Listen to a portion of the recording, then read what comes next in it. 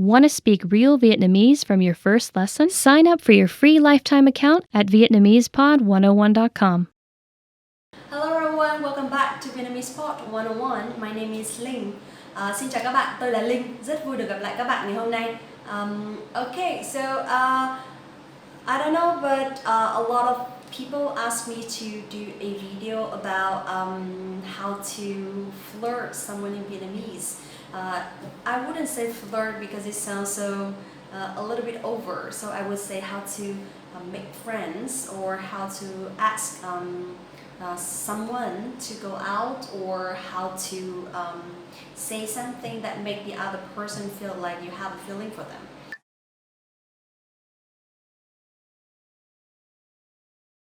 Okay, so actually there are plenty of ways to say it in Vietnamese, because Vietnamese is not like English. We don't have the same specific sentence to speak to someone else. So instead, each person will have a very different way to express their opinion or their feeling. But still, there are some very common or very famous sentences which are so popular on TV or social network. So because of that, today I'd like to talk about 10 sentences that you may need, or it may be helpful for you when you want to show someone that you like them. Okay? So now let's start.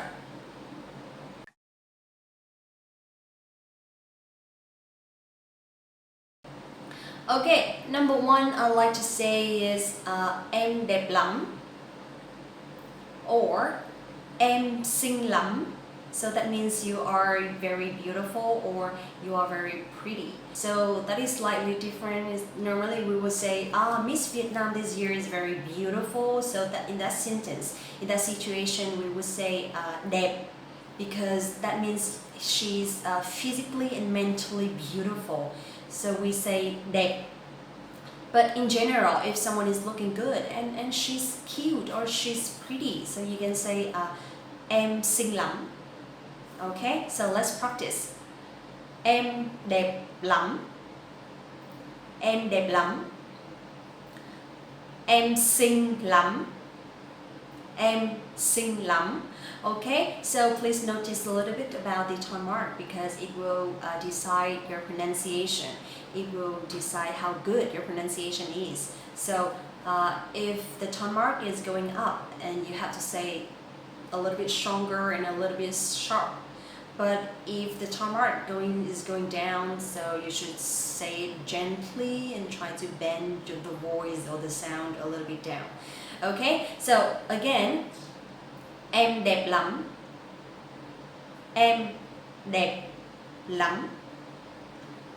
Em xinh lắm. Em xinh lắm. Okay, so if you want to give compliment to women for the first time, or just for a few times after you met, you can just easily say em đẹp lắm or em xinh lắm, because everybody wants to hear that, right? Okay, so that is a very best way to start a conversation, or to talk with someone else that you haven't met before.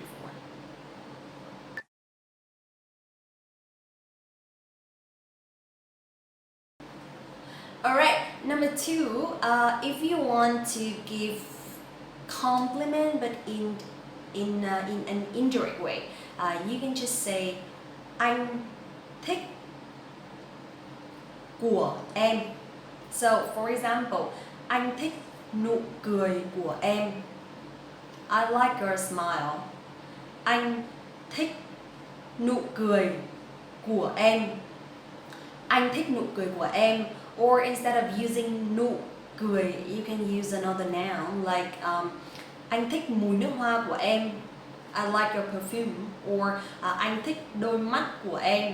I like your eyes. So remember one more time, anh here is for you, for men, okay, talking with a woman.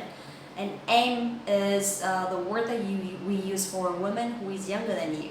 So if you are a man, you can just say anh thích nụ cười của em.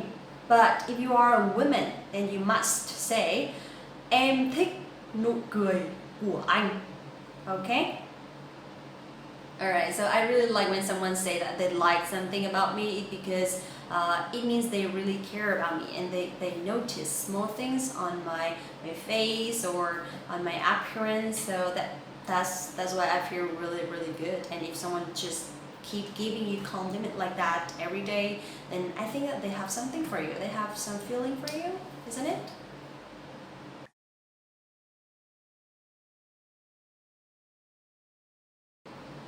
Okay, so now after giving compliment, what will you do? Would you like to ask her to go out or would you like to ask her for a movie? So you can say in Vietnamese, em có thích đi xem phim không? Em có thích đi xem phim không? Em có thích đi xem phim không? Okay, so this means, do you like to go out for a movie? If you are a man, then you can say like that. But don't worry, if you're a woman, you can say anh có thích đi xem phim không? Okay, so this one you can use to ask someone to go out with you. And instead of using đi xem phim, you can use something else like đi chơi. Em có thích đi chơi không? Đi du lịch. Em có thích đi du lịch không? Okay, and after that if they say yes, vâng, of course, then you can keep asking or keep planning. It's like em có thích đi xem phim không? Có. Vậy thì tối mai em có rảnh không? Tối mai em có rảnh không? Like that means, so are you free tomorrow night? Okay, so let's practice. Em có thích đi xem phim không? Cũng có. Vậy thì tối mai em có rảnh không? Okay.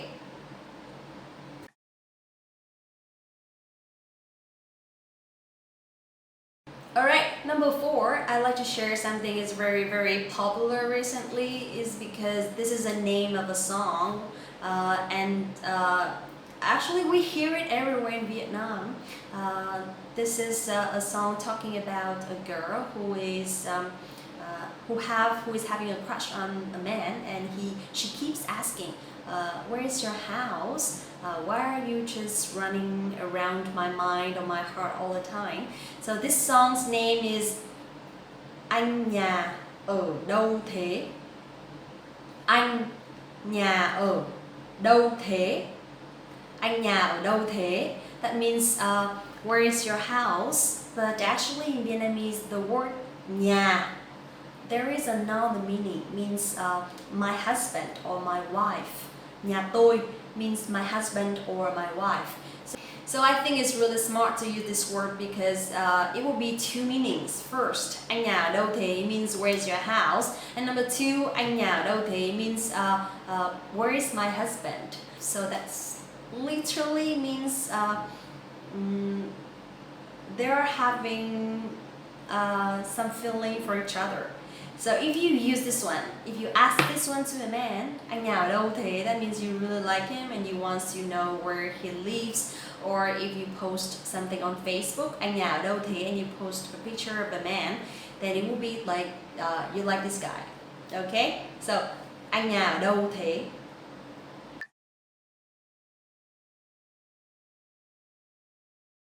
Alright, number 5, I'd like to share a short conversation. So, for example, anh thích chó hay thích mèo?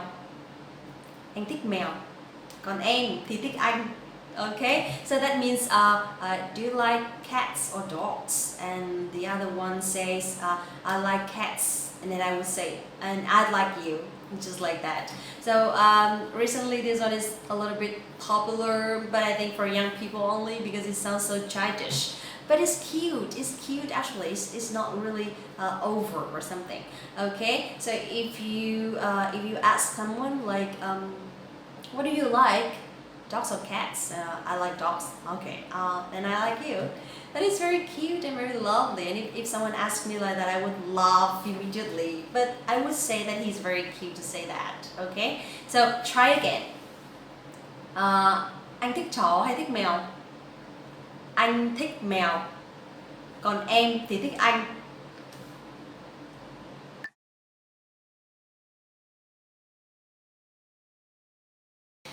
Okay, next one, I want to share something that you can post on Facebook. I don't really know how to explain because it's really hard. Okay, so for example, if you like someone and you really, really like his eyes, and you want to share something on Facebook, but you don't really mention the man, then you can say uống nhầm một ánh mắt, cơn say theo cả đời. Uống nhầm một ánh mắt, cơn say theo cả đời. So it's like you fall in love with his eyes and you are drunk forever, something like that. Okay, it's like you drink something and you get drunk, and something here is his eyes. Okay, so actually this one we don't really say directly to the person that we like, but you can post it on Facebook, and then if the person reads it, then maybe or he will text you or he will ask you to ask about the status. So uống nhầm một ánh mắt, cơn say theo cả đời.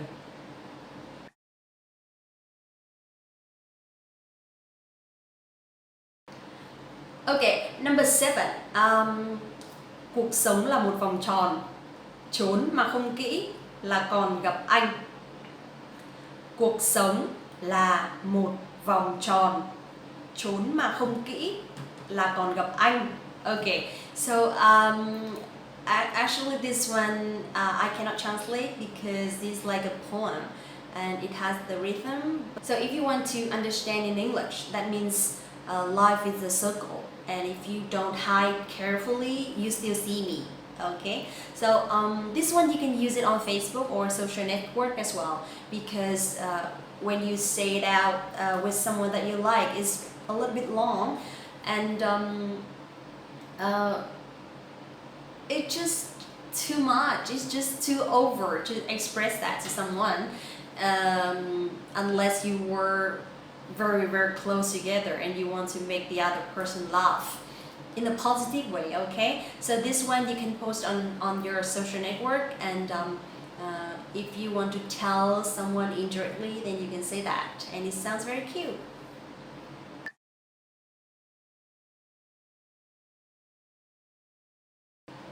Okay, next one I'd like to share is if you want to send a heart to someone's, like you want to send heart for his status, or you want to send a heart for his video or his picture, then you can say thả tim.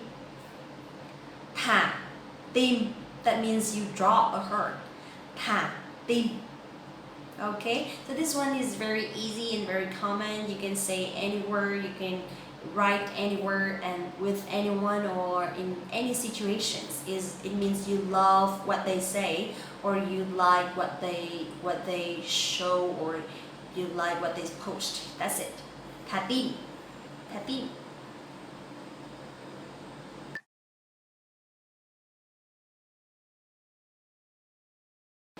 Okay, so it's been a while.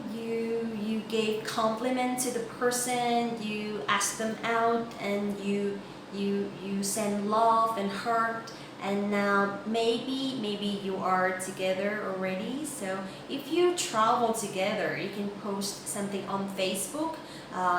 It could be a picture of yours, it could be a video, and if you want to say something like you are traveling, you can say đưa nhau đi trốn. Đưa nhau đi trốn. So that means you are hiding together. It's like urban getaway. Đưa nhau đi trốn. So this is the name of a song, of a very famous song recently. That means two people, a couple, they traveled and they want to get out of the city and everything. So it's like they are hiding somewhere in the middle of nowhere. Okay, so đưa nhau đi trốn. Okay, so I think I will stop here because I've shared quite much, and I'm not sure if you guys can apply it immediately, but just spend a little bit time in every sentences and to know where exactly you can use it, because this is not really nice if you use it in the wrong situation or in a not suitable case. Okay, so there's something that you can say directly to the person, but there's something that is better if you write it down, because in Vietnamese we don't really share our feeling directly. It's just like, maybe now it's more open-minded, but I don't know, maybe I'm too old for that, I don't know. I don't know how young people show their feeling nowadays, because for me, I would prefer some things like actions. So, but still, if you hear something like this, it will be very, very nice, and they will give yourself like a happy day, who knows, right? Okay, so I hope that you will like the video and you find it useful. You can use it immediately, and let me know if you have any questions, or if you want to suggest any topics, just let me know. Okay, thank you so much for watching the video, and see you in the next one. Xin chào và hẹn gặp lại. Hello everyone, welcome back. Xin chào các bạn, tôi tên là Linh, rất vui được gặp lại các bạn. It's been a while, I haven't done any new videos, so today I decided to make a video talking about frequency in Vietnamese for you guys to know and to practice. Alright, so do you usually ask your friends or any Vietnamese people like how often they do something? So let's find out how to say it in Vietnamese today, okay? Now, let's get started.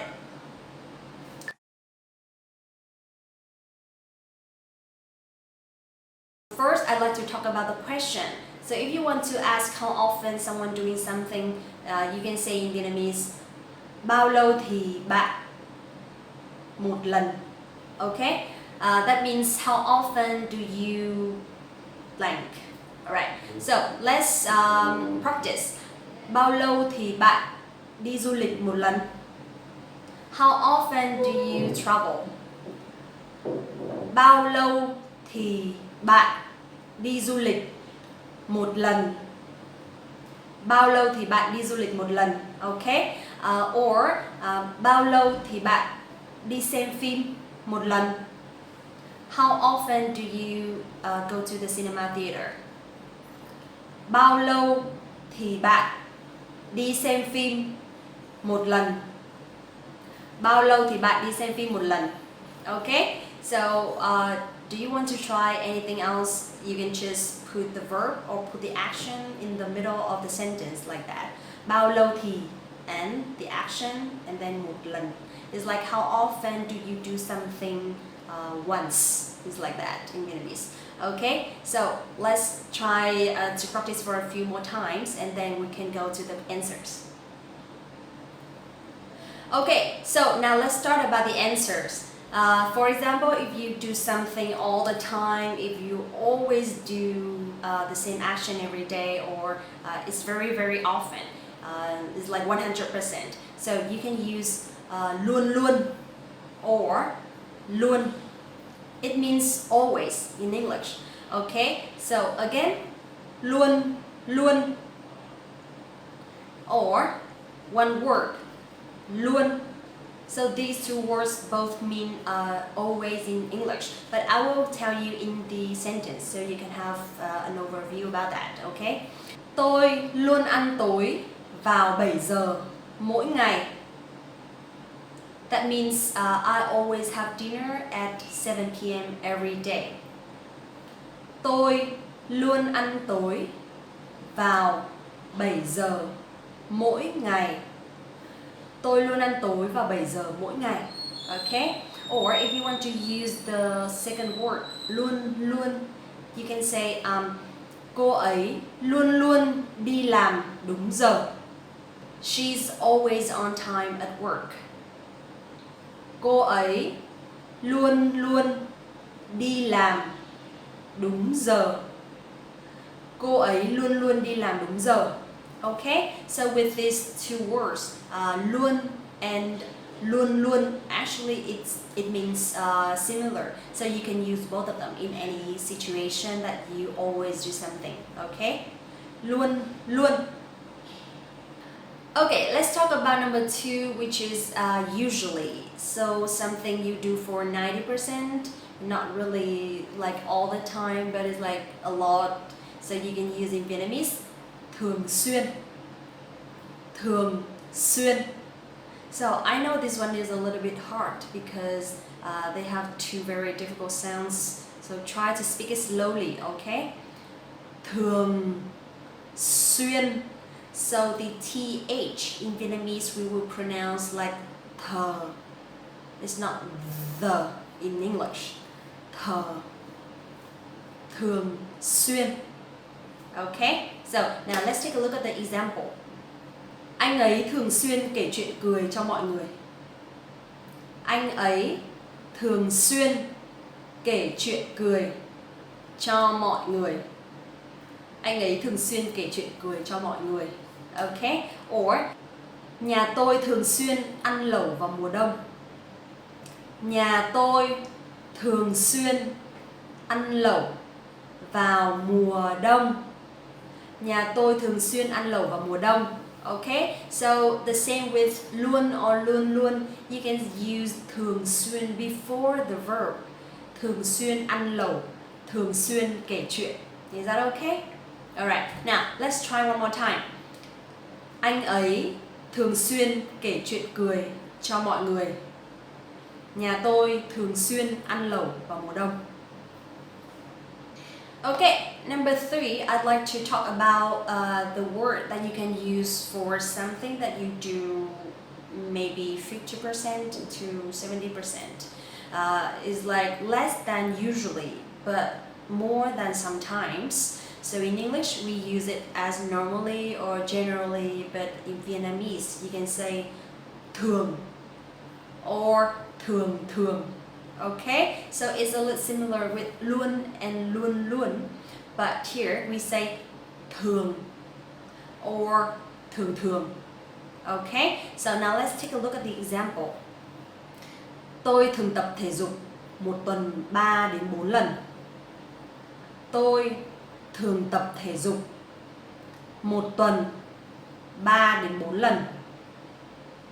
Tôi thường tập thể dục một tuần 3 đến 4 lần. So that means normally you work out 3 or 4 times a week. It's not so often, but it's not really like rarely. It's not like that. So actually here you can use thường thường or thường. They both are okay. But if you want to use thường thường, so we use at the beginning of the sentence. For example, thường thường tôi tập thể dục 3 đến 4 lần mỗi tuần. Thường thường tôi tập thể dục 3 đến 4 lần mỗi tuần. Okay? But if you want to use the individual word, then you have to put it in front, in the middle of the sentence before the verb. Tôi thường tập thể dục một tuần 3 đến 4 lần. Okay? Alright, next I'd like to talk about the word that you can use for something you do only once in a while or for sometimes, occasionally. So in Vietnamese, you can say đôi khi or thỉnh thoảng. Alright? Đôi khi. Đôi khi. Thỉnh thoảng. Thỉnh thoảng. Okay, so in the word thỉnh thoảng, the th sounds exactly the same with thường thường, thờ, thờ. Okay? Đôi khi, thỉnh thoảng. Alright, now let's take a look at the example. Em có hay đi xem phim không? Cũng thỉnh thoảng. Em có hay đi xem phim không? Cũng thỉnh thoảng. Alright, so with the question that I mentioned at the beginning of the video, you can ask bao lâu thì em đi xem phim một lần? Cũng thỉnh thoảng. Bao lâu thì em đi xem phim một lần? Cũng thỉnh thoảng. Okay, next one. I'd like to talk about the word that you can use for hardly ever or rarely. That's something you don't really do, or you just hardly ever do it. So for example, if you travel once a year or only twice a year, you can use hiếm khi or ít khi. Hiếm khi, ít khi. Alright, so let's take a look at the example. Tôi hiếm khi đi chơi với đồng nghiệp. I rarely hang out with my colleagues. Tôi hiếm khi đi chơi với đồng nghiệp. Tôi hiếm khi đi chơi với đồng nghiệp. Okay, and with the word ít khi, you can say cha mẹ Việt Nam ít khi khen ngợi con cái. Cha mẹ Việt Nam ít khi khen ngợi con cái. Vietnamese parents rarely or hardly ever give their kids compliments. Okay, talking about this, I'd like to share that in Vietnam we have not really the culture, but it's like the habit that not to compliment their children a lot in front of everybody, because they think that it will make the kid or the children will be too proud of themselves and they will not try really hard to study or to improve in their life anymore. So actually they still give compliment, but it's like in private, and in public they hardly ever do that. I think it depends on the family as well, because from where I'm from, my parents rarely gave a compliment to me, and maybe because of that, I'm always trying really hard to make them proud of me. So I think it's good. Okay, and last one I'd like to share is the one that you can use in English for never, something that you never do. So in Vietnamese, you can say không bao giờ. Không bao giờ is like no way in English. Okay, so in this one you can take a look at this sentence. Tôi không bao giờ hút thuốc. I would never smoke. Tôi không bao giờ hút thuốc. Tôi không bao giờ hút thuốc. Okay, or bạn tôi không bao giờ lái xe khi uống rượu. Bạn tôi không bao giờ lái xe khi uống rượu. Bạn tôi không bao giờ lái xe khi uống rượu means my friend never drives when drinking alcohol. Okay, so how do you feel about the lesson today? So I hope that this video finds you well, and I think it will help you a little bit when you talk about something that you do depends on the frequency. Alright, and please spend some time to practice and let me know if you have any questions, because actually in Vietnamese there are a lot of irregular rules, and sometimes we don't really form it, we don't really frame it in one specific definition. We just speak it, and that's the reason why I think a lot of foreigners, they find Vietnamese is really hard to learn, but it doesn't mean that you cannot learn it, right? So let me know if you have any questions, or let me know if you have any recommendations for the next videos, and I'd love to hear from you. Okay, and thank you for watching the videos today. I hope to see you soon in the next video. Bye!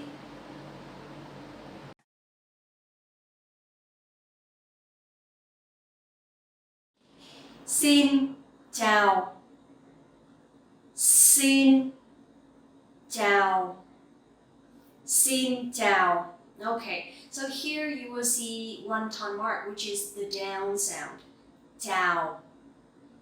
Chào. Xin chào. Xin chào. Xin chào. The X sound you will pronounce like S in English. Like the S sound in English. Okay, it's like in speaks. So xin, and the sound ch in chào, you can pronounce like in champion. Chào. Chào. That is for very general situations. How about you want to say hello for some specific people? People who are younger than you, people who are older than you, people who are men or people who are women. So let's take a look. For example, if you want to greet all people who are younger than you, either a man or a woman, so you can just say chào em, chào em. How about with someone who is older than you? Then it'll be once a man or two a woman. So you can just easily say chào anh for a man who is older than you, and chào chị for a woman who is older than you. Chào anh, chào anh, chào chị, chào chị. What about for middle-aged people? People who are pretty much older than you, is like the same with your parents. So you can just say chào cô, chào chú, chào cô, chào chú.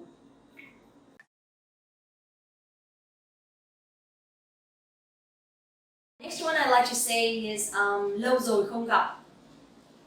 Lâu rồi không gặp. Lâu rồi không gặp. This sentence means long time no see. So this sentence you can say with a friend, because there is no pronouns here, right? So lâu rồi không gặp. Lâu rồi không gặp. If you want to say it with someone who is older than you, and you have to put the pronouns here in this sentence. For example, lâu rồi không gặp chị. Lâu rồi không gặp chị. Lâu rồi không gặp chị. Or lâu rồi không gặp anh. Lâu rồi không gặp anh. Lâu rồi không gặp anh. Okay? Xin chào, lâu rồi không gặp.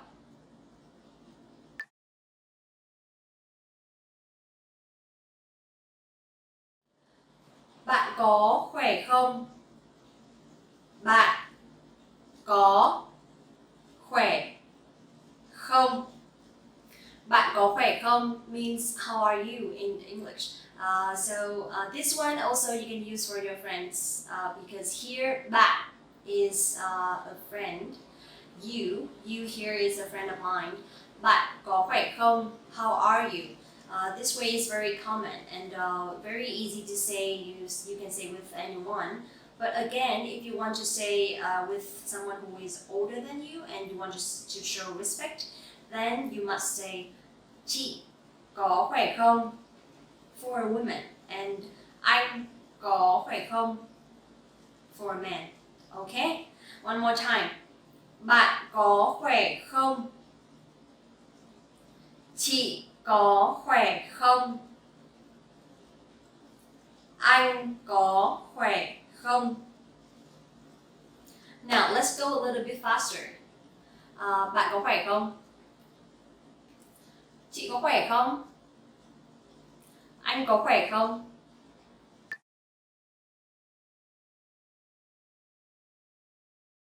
Alright, so when you say bạn có khỏe không, actually it sounds very polite, right? And for very, very close friend, you can just say two words. Khỏe không? This is an informal way to say how are you? Or it literally means you're good, something like that. Okay? So now let's practice. Khỏe không? Khỏe không? Now let's go faster. Khỏe không? Okay, one more time from the beginning. Lâu rồi không gặp. Khỏe không? Or chào anh. Lâu rồi không gặp anh. Anh có khỏe không?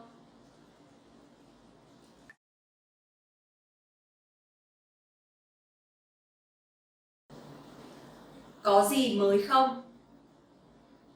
Có gì mới không?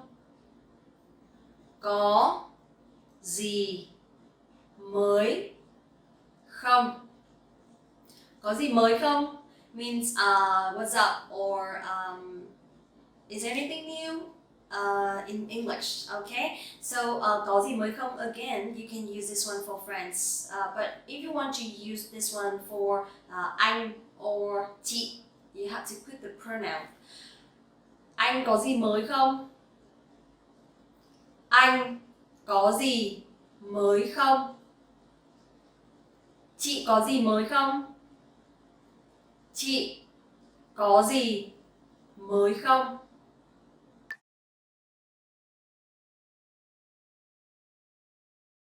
Dạo này thế nào rồi?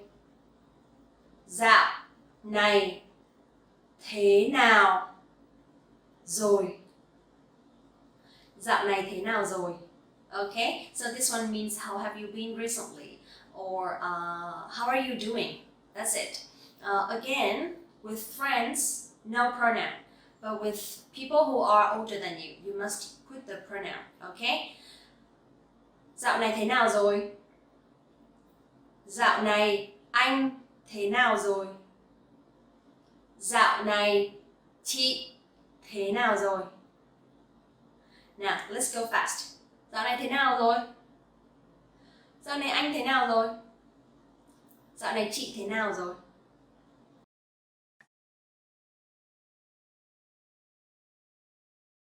Ngày hôm nay của bạn thế nào? Ngày hôm nay của bạn thế nào? Ngày hôm nay của bạn thế nào? So, ngày hôm nay của bạn thế nào means how is your day? This is just something to say in general. Every day we meet someone, we chit chat and then we ask how's your day? Ngày hôm nay của bạn thế nào? So bạn here is for friends, okay? Friends only. And if you want to say with anh or chị, then replace the word bạn with anh or chị. Ngày hôm nay của anh thế nào? Ngày hôm nay của anh thế nào? Ngày hôm nay của chị thế nào? Ngày hôm nay của chị thế nào? Okay, so let's talk about grammar a little bit. Ngày hôm nay means today. Ngày hôm nay. Okay? And also you will say của bạn. It means your. Của bạn. So if you want to use the possessive adjective here, you can just put the word của before the pronoun. For example, của bạn, your, của anh, của chị. Still your, but for different people. Okay? Again, của. Của.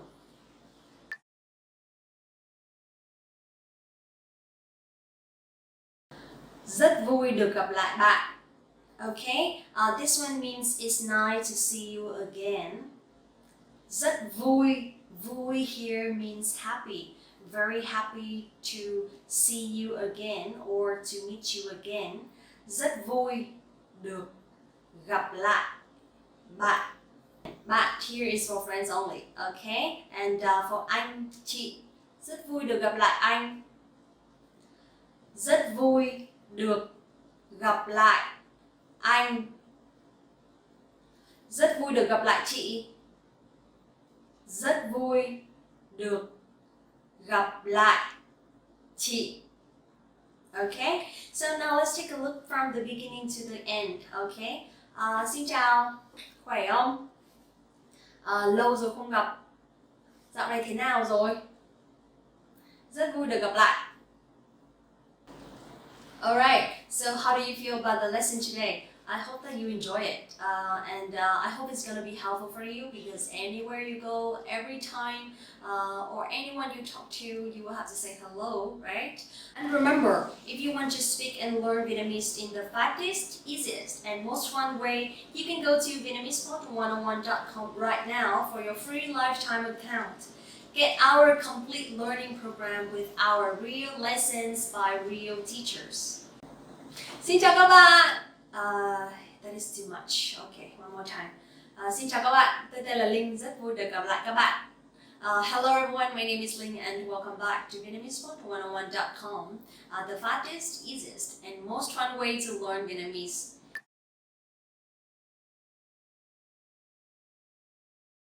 In this video, I'm going to show you how to learn how to count numbers from 1 to 100.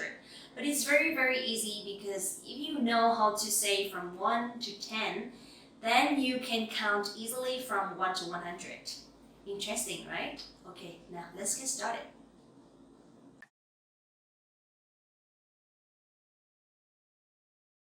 First, I'm gonna count from 1 to 10, and it's very easy because in Vietnamese, every number has only one sound. For example, một, một, and it will be like that until 10. Okay, so now let's count from 1 to 10. 1, 2, 3, 4, 5, 6, 7, 8, 9, 10. Now let's speak a little bit faster. 1, 2, 3, 4, 5, 6, 7, 8, 9, 10. Okay? Let's make it even faster a little bit. 1, 2, 3, 4, 5, 6, 7, 8, 9, 10.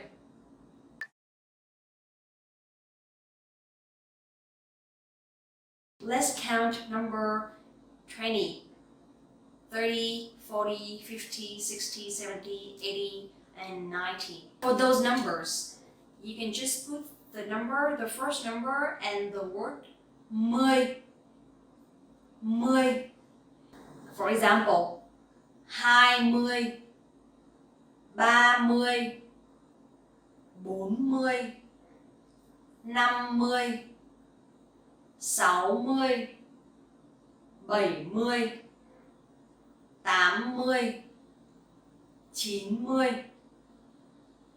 One more time.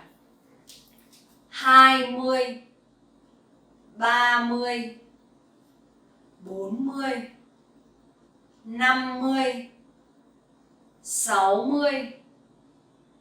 70, 80,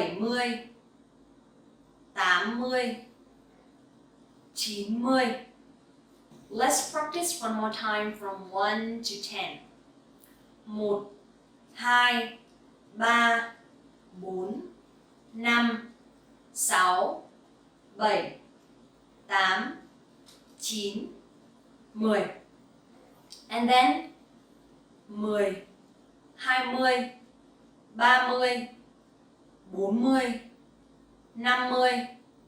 60, 70, 80, 90. Great!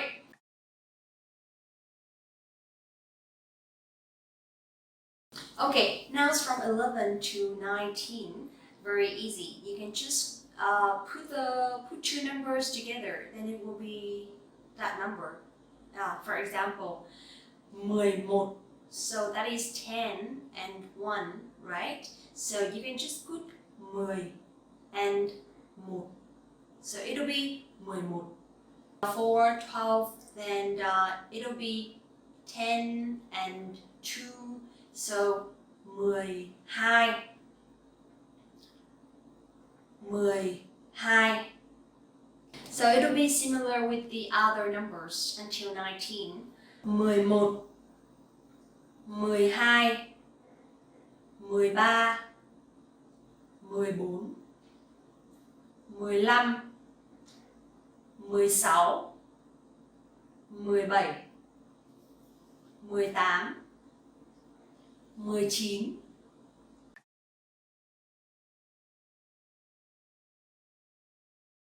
Also, you will notice that number 1 is 1. Number 11 is 11. But number 21 is 21. So instead of saying 1, from 21 to 91, we will say 1, 11, 21, 31, 41, 51, 61, 71, 81, 91.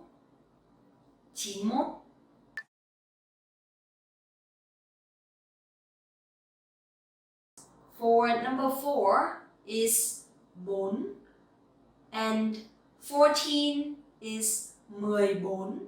But from 24, 34, 44, 54 until 94, instead of saying 4, we will say 4.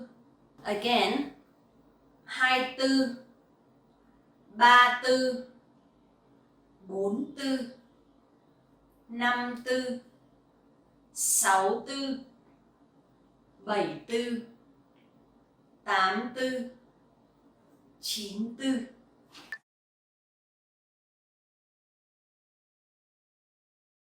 So you will notice number 5 is 5, but 15 will be 15.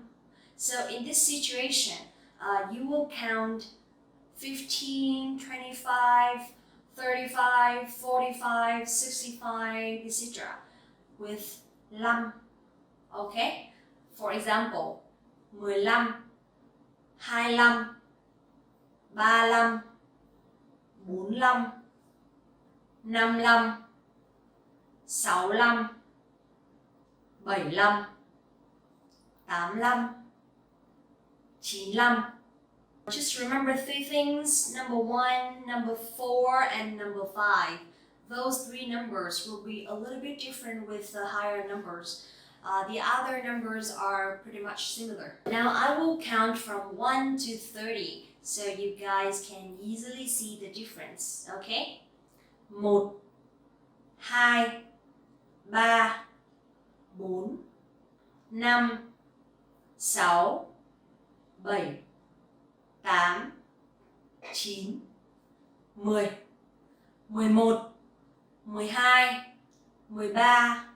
13, 14,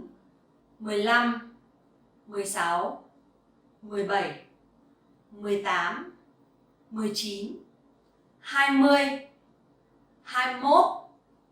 19, 20, 21, 22, 23, 24, 25, 26, 27, 28, 29, 30. The last number is 100. You can say 100, 100. So 2 zeros will be trăm. How about 3 zeros? Nghìn, 1000, 100, 1000. Alright, in this lesson, I was supposed to show you how to count from 1 to 100, but I showed you 1000, right? Don't tell anyone. So numbers are very important in Vietnamese because if you want to say days, dates, months, and years, you have to know how to read numbers because in Vietnamese we don't have names for months. Instead, we just use numbers, and it's very, very easy for you because you don't have to remember many words. I hope you guys enjoyed the video today. Don't forget to go to Vietnamese Pod 101 and sign up for your free lifetime account right now. Get our complete learning programs with real lessons by real teachers. Okay? Thank you so much for watching the video and see you next time. Xin chào và hẹn gặp lại. Xin chào. Xin chào các bạn, tôi tên là Linh, rất vui được gặp lại các bạn. Hello everyone, my name is Linh and welcome back to VietnamesePod101.com, the fastest, easiest and most fun way to learn Vietnamese. In this video today, I'm gonna show you how to read dates in Vietnamese. It's very easy because since you already know how to read numbers in Vietnamese, we don't have names for days, we don't have names for months. Instead, we just use number. Let's find out how easy it is, okay?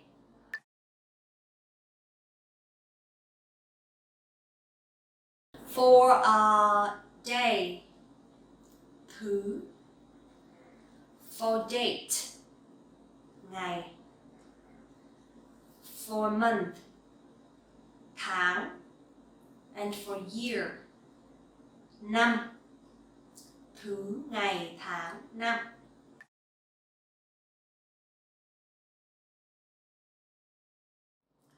First, For days, in English we have Monday to Sunday, but in Vietnamese we just use numbers and the word thứ before the numbers. For example, thứ hai, thứ ba, thứ tư, thứ năm, thứ sáu, thứ bảy, chủ nhật.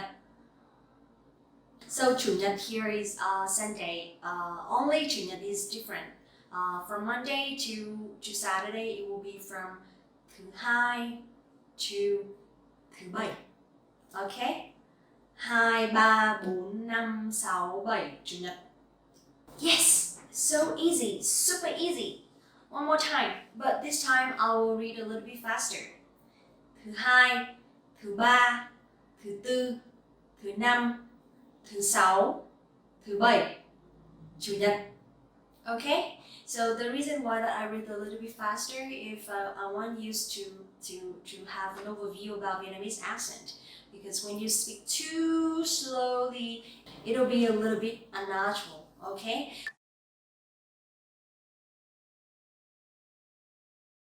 Now let's go to dates. From the first until the last day of the month, we will just use number and one word, ngày. For example, ngày 1, ngày 2, ngày 3, ngày 4, ngày 5, ngày 6, ngày 7, ngày 8, ngày 9, ngày 10. That's it. Sometimes you will see or you will hear Vietnamese saying ngày mùng 1, ngày mùng 2, mùng or mùng. But actually it's not really necessary. Even when you say ngày 1 or ngày 2, Vietnamese people will still understand you. So don't worry much about that.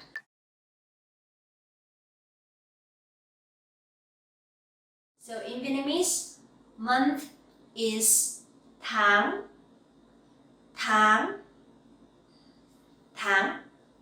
So from January to December, we have 12 months in total. You can just count from 1 to 12, that is fine. For example, January, tháng 1, February, tháng 2, tháng 3, tháng 4, tháng 5, tháng 6, tháng 7, tháng 8, tháng 9, tháng 10, tháng 11, tháng 12. Okay, so just one small notice, which is number 4, April. We will not say tháng 4, but we say tháng 4, tháng 4.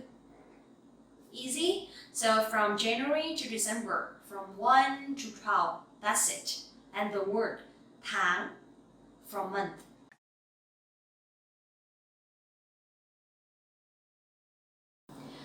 Next, I'm going to show you how to read years in Vietnamese, okay? Very, very easy. I will not tell you a very formal way to read years. How to say it or how to learn it in the fastest way, you can just count the number. For example, this year, 2019. So in Vietnamese, you can just say 2019. 2019. In this situation, you will group 19 together and you will pronounce them together. You don't say 19, but you say 19. One more time. 2019. 2019. So next year will be 2020. 2020. Now, let's practice. For example, today is Friday, the 13th of September 2019. You can say hôm nay là thứ Sáu, ngày 13 tháng 9 năm 2019. Hôm nay là thứ Sáu, ngày 13 tháng 9 năm 2019. Hôm nay là thứ Sáu, ngày 13 tháng 9 năm 2019. Okay? Now, how about tomorrow?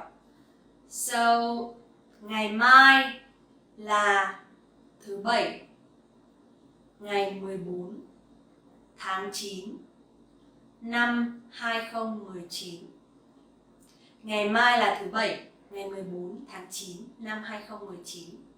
Okay, so here you will see hôm nay is today, ngày mai is tomorrow, and one more word, hôm qua for yesterday.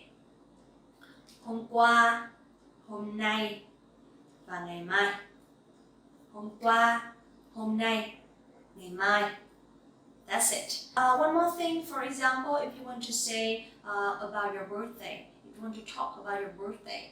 Birthday in Vietnamese is sinh nhật. So, for example, my birthday is the 2nd of September. You can say sinh nhật của tôi vào ngày mùng 2 tháng 9. Sinh nhật của tôi vào ngày mùng 2 tháng 9. How about you? When is your birthday? Now let's tell me in the comment below, okay? Alright, so that's all for the video today. I hope it's helpful, I hope you like it, and I hope you can use it immediately to talk to your friends. And remember, if you want to learn Vietnamese in the fastest, easiest, and most fun way, go to VietnamesePod101.com to sign up for your free lifetime account right now. Get our complete learning program with real lessons by real teachers. Okay? I hope to see you guys in the next video and see you. Xin chào và hẹn gặp lại. Want to speak real Vietnamese from your first lesson? Sign up for your free lifetime account at VietnamesPod101.com. Xin chào. Chào các bạn, tôi là Linh, rất vui được gặp lại các bạn. Hello everyone, my name is Linh and welcome back to VietnamesPod101.com, the fastest, easiest, and most fun way to learn Vietnamese. In this video today, I'm going to show you how to tell about your country's names as well as your nationality.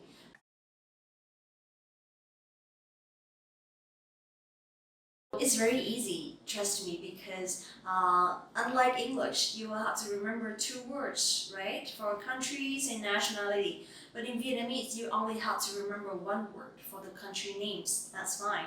So let's find out how easy it is.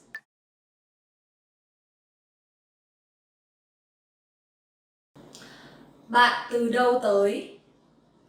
Bạn từ đâu tới?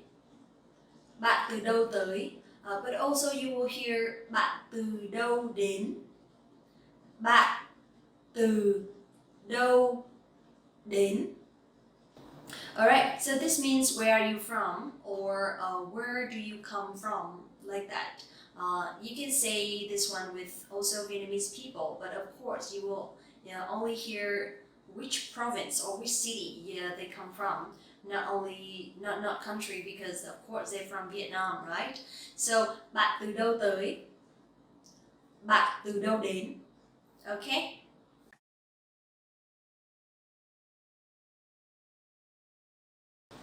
Bạn là người nước nào? Bạn là người nước nào? Bạn là người nước nào? So this means what is your nationality? Or it literally means you are the person of what country? Bạn là người nước nào? In Vietnamese, we have the word nationality, which is quốc tịch. But we will not ask people about nationality that way because it's not so common, and also it sounds a little bit unnatural. That's it.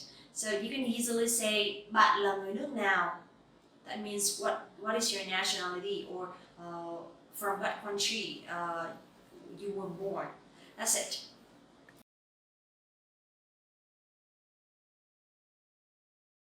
If you want to say that you're from America, you can say tôi đến từ Mỹ. Tôi đến từ Mỹ. Tôi đến từ Mỹ. Tôi là người Mỹ. Tôi là người Mỹ. Mỹ is America and người is a person. So người Mỹ is American. And let's talk about grammar a little bit. You will see tôi here is a subject, which is I. Là here is the verb, which is to be verb. And người Mỹ means American. So tôi là người Mỹ. Tôi là người Mỹ. So basically a sentence structure is a little bit similar with English. It's just about the word order sometimes is a little bit different. But for some basics and short sentences like that, it's similar with English. One more thing, you will see we will not have America and American like in English. Instead, we only use one word, Mỹ. So if you want to talk about the country, then you can put the word nước before Mỹ. Nước Mỹ, that is America. And người before Mỹ. Người Mỹ, that is American. Easy, right? Okay, now let's talk a little bit about the other countries. For example, if you come from Germany, then you can say tôi là người Đức. Tôi là người Đức. Or tôi đến từ Đức. Tôi đến từ Đức.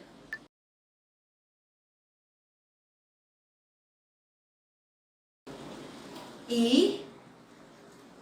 Ý. Brazil. Brazil. Anh. Anh. Trung Quốc. Trung Quốc. Nhật. Nhật. Hàn Quốc. Hàn Quốc. Pháp. Pháp. Philippines. Philippines. Mexico. Mexico. Thái. Thái. Nam Phi. Nam Phi. Phần Lan. Phần Lan. Bulgaria. Bulgaria. Thổ Nhĩ Kỳ. Thổ Nhĩ Kỳ. Bồ Đào Nha. Bồ Đào Nha. Pakistan. Pakistan. Nga. Nga. Na Uy.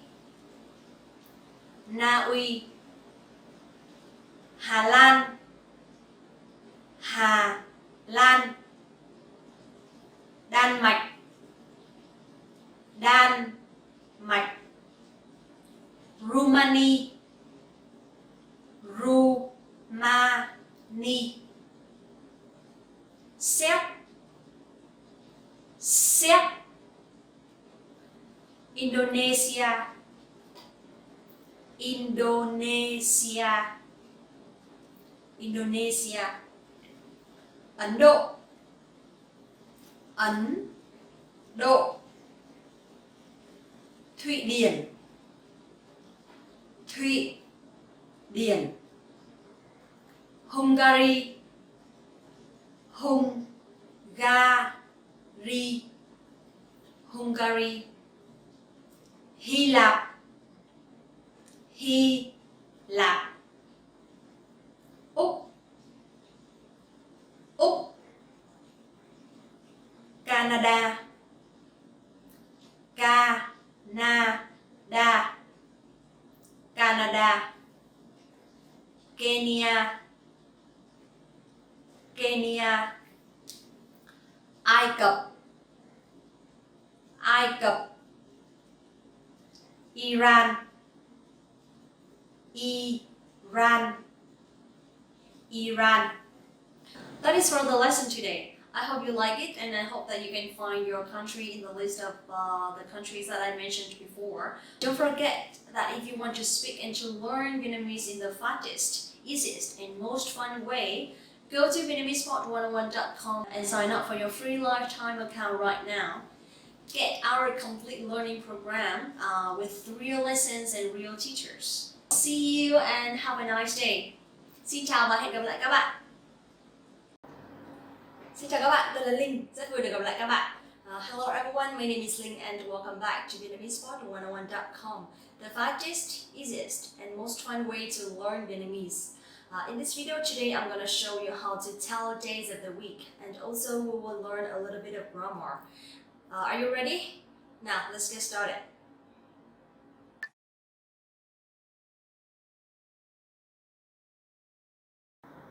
In Vietnamese, it's very easy to tell from Monday to Sunday because you only have to remember numbers. And also one more word, thứ, thứ, for days.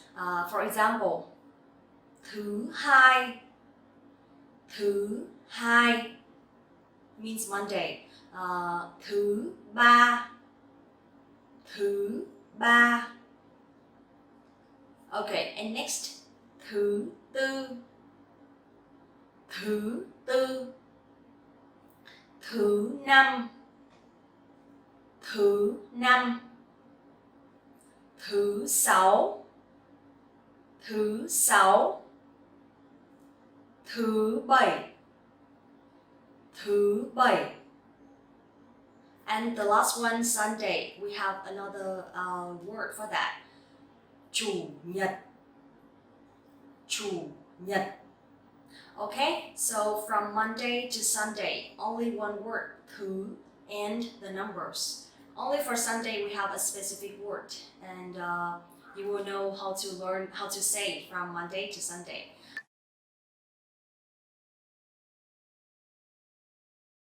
Tuần means week. Tuần, right? And tuần sau means next week. Tuần sau. Tôi sẽ đi du lịch vào tuần sau. Let's speak a little bit about grammar. So here you will see I'll use the word sẽ before đi du lịch. So in Vietnamese, you only use the word sẽ before the verb, and it will be in the future. One more time, sẽ. So here you will see that the tone is dấu ngã, and you will have to pronounce very clearly to make this sound correctly. If not, it will sound like dấu sắc.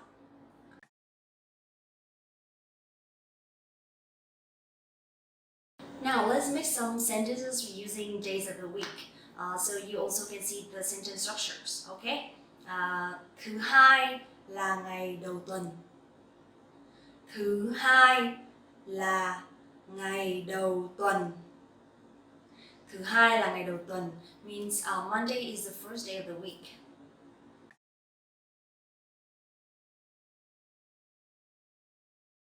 Thứ ba ngày mùng 1 tháng 3. Thứ ba ngày mùng 1 tháng 3 means Tuesday is the 1st of March. Thứ ba ngày mùng 1 tháng 3. So if you notice, you also will see March here is tháng 3 means number 3. So we only use the word tháng before the number. Then you also can count calendars, can count months. Thứ ba ngày mùng 1 tháng 3.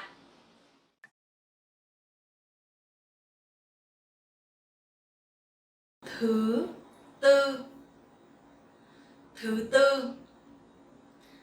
tư tuần này tôi được nghỉ. Thứ tư tuần này tôi được nghỉ. Thứ tư tuần này tôi được nghỉ means this Wednesday I can take a day off. Thứ tư tuần này tôi được nghỉ.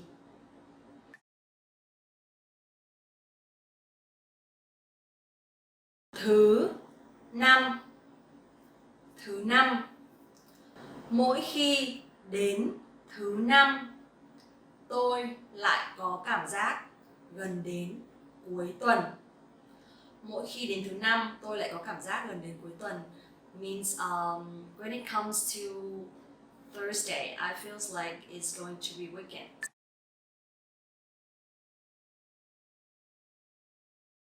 Thứ sáu. Thứ sáu. So here, these two words has dấu sắc. So you have to go up and you have to make it very clearly so it will sound correctly, differently with dấu ngã. Okay? Thứ sáu. Hôm nay là thứ sáu đấy. Bạn đã có kế hoạch gì chưa? Hôm nay là thứ sáu đấy. Bạn đã có kế hoạch gì chưa? Hôm nay là thứ sáu đấy. Bạn đã có kế hoạch gì chưa? Today is Friday. Do you have any plans?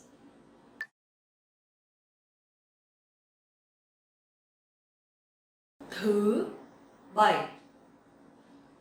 Thứ bảy. So this word is a little bit hard to pronounce correctly because it has dấu sắc and dấu hỏi. Thứ bảy. Thứ bảy. Thứ bảy. Tôi sẽ về thăm nhà thứ bảy tuần này. Tôi sẽ về thăm nhà thứ bảy tuần này. Tôi sẽ về thăm nhà thứ bảy tuần này. I'll visit my family this Saturday. So here you will see this Saturday means thứ bảy tuần này. That means the Saturday of this week. So tôi sẽ về thăm nhà thứ bảy tuần này.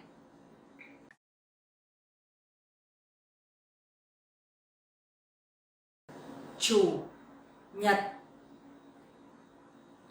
Chủ nhật. Chủ nhật tuần này bạn có đi nhà thờ không? Chủ nhật tuần này bạn có đi nhà thờ không? Chủ nhật tuần này bạn có đi nhà thờ không? Are you going to the church this Sunday? Now let's talk a little bit about other days. In English we have yesterday, today and tomorrow. Let's see how we pronounce them in Vietnamese.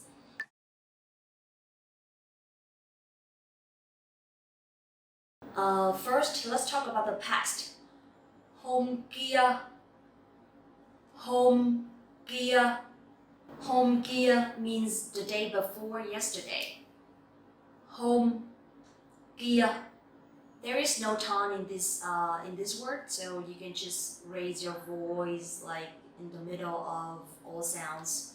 I know that some people told me that the no tone in Vietnamese actually is a little bit higher. The tone is a little bit higher than English. I think it's because of the voice, the general tone of Vietnamese is higher. So try one more time. Hôm kia.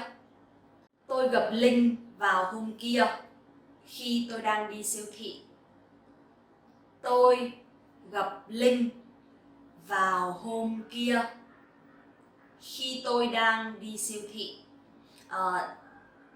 So you will notice that even this sentence I talked about the past, but also we don't have to conjugate the verb in the past. Tôi gặp Linh vào hôm kia, so gặp here means me. I met her in the past, but you don't have to say tôi đã gặp Linh. You can just say tôi gặp Linh vào hôm kia. Then people will understand that it's in the past. Also, you will see the word đang means I'm doing something in the present, but you can use it for the past continuous as well, which is the present in the past. Khi tôi đang đi siêu thị means at the moment I was going to the supermarket. So, one more time. Tôi gặp Linh vào hôm kia khi tôi đang đi siêu thị.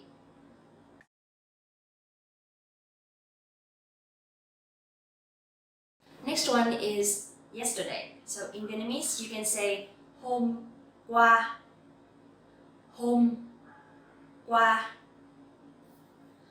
Tôi đã nói chuyện với sếp hôm qua. Tôi đã nói chuyện với sếp hôm qua. So đã here is representing for the past. You only have to put the verb after the word đã, so it will be in the past. Tôi đã nói chuyện với sếp hôm qua.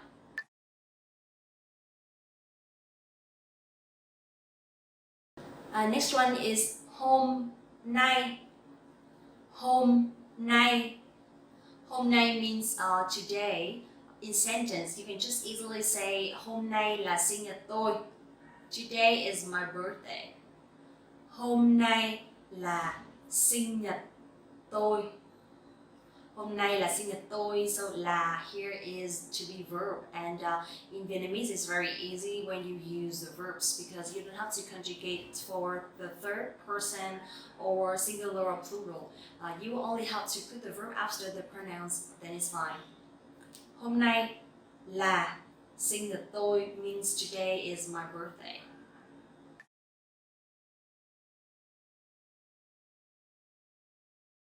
Next one is ngày mai. Ngày mai. Ngày mai means tomorrow.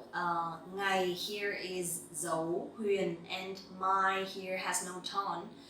Ngày mai. Ngày mai.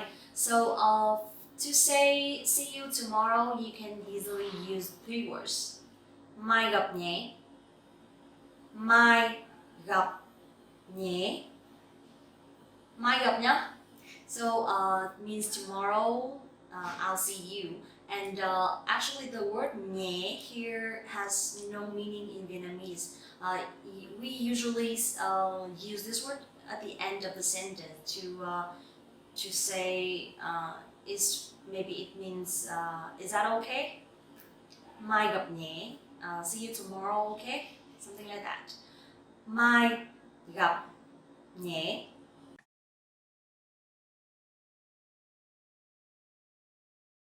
Okay, so last one I'd like to share with you is ngày kia.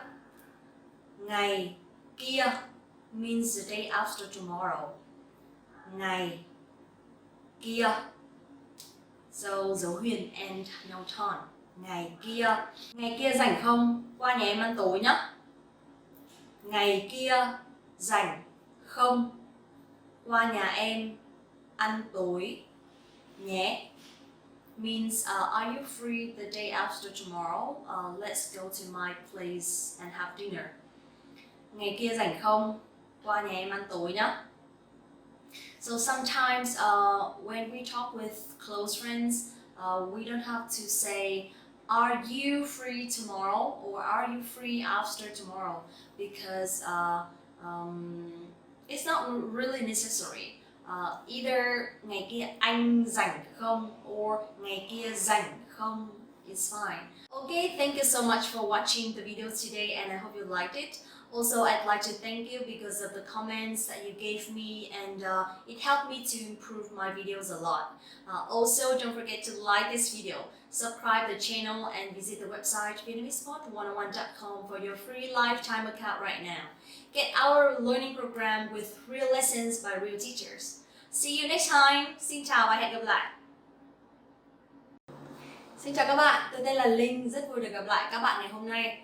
Hello everyone, my name is Linh and I'm very happy to see you guys again today. Welcome back to VietnamesPod101.com, the fastest, easiest and most fun way to learn Vietnamese. In this video today, I'm going to show you how to talk about colors in Vietnamese and let's get started.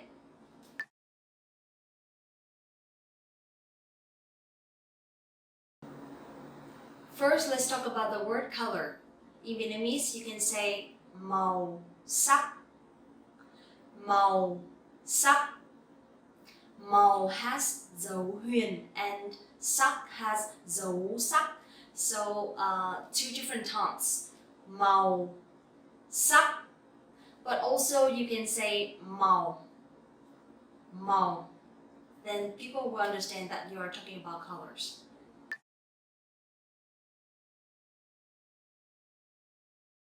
Bạn thích màu gì? Bạn thích màu gì? Bạn thích màu gì means what color do you like, but it literally means you like color what. So you will see that the sentence structures in English is different with in Vietnamese. Sometimes it's opposite, right? So for questions in general, like what colors, what things or whatever, you can just put the word gì in the end of the sentence. Then it will be like, for example, màu gì means what color. Đường gì means what street. Or cái gì just means what. Okay? Bạn thích màu gì means what color do you like. So also, for example, if you ask about something else like bạn thích hoa gì, it means what flower do you like.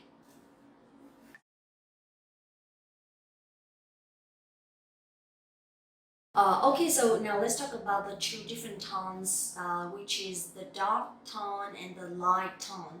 So in Vietnamese, you can say đậm for dark or strong color.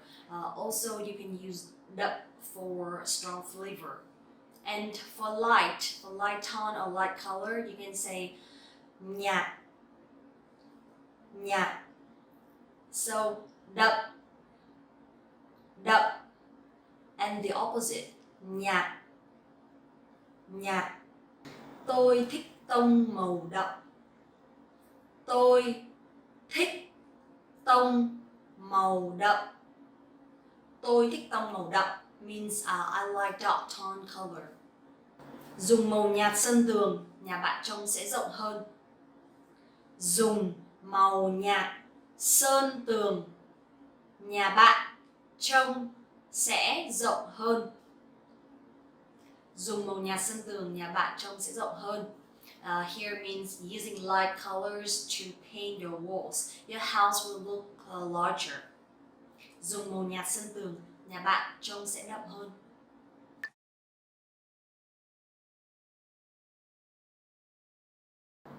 Okay, so now let's talk about different colors in Vietnamese. I'd like to talk about black first, okay? In Vietnamese is đen, đen, đen. In sentence, màu đen luôn đem lại cảm giác sang trọng. Màu đen luôn đem lại cảm giác sang trọng. Màu đen luôn đem lại cảm giác sang trọng means black always feels luxurious.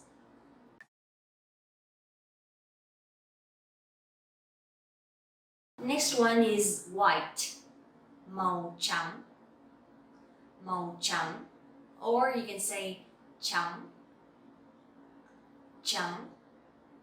So when you pronounce TR sound, it sounds similar with TR in English, like train or trees. So trắng, trắng. Màu trắng luôn tạo cảm giác trẻ trung và tươi tắn. Màu trắng luôn tạo cảm giác trẻ trung và tươi tắn. Màu trắng luôn tạo cảm giác trẻ trung và tươi tắn means white always feel young and fresh.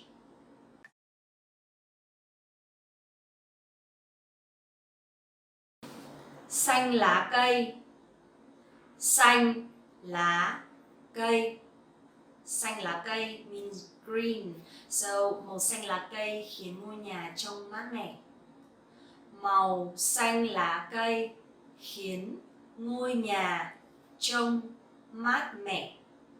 Màu xanh lá cây khiến ngôi nhà trông mát mẻ means green makes the house look cool.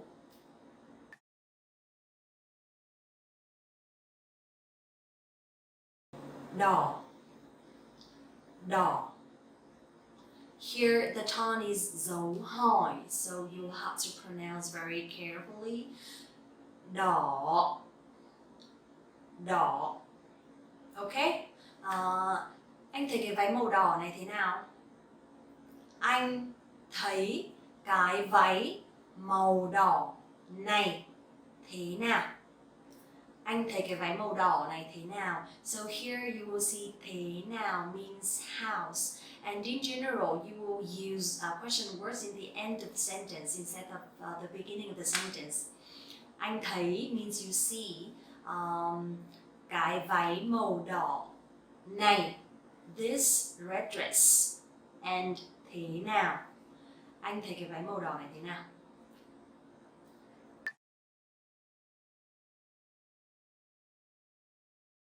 Tím, tím.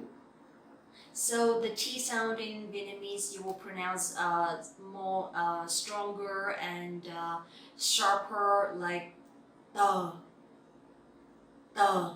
So it's not t in English, okay? Tím, tím. Khi còn ở Philippines tôi đã từng thấy hoàng hôn màu tím. Khi còn ở Philippines tôi đã từng thấy hoàng hôn màu tím. Khi còn ở Philippines, tôi đã từng thấy hoàng hôn màu tím. When I was in the Philippines, I have seen a purple sunset. Also in this sentence, you will see that I have seen, which is the present perfect, but in Vietnamese we don't have present perfect tense. So I only use đã, which is for the past. Đã từng thấy means I have seen for experience in English, right? But in Vietnamese, we just put the verb in the past tense, then it will be fine.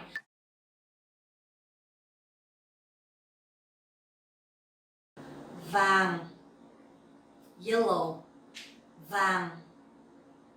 Hôm nay tôi mặc một chiếc váy màu vàng. Hôm nay tôi mặc một chiếc váy màu vàng. I'm wearing a yellow dress today. Hôm nay tôi mặc một chiếc váy màu vàng. Okay, so yeah, because today we talk about colors, so I'd like to be a little bit colorful.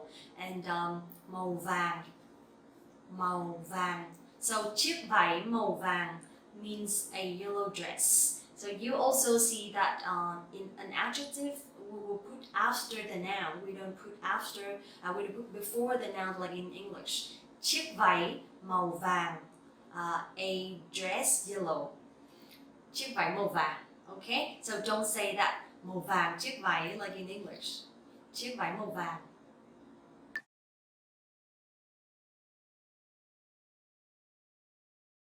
Hồng, hồng, hồng. So if you can shape your mouth like that, I think it'll be easier for you to pronounce Vietnamese. Hồng means pink. Con gái thường thích màu hồng. Con gái thường thích màu hồng. Con gái thường thích màu hồng. Girls usually like pink. Con gái thường thích màu hồng.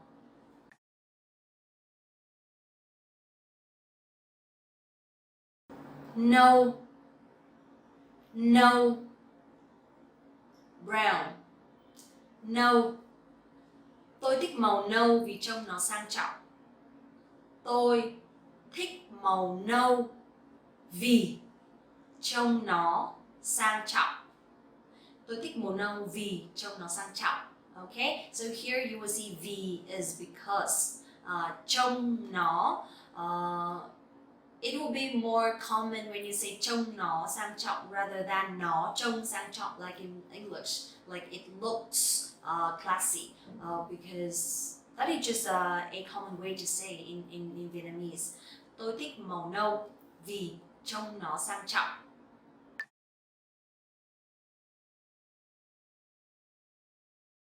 Ghi, ghi. So the GH sound you will pronounce like g, g, g, g, g. in your throat. G, g, g, gi. It's great, okay? Mùa đông mọi người thường hay mặc màu ghi. Mùa đông mọi người thường hay mặc màu ghi. Mùa đông mọi người thường hay mặc màu ghi means people usually wear gray in winter. So I had a video talking about frequency in Vietnamese. We talk about always, usually, normally. So thường here mean usually. Thường. Mùa đông, you can also say in winter, but if you say winter only is fine. Mùa đông mọi người thường hay mặc màu ghi. Mùa đông mọi người thường hay mặc màu ghi. Okay, so such a colorful videos today. I hope it's helpful because if you want to speak Vietnamese fluently, first you have to learn words by words slowly, so you will have a range of vocabulary to discuss or to talk, right? And I hope that this kind of video will help you improve your vocabularies slowly. Also in the future, I hope that I can deliver longer videos like talk more about grammar or talk more about how to say, I don't know. So you guys tell me some recommendations, okay? And please don't forget to like the video, subscribe the channel, and visit the website VietnamesePod101.com for your free lifetime account right now. Get our learning program with real lessons by real teachers, okay? And today we can finish here. Thank you for watching and bye bye. Chào các bạn, tôi là Linh, tôi đã quay trở lại đây. Hi everyone, my name is Linh and I'm back. We have videos about days, countries, colors, pick-up lines, how to say hello, and today I'd like to talk about time, how to tell time, okay? Because if you want to make an appointment or a plan with anyone, you have to tell when you want to see that person, right? Okay, so let's talk about time.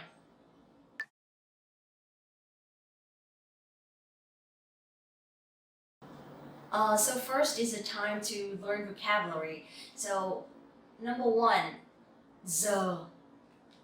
Giờ is hour. Giờ, here you will see the G-I sound, you will pronounce like Z sound in English. Giờ. Giờ. Okay? And the tone is giờ huyền. Next one is phút. Phút. Food. So PH sound you pronounce like F sound in English, and it sounds similar with food, right? But with dấu sắc you have to go up a little bit, and the tone has to be very strong. Food. Food for minute. Giây. So giây here means second. Giây.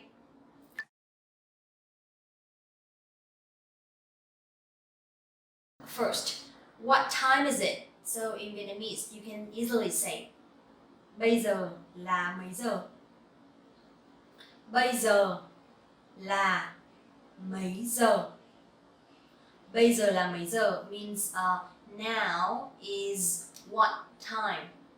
Bây giờ là mấy giờ? But also you can say in a faster way, mấy giờ rồi? Mấy giờ rồi? Mấy giờ rồi means what time? What time? Okay, or what time now? Mấy giờ rồi?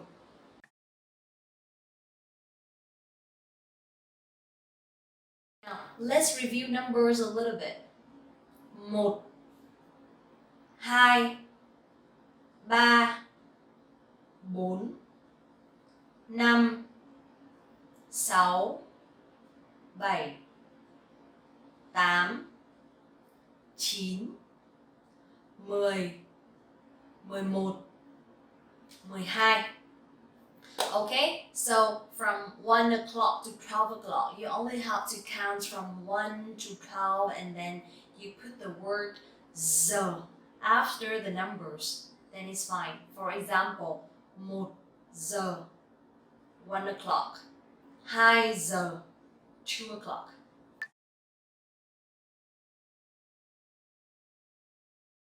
In Vietnamese, you can say rưỡi, rưỡi. Here, the R sound, you will pronounce like Z sound. It's okay. You can actually say R, but it's not really necessary, especially I'm from the north. For some words like rau, vegetable, rau, we also pronounce like Z sound in English. So, rưỡi, rưỡi. 2:30, you can say 2 rưỡi, 2 rưỡi. 3:30, 3 rưỡi, 3 rưỡi. And 4:30, 4 rưỡi, 4 rưỡi. Okay?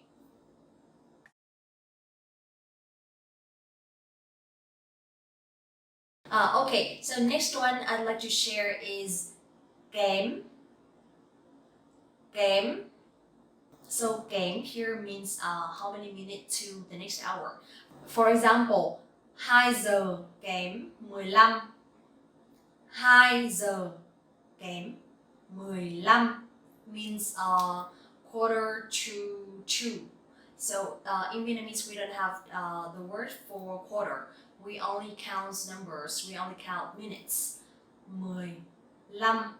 3 giờ kém 15 means quarter to 3, right? 3 giờ kém 15. 3 giờ kém 15. Now, next one. 4 giờ kém 15. 4 giờ kém 15. 4 giờ kém 15 means quarter to 4.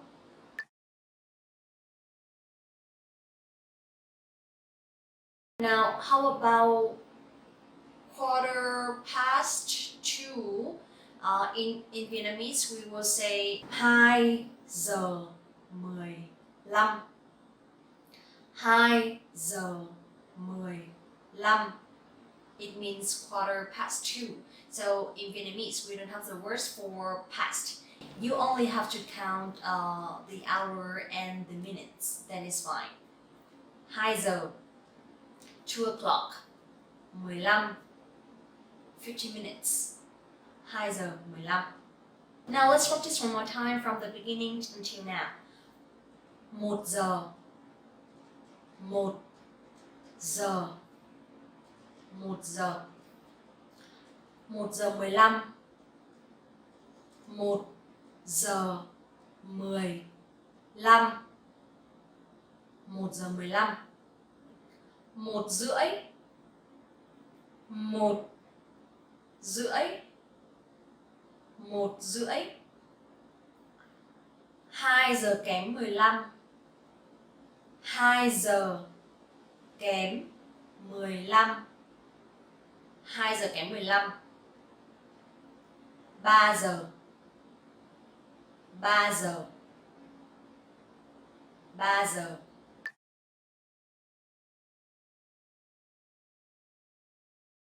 Bình thường mấy giờ bạn phải đi làm? Bình thường mấy giờ bạn phải đi làm? Bình thường mấy giờ bạn phải đi làm? Thường thì 8 giờ tôi phải đến công ty. Thường thì 8 giờ tôi phải đến công ty. Thường thì 8 giờ tôi phải đến công ty. Hôm nay mấy giờ em muốn đi ăn tối? Hôm nay mấy giờ em muốn đi ăn tối? Hôm nay mấy giờ em muốn đi ăn tối? Hay là gặp nhau lúc 6 giờ đi. Hay là gặp nhau lúc 6 giờ đi. Hay là gặp nhau lúc 6 giờ đi.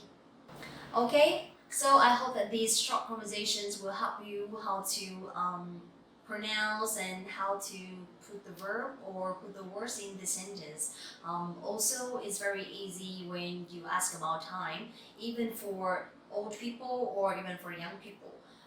You can just say bây giờ là mấy giờ or mấy giờ rồi. Okay, but if you want to show more respect or if you want to be more polite, so you remember how to call people or how to greet people, you only have to put the pronoun before the questions and it's fine. For example, chị ơi, bây giờ là mấy giờ? Chị ơi, bây giờ là mấy giờ? So, excuse me, what time is it? Chị ơi, bây giờ là mấy giờ? Or, anh ơi, bây giờ là mấy giờ? Anh ơi, bây giờ là mấy giờ? Anh ơi, bây giờ là mấy giờ? And after that, when they tell you the time, then of course we have to say thank you, right? So you can just say cảm ơn anh or cảm ơn chị. Cảm ơn anh. Cảm ơn chị. And it's fine. Very polite. Okay, that's all for the lesson today. I hope you like it and I hope that is helpful for you sometimes.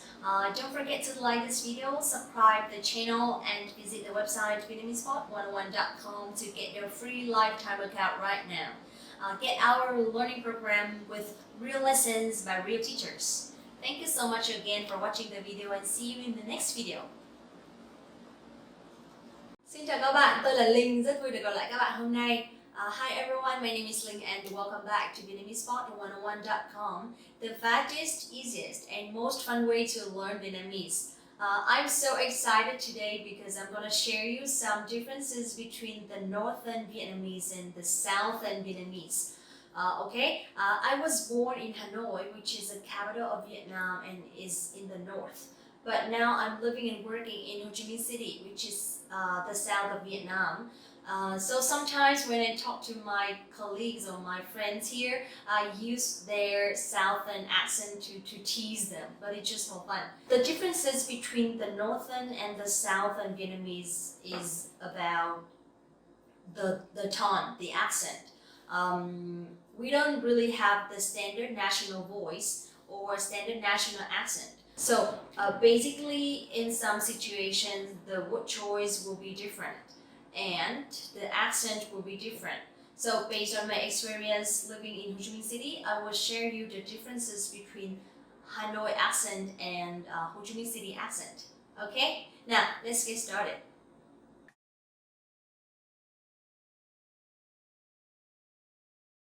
Chụp ảnh. Chụp ảnh means taking pictures, but in Ho Chi Minh City, people would say chụp hình. Chụp hình means taking pictures. So you will see instead of saying ảnh, they will say hình. Chụp ảnh, my Hanoi accent, and chụp hình, Southern accent. Áo phông, áo phông, t-shirt. But people from the south, they would say áo thun, áo thun. Bàn là, bàn là. Bằng ủi, bằng ủi. Cái bát ăn cơm. Cái chén. Bát nạt.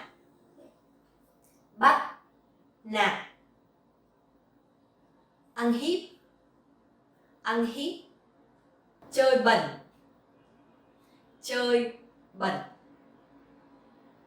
chơi dơ. Team này chơi bẩn quá, team này chơi dơ quá à. Béo, mập, gầy, ốm,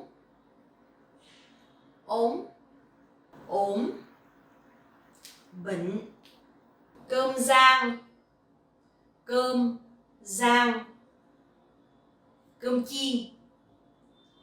chiên. Anh ơi cho em một đĩa cơm rang. Cho em dĩ cơm chiên chị ơi. Bố,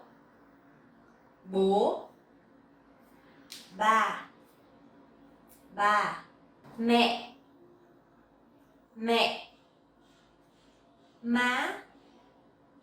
má, chị, chị 2, chị 3, chị 4.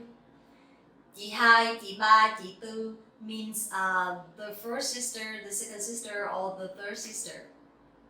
Buồn cười, buồn cười, mắc cười, mắc cười.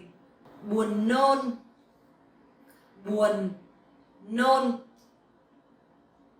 Mắc ói, mắc ói. Cái bút, cái bút. Cây viết, cây viết. Cái chăn, cái chăn. Cái mền, cái mền. Cái cốc, cái cốc. Cái ly, cái ly. Dưa chuột, dưa chuột. Dưa leo, dưa leo. Cho em 1 cân dưa chuột chị ơi. Lấy em ký dưa leo đi chị. Lười, lười. Làm biếng, làm biếng. Mì chính, mì chính. Bột ngọt, bột ngọt. Vứt đi, vứt đi. Dục đi. Thôi cái này cũ rồi, vứt đi. Trời ơi, giữ chi mấy đồ này vậy, dục đi cho rồi. Trẻ con, trẻ con. Con nít, con nít. I feel so weird. I don't do it often, okay? Trust me. But thank you one more time for the opportunity to talk about the differences between the northern and the southern accent, as well as to share about our culture. If you have any recommendations or if you want to learn anything, just let me know at the comment below. I'll try my best to deliver better videos in the future.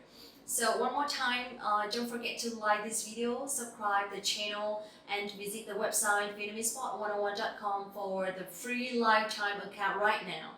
Get our learning program with real lessons by real teachers, okay? But now, thank you for watching and see you next videos. Want to speak real Vietnamese from your first lesson? Sign up for your free lifetime account at VietnamesPod101.com. Xin chào các bạn, tôi là Linh, rất vui được gặp lại. Hello everyone, my name is Linh and I'm back with a very interesting topic, which is living cost in Vietnam. So recently there are a lot of foreigners coming to work and to live in Vietnam. But before moving in, probably they will have a same question, which is maybe how much to spend a month in general for living in Vietnam. But depends, of course, depends on your budget or depends on your income. So you will have different levels, different ideas to live in Vietnam. But actually, I have to say that the living cost in Vietnam is pretty affordable. So today, I will give you an overview about that. Okay, let's get started.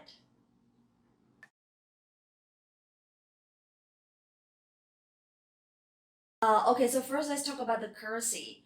In Vietnam, we use Vietnam Đồng, which is VND, and $1 is 22,500 Vietnam Đồng.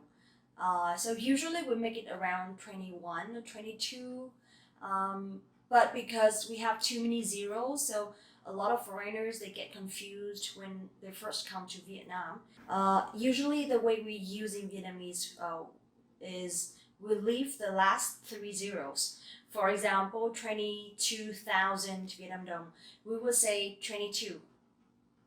Or 100,000 Vietnam Đồng, which is around $4, less than $4, we will say 100.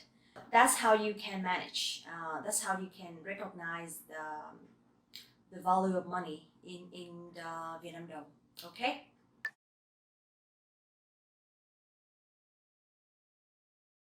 Alright, so first coming to Vietnam, then of course you have to care about the accommodation. So let's say you don't have a place to live in Vietnam, so the best way to stay is to rent a house or an apartment. Depends on your budget, right? But for me, I think the rate for local people is slightly cheaper than the rate for foreigners, because usually foreigners they would prefer to stay in probably big building with service or with management or with security or parking lot, something like that. I would say depends on how large the apartment is or how large the house is, then it will affect the rent. So for me, I moved from Hanoi, I moved to Ho Chi Minh City, and I rent a place around 6 million Vietnam dong, which is around $300, probably less than 300. And I don't have to pay for any management fee or internet or something. So it includes everything except water and electricity. Okay, so for foreigners, usually I see my coworkers, they rent around $400 or $500 an apartment, a big one. Okay, so for the rent, something like that. And the rent in Vietnamese is tiền thuê nhà. Tiền thuê nhà. Thuê here means to rent. Nhà is the house and tiền is money. So tiền thuê nhà is the rent.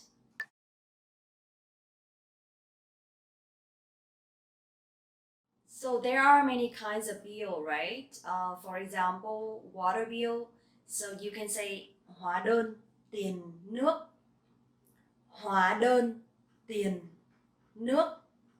Hóa đơn here is bill, tiền is money, and nước is water. Hóa đơn tiền nước. Or you have to pay for tiền điện. Tiền điện means electricity bill or electricity money. Tiền điện. Okay, so we have three big things: tiền thuê nhà, tiền điện, và tiền nước. For me, where I stay in Ho Chi Minh City, I have to pay 100,000 Vietnam dong, which is around $4 a month for unlimited water. But for electricity, it'll be around probably 200 Vietnam dong or 300 Vietnam dong, depends on how much electricity I use. So if some months are very, very hot, I have to use the AC a lot, so it will be around 700. It's like $35, something like that. One more thing you have to pay for is the internet and the Wi-Fi, right? So you can say tiền internet. Tiền means money. Tiền internet or tiền mạng. Tiền mạng. Mạng here is a network. So tiền nhà, tiền điện, tiền nước, tiền internet. Alright, so before renting, usually in Vietnam, they will ask, the landlord will ask for 1 or 2 months deposit, depends on how long you stay. From the north, usually the landlord will ask for 3 months minimum. But in the south, they will ask for at least 1 month, only that. So landlord is chủ nhà. Chủ nhà. Chủ nhà. And the deposit money is tiền đặt cọc. Tiền đặt cọc. Tiền đặt cọc.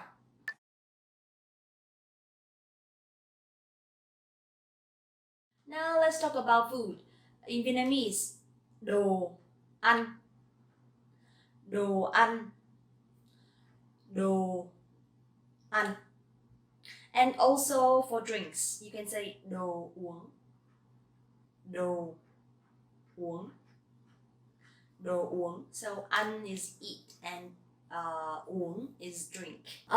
For local food, it's very, very affordable. I have to say that. So usually you can easily find a bowl of rice or a bowl of noodles or any kinds of noodles in Vietnam with around 30,000 or 40,000. That is cheap, okay? 30 or 40,000. So local food, đồ ăn địa phương.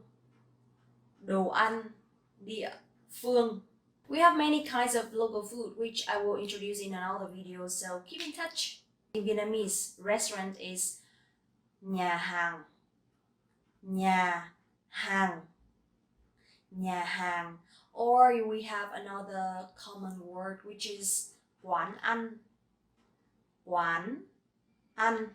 And when you come to this kind of restaurant, it will cost around 100 to 150 each person. But of course, depends on how much you order, right? If you want to have a dating environment or if you want to go to a fancy restaurant, there will be unlimited price, okay? For example, for buffets, it probably costs around 350,000 Vietnam dong or even more, 500,000. And for seafood buffets or something like that, it will cost around 600 or 700, which is $35 each person. But also there are a lot of Western restaurants in Vietnam, especially in Hanoi and Ho Chi Minh City. And if there are real authentic restaurants organized by Westerners or something like that, or some foreign chefs, it'll be around 1 million a person, maybe more. But you will have like authentic steak or wine or alcohol, and everything is imported. So I think it's a good price. It's a good deal compared to going to other cities or other countries, because I've been to quite a few. But I have to say that living in Vietnam, especially food, is much, much more affordable. Okay, how about you are not familiar with local food, or you also want to have budget meal? So I suggest you to cook at home. You can go to the markets, chợ, chợ, or you can go to the supermarket, siêu thị, siêu thị, to buy food. And usually if you cook at home, it'll cost around 100 a day for probably 2 meals. But if you buy like Western food or Western ingredients, it'll be around 200, 300, depends on the budget. But if I cook, usually I cook for myself only, and it costs around only 100, and I can cook like for 2 meals, something like that. Alright, now it's an interesting part, which is drinks. I have to say beer in Vietnam is super cheap. You can easily find in siêu thị tiện ích. Siêu thị tiện ích. It's convenience store. Or supermarket. Siêu thị. Siêu thị. Or anywhere. Any kinds of restaurants would have many kinds of beer. So usually if you buy it at siêu thị tiện ích, it will cost around 15,000 or 20,000. It's like less than $1. You can have a bottle of beer or a can of beer. And it's good. It's good. It's authentic, right? But if you go to a restaurant, nhà hàng, then you will have to pay around 30,000 or 40,000. Even more, depends on the restaurant. So a glass of wine, rượu vang, for a local restaurant, it'll cost around 70,000 or 80,000, which is $3. But if in a bar or in fancy restaurant, it might cost around 250. Yeah, that's all for today. I think that's enough for you to have an overview about the living cost in Vietnam, and I hope it's helpful when you are planning to travel or to visit or to live in Vietnam. So please don't forget to like the video, subscribe the channel, and visit the website Vietnamesepod101.com to learn more Vietnamese with us. I'm Linh and thank you so much for watching the video. See you next time. Xin chào và hẹn gặp lại. Xin chào và hẹn gặp lại. Hello again. So today we will talk about top Vietnamese dishes you must try when you travel to Vietnam. And my name is Linh. Welcome back to Vietnamesepod101.com, the fastest, easiest, and most fun way to learn Vietnamese.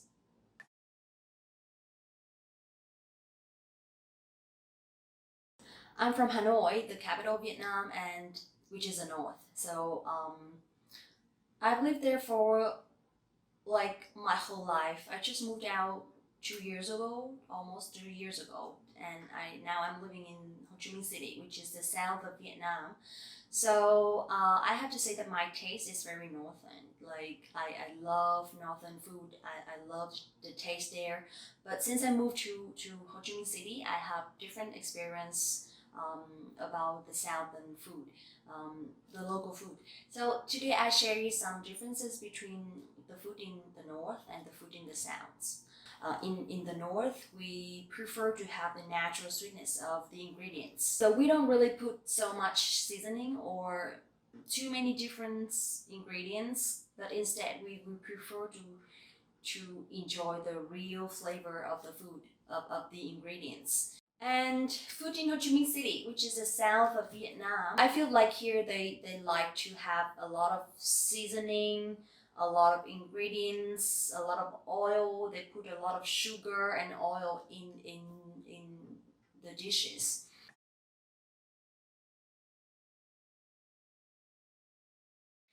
Now let's talk about the eating habits. There are some very typical cultures in Vietnam.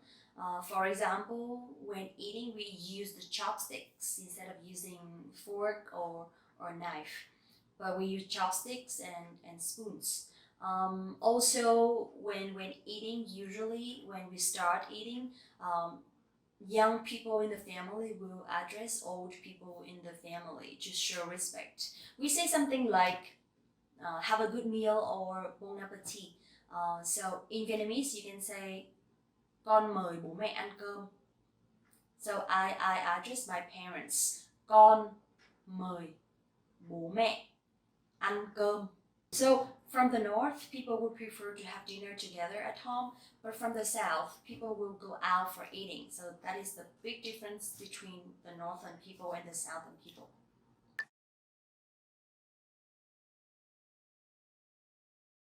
Now it's the best part. Let's talk about 10 famous dishes that you don't want to miss in Vietnam. Let's start with the number 1, pho. Pho. So you must have heard about pho a lot when talking about Vietnamese food. So we have chicken and beef pho, phở gà, and phở bò. So chicken pho and beef pho. I would say pho is from the north. I'm not sure if it's from Hanoi or Nam Định, but it's from the north.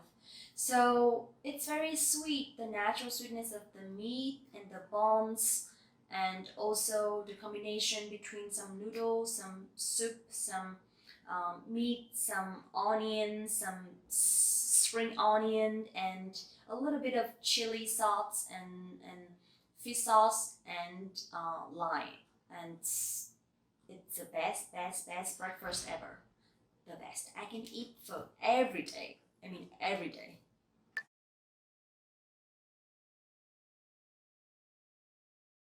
Next one is bánh mì ba tê. Bánh mì ba tê. So I think you know about bánh mì. It's famous. It's popular everywhere in the world, and there are many kinds, many versions of bánh mì. But it's also like the inspiration for Miss Universe. She has a bánh mì custom when going to the competition, and it's very funny. But I have to say that bánh mì is like the symbol of Vietnam. So we have bánh mì ba tê, bánh mì chả, bánh mì trứng, bánh mì thập cẩm, bánh mì heo quay, bánh mì xá xíu, many kinds. So don't forget to try one bánh mì when you are traveling or when you are walking on the road. It can be easily found everywhere.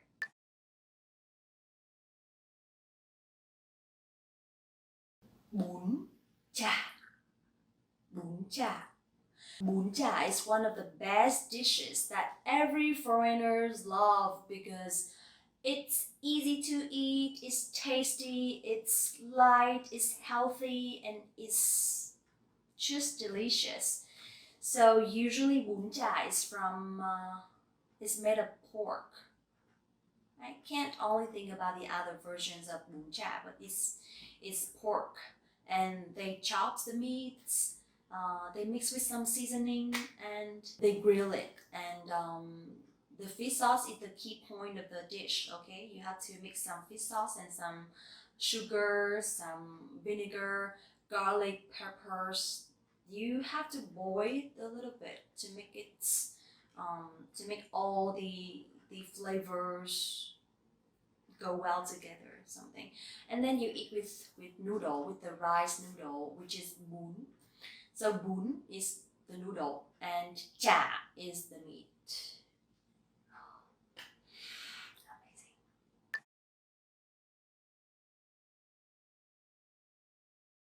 Soy. Soy is sticky rice, and you know, maybe you know mango sticky rice from Thailand, but in Vietnam we have also many different kinds of soy. So we have soy thịt, so sticky rice with meat, but they cook very well. They slow cook for a long time. The meat becomes very soft, very tender, very juicy, but very tasty. And we eat with sticky rice. So also we have soy mo from corn. So it's like corn sticky rice. Soy xéo, soy gà, soy chả, soy pate, soy a lot. But for me, sticky rice is a little bit hard. It's a little bit heavy for breakfast. So usually I eat sticky rice for lunch or it's like in the middle of the day.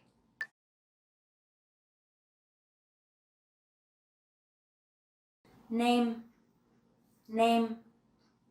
Name is from the north, but from the south they say chả giò.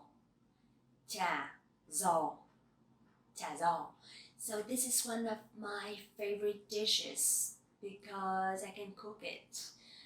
So this is a combination of vegetables, carrot, meat, some glass noodle, some onions, some pepper, some spring onion, some other vegetables, some dry shrimps, some mushroom, and they mix all of them together. They put it in the rice cake and then they roll them, and after that they fry it. So it will be very crunchy outside but very soft and moist inside, and you have to make a sauce to eat with noodles. So usually we eat nem with bún chả. So we have bún chả, bún nem, or yeah, that's it. And this nem is always on the plate of holiday, public holiday, especially Tết, Lunar New Year.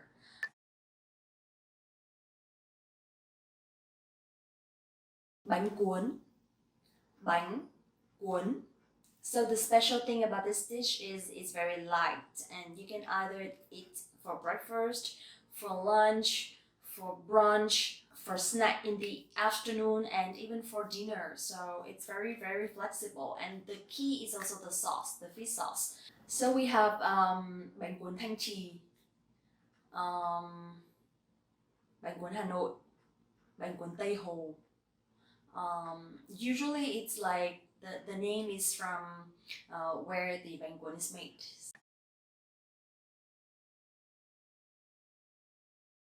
Bún riêu is like a kind of noodles that you eat with Vietnamese crabs.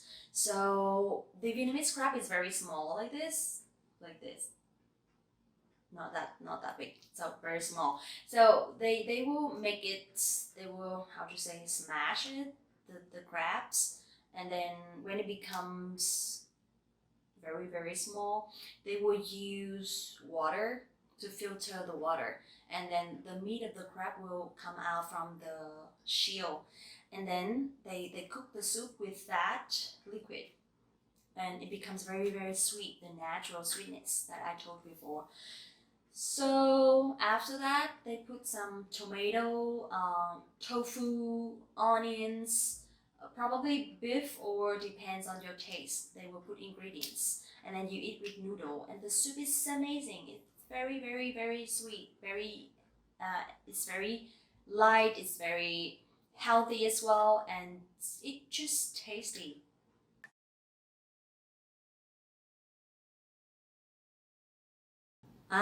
Bún đậu mắm tôm. So this is a tricky dish because not so many people can eat that. The key is the mắm tôm. Mắm tôm.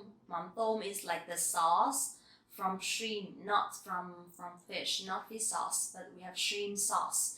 So it smells really, really, really, really, really strong. And if you are sensitive with smells, with strong smells, like you can't eat durian, so you better be careful before you taste this. When you can't handle the smell, the combination of noodle, fried tofu, and the the shrimp sauce, it just so tasty. It's too good to resist because once you get familiar with that, I think like you will get addicted.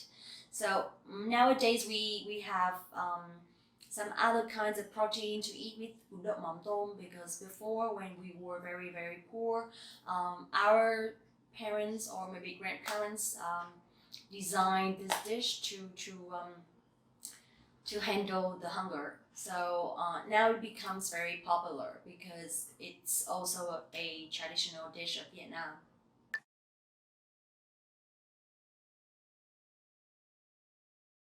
Bún bò Huế. Bún bò Huế.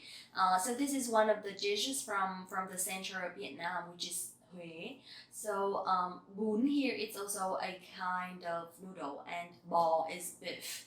So this is basically from beef and beef bones.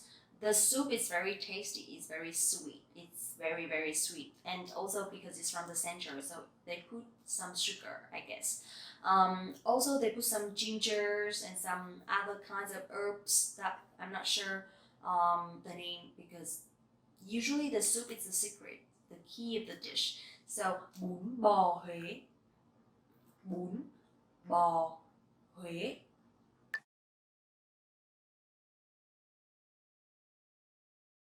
Last one I'd like to share is like the most popular dish in Ho Chi Minh City, which is cơm tấm.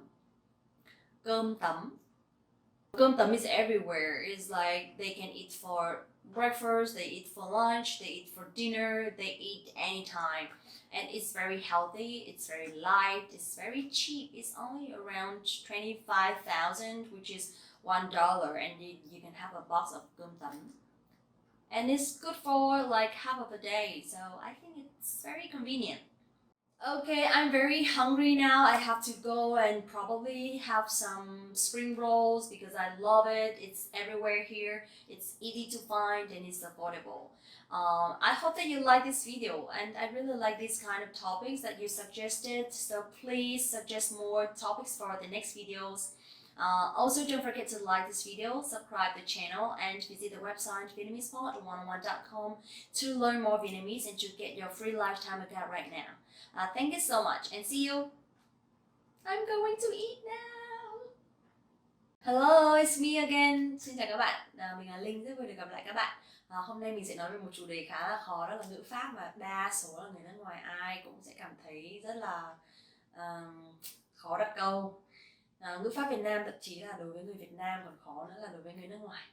Tuy nhiên hôm nay chúng ta sẽ xem chúng ta học cái gì nhá. Sorry, I just spoke a lot of Vietnamese, but I hope that one day I can speak 100% in Vietnamese so you guys can catch up. But first, let's start about vocabularies, all small grammar points, and you guys can easily make sentences. And in the future, we will do some challenges or some things that we can speak 100% in Vietnamese. Okay. So today I'd like to talk about a grammar point, which is one word, but you can use at the present perfect in English. Okay, which is mới, mới.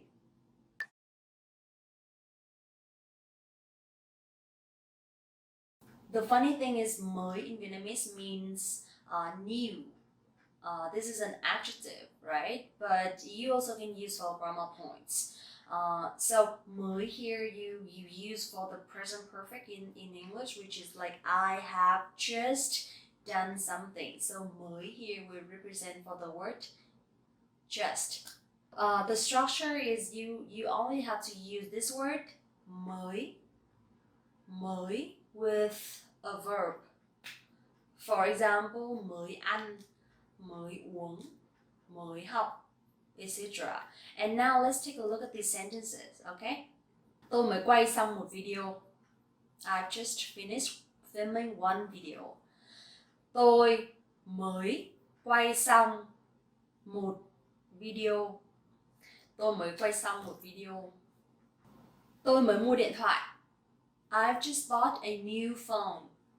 Tôi mới mua điện thoại. Tôi mới mua điện thoại. So you will see here mới mua means I've just bought. Tôi mới mua điện thoại. Mẹ mới nấu cơm xong. Mẹ mới nấu cơm xong. Mẹ mới nấu cơm xong.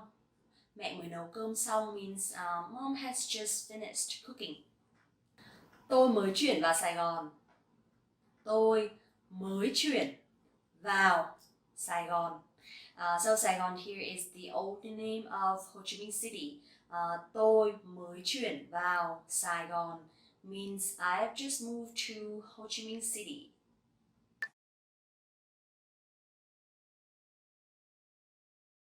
Alright, so now let's take a look at the questions and the answers so to see how you can use it in a short conversation, okay? Bạn đã ăn gì chưa? Bạn đã ăn gì chưa? Bạn đã ăn gì chưa means have you eaten anything? So here you will see bạn is you. Đã here is did. So the word đã you put before the verbs to represent for the action in the past. Also, again, we don't have to conjugate the verb. Đã ăn gì chưa? So ăn gì actually here eat what. Okay, eat what, and chưa is yet. So literally means you did eat what yet. That means have you eaten anything yet? So the question word which is chưa yet we put in the end of the sentence. In the future you will see a lot of questions that begins with the pronouns and that ends with the question words like that. So this is like a basic question structure of Vietnamese. Bạn đã ăn gì chưa? Tôi mới ăn xong. Tôi mới ăn xong. Tôi mới ăn xong means I have just eaten. Tôi mới ăn xong. Or it means I ate already or I just eaten. Yeah. Now, conversation number 2. Anh đã xong việc chưa? Anh đã xong việc chưa means have you finished work yet? Anh đã xong việc chưa? So đã also the word for the past. Xong việc means have you done working? And chưa is yet, the question word. And how to answer? You can say xong rồi. Anh vừa mới gặp một khách hàng xong. means I've done already. I've just met a client. Okay, so easy, right? Only one word with a verb mới and mới ăn, mới học, mới uống, mới ngủ dậy, mới làm, mới gọi, mới học xong, vừa mới xem video xong. So I hope that this video is helpful for you, and tell me if you need to study any grammar points, because Vietnamese grammar is very wide, and not sure what you really want to learn, or not sure if you really need to learn. So slowly I will deliver more grammar videos like this. Okay, also don't forget to like this video, subscribe the channel, and visit the website VietnamesePod101.com to learn more Vietnamese with us, me and maybe other hosts. Okay, thank you so much for watching the videos, and see you very soon. Hello, I'm back. It's Ling. Hello, I'm back. How to start?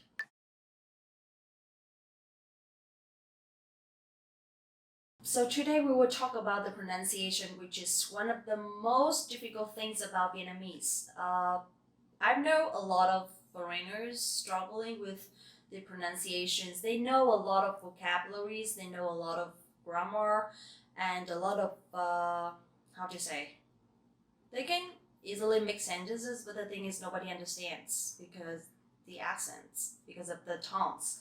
But let's not talk about the accent today, because I want to focus on the two very difficult but similar. It sounds like similar, but it's actually very different sounds in Vietnamese, which is NH and NG. So let's see how we pronounce it in Vietnamese in different sentences or different words.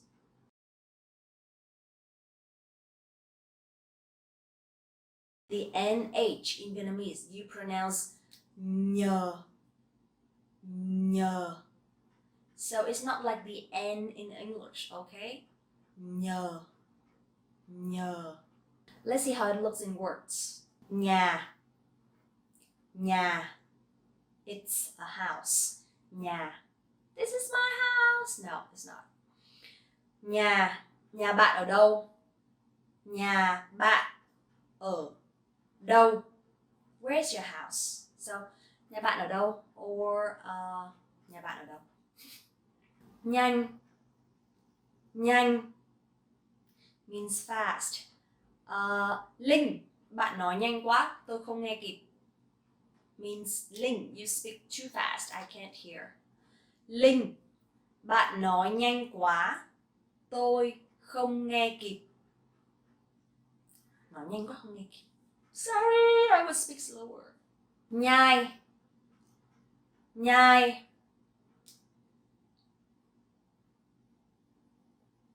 Nhai kỹ thức ăn trước khi nuốt. Nhai kỹ thức ăn trước khi nuốt.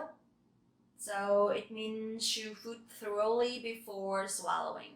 Nhẹ, nhẹ. So this one has dấu nặng. So you have to be very nặng. Nhẹ.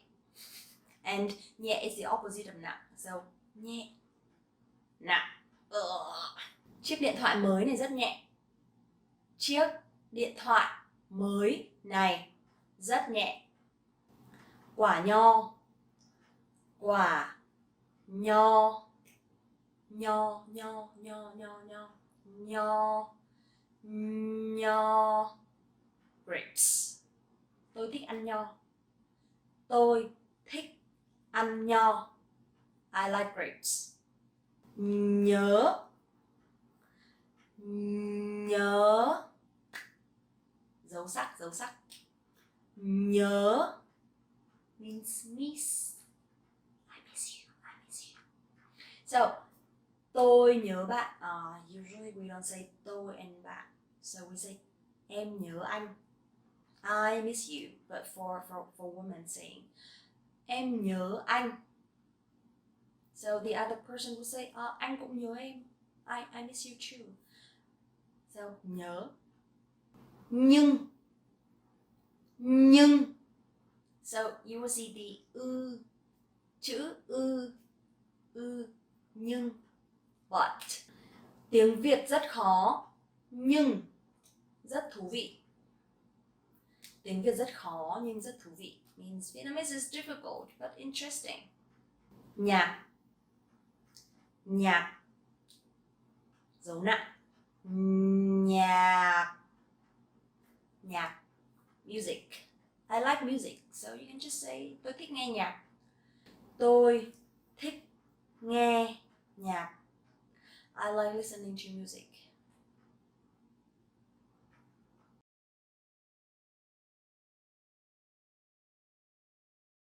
Alright, so now let's talk about the NG sound. So instead of no, now this one is no, no, no, no, no. Okay? No. Now let's take a look at the sentences. Ngày, ngày. It states ngày, ngày. So, ngày hôm qua, ngày hôm nay, ngày mai.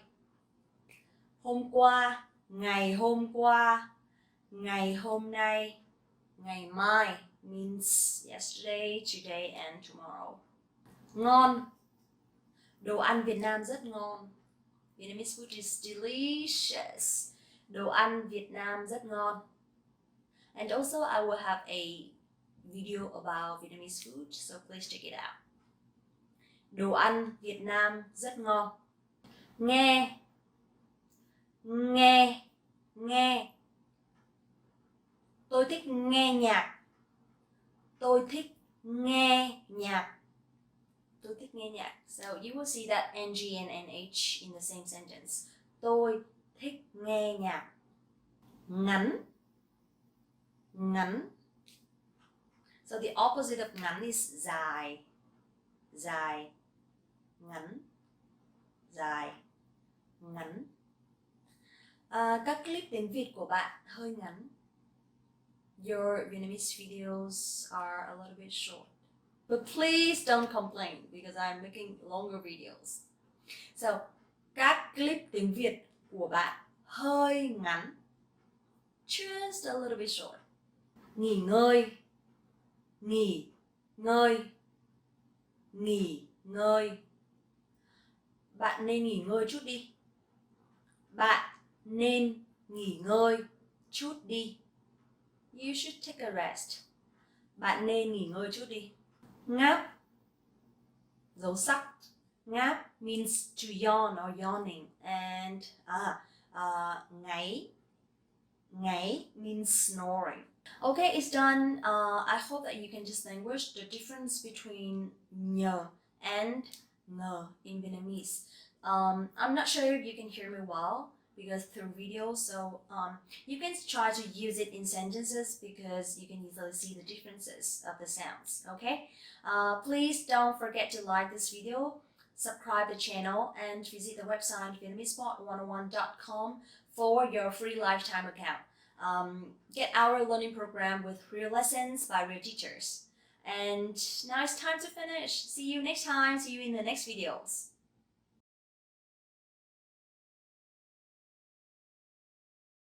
Hi everyone, welcome back to Vietnamesepod101.com, the fastest, easiest, and most fun way to learn Vietnamese. Since I'm traveling today, the beach is just right here. I have a very nice room and the background is nice as well. So I thought about doing a new video for you guys, but I haven't thought about the topic yet. So what about we talk about YouTube in Vietnamese? Does it sound good? Okay, let's get started.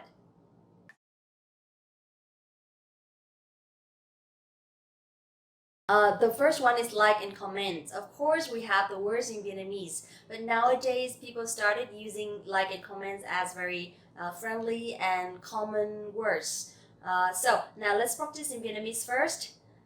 Thích, thích, thích, dấu sắc. Okay, so thích, it means like, and bình luận, bình luận, bình luận, bình luận means comment. Okay, so for old generations like my parents, they still use thích và bình luận. But for young people like me and my sisters and my friends, we use like and comments more often. Đừng quên thích và bình luận video của mình nhé. Đừng quên thích và bình luận video của mình nhé.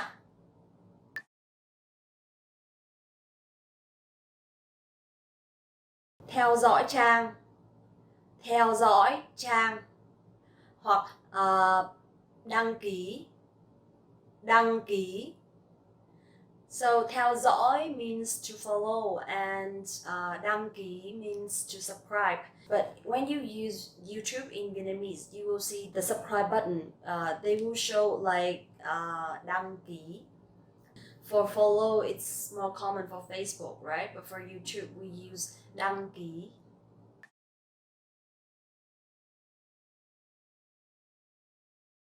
Kênh, kênh, channel. Kênh, kênh here means channel, and Vietnamese 101 is a channel. Also, we have many different kinds of channel on YouTube. So if you want to say, please subscribe my channel, you can say, hãy đăng ký kênh của mình nhé. Hãy đăng ký kênh của mình nhé. Hãy đăng ký kênh của mình nhé.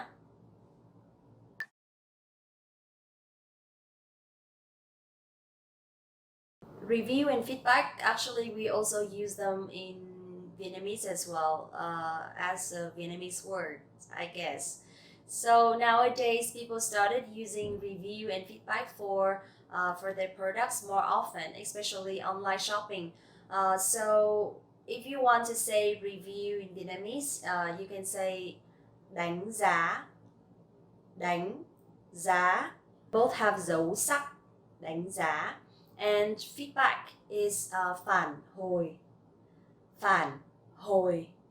So review and feedback, đánh giá và phản hồi. Hôm nay mình sẽ làm một video đánh giá về tiếng Việt. Hôm nay mình sẽ làm một video đánh giá về tiếng Việt. Today I'm gonna do a video to review Vietnamese language. Các bạn đừng quên để lại phản hồi cho video của mình nhé. Các bạn đừng quên để lại phản hồi cho video của mình nhé. Các bạn đừng quên để lại phản hồi cho video của mình nhé. Please don't forget to leave some feedback for my videos.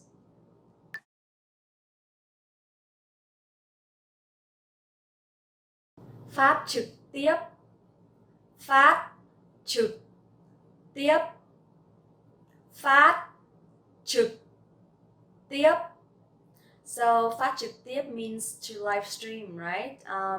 And nowadays people also use live stream a lot, especially on social medias or social networks. So you can say hôm nay mình có buổi phát trực tiếp. Hôm nay mình có buổi phát trực tiếp. Hôm nay mình có buổi phát trực tiếp. Today I have a live stream.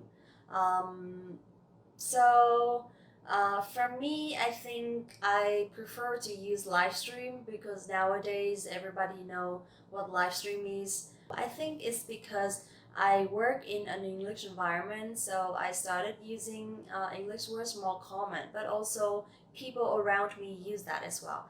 So I think it's not a big deal. It's nothing wrong with using some English words for some specific fields or some specific areas.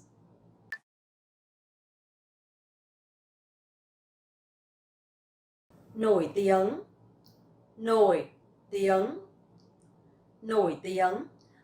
Nổi tiếng means very popular or very famous. In sentence, you can say cô ấy rất nổi tiếng trên YouTube.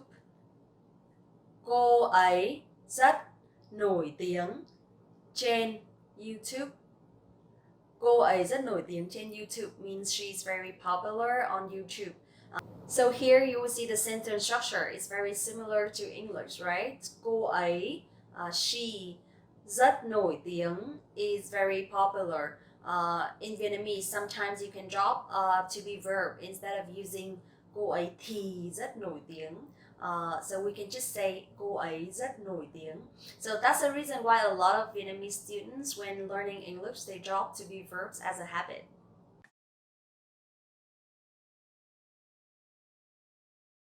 Người nổi tiếng. Người nổi tiếng. Người nổi tiếng. Người nổi tiếng you can use for famous people, popular people, or influencers. Nowadays we use người nổi tiếng a lot. So basically they have a lot of followers, they have a lot of fans, and they influence or they inspire people on social networks a lot. Okay? So người nổi tiếng.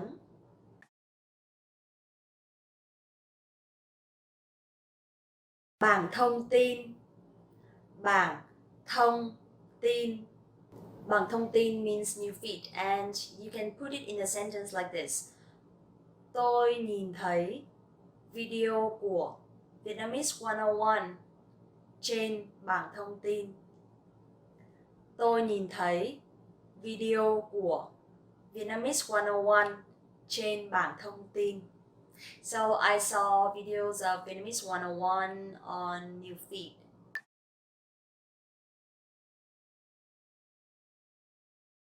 Next one is viral.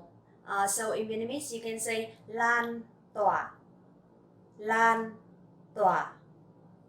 Lan tỏa. Nowadays people tend to make viral videos a lot to inspire and to influence people. So in this sentence or in these situations you can say gần đây mạng xã hội có rất nhiều video mang tính lan tỏa. Gần đây mạng xã hội có rất nhiều video mang tính lan tỏa.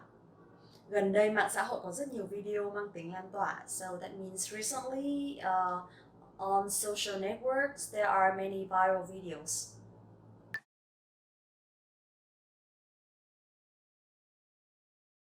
Chỉnh sửa video. Chỉnh sửa video.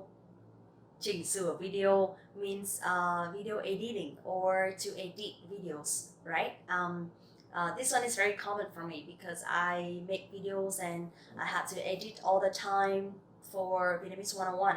This is also one of my hobbies, one of the things that I really enjoy doing in my free time. So you can use in sentence like this. Tôi thường xuyên phải chỉnh sửa video để gửi cho Vietnamese 101. Tôi thường xuyên phải chỉnh sửa video để gửi cho Vietnamese 101.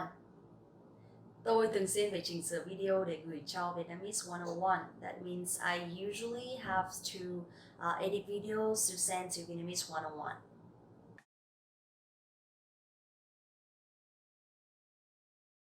Hướng dẫn. Hướng dẫn. Hướng dẫn means tutorial. So also we have a lot of tutorial videos on YouTube. How to make up, how to draw eyebrows, how to draw eyeliners, how to learn English, how to pronounce correctly. So you can say gần đây rất nhiều video hướng dẫn mang tính lan tỏa. Gần đây rất nhiều video hướng dẫn mang tính lan tỏa. Gần đây rất nhiều video hướng dẫn mang tính lan tỏa. So you will see here in Vietnamese, to put the noun in plural, we put the word nhiều, nhiều before the nouns, and it will be in plural instead of using s in the end of the nouns, right? So also besides from nhiều, you can use các, or những before the nouns, and it will be in plural as well. So nhiều, các và những. Okay? Okay, it's done. I hope that you can use one of them or some of them when talking about YouTube in Vietnamese. And don't forget to like the video, subscribe the channel, and visit the website vietnamesepod101.com to learn more Vietnamese with Linh and other hosts. Thank you so much for watching the video. Đừng quên bình luận, chia sẻ và đăng ký để cập nhật những video mới nhất của mình nhé. Xin chào và hẹn gặp lại. Want to speak real Vietnamese from your first lesson? Sign up for your free lifetime account at Vietnamesepod101.com. Xin chào các bạn, mình là Linh, rất vui được gặp lại các bạn hôm nay. Hi everyone, my name is Linh and welcome back to Vietnamesepod101.com, the fastest, easiest and most fun way to learn Vietnamese. In this video today, I'm going to show you some must-know Vietnamese business English expressions for the presentation. So I think it's very helpful for office workers, especially people who always have to prepare for presentation, especially foreigners when they come to Vietnam and they work with Vietnamese workers. So now let's get started.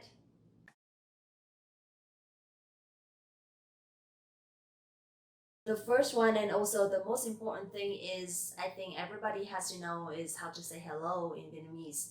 So for business English or for formal language, usually you don't have to use two different words or two different ways. You can just simply say xin chào các bạn. Xin chào các bạn. Just like when I start my videos all the time. So you can, if you want to be extremely formal, or if you are like the host on the television, then you can say xin chào quý vị và các bạn. Xin chào quý vị và các bạn. But for companies or for the environment that you are pretty familiar, then you can just simply say xin chào các bạn. Next one is how to introduce yourself in front of the people in the meeting. So you can say tôi tên là. Tôi tên là. So tôi tên là means my name is or I am, right? And it's very, very polite already. So tôi tên là Linh. Or you can use your full name. You can introduce your full name. Tôi tên là Đặng Phương Linh. Next one is you have to introduce where you are from. So you can say both. My name is Ling and I'm from, for example, marketing department. In the full sentence, you can say tôi tên là Đặng Phương Linh. Tôi đến từ phòng marketing. Tôi tên là Đặng Phương Linh. Tôi đến từ phòng marketing. Something similar to today I'd like to introduce about or today I'd like to talk about.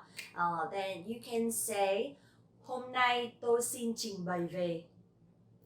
Hôm nay tôi xin trình bày về. Hôm nay tôi xin trình bày về. Or instead of using trình bày, you can say nói. Hôm nay tôi xin nói về. Or hôm nay tôi xin chia sẻ về. I'd like to share or I'd like to talk about something today. Okay, so in full sentence. Hôm nay tôi xin trình bày về cách thuyết trình trong tiếng Việt. Hôm nay tôi xin trình bày về cách thuyết trình trong tiếng Việt. But this one is very formal, so I would only say today I'd like to talk about how to present in Vietnamese. Not like today I would like to talk about how to do presentation in Vietnamese. That is very formal, yes. Okay, next one is linking words, which I think very, very important too in English. So people can easily catch up or follow up you. So also like in English, we have first. In Vietnamese, you can say đầu tiên. Đầu tiên. Đầu tiên means first, okay? Thứ hai. Thứ hai. Thứ hai. This one means secondly, but it also means Monday. Thứ ba. Thứ ba. Thứ ba means third, but it also means Tuesday. You also can use sau đó. Sau đó means after that. Sau đó. Or you can use tiếp theo. Tiếp theo Tiếp theo means next or next. So for these linking words you can use to introduce the agenda of the meeting. So xin chào các bạn, hôm nay tôi xin trình bày về cách thuyết trình trong tiếng Việt. Đầu tiên chúng ta sẽ nói về 1, 2, 3, 4, 5. Tiếp theo chúng ta sẽ nói về 1, 2, 3, 4, 5. Sau đó chúng ta sẽ nói về 1, 2, 3, 4, 5. Và cuối cùng means finally or in the end. Cuối cùng chúng ta sẽ nói về 1, 2, 3, 4, 5. After introducing the agenda, I think it's you can go to the point, which I hope that you can speak fluently in Vietnamese. Alright, so after introducing your topics or after presenting your topic, you can finally ask people, các bạn có câu hỏi gì không? Các bạn có câu hỏi gì không? Các bạn có câu hỏi gì không? It literally means you do have any questions. So that means, do you have any questions, right? But the sentence structure in Vietnamese will be a little bit different to English. Các bạn có câu hỏi gì không? To ask if people have any questions or any feedback for your presentation. And finally, I think you should introduce your contact a little bit, so people would know how to touch you, how to contact you, how to email or call you after your presentations if they have any questions or any further feedback. Alright, so you can use, các bạn có thể liên lạc với tôi qua số điện thoại hoặc email. Các bạn có thể liên lạc với tôi qua số điện thoại hoặc email. Các bạn có thể liên lạc với tôi qua số điện thoại hoặc email.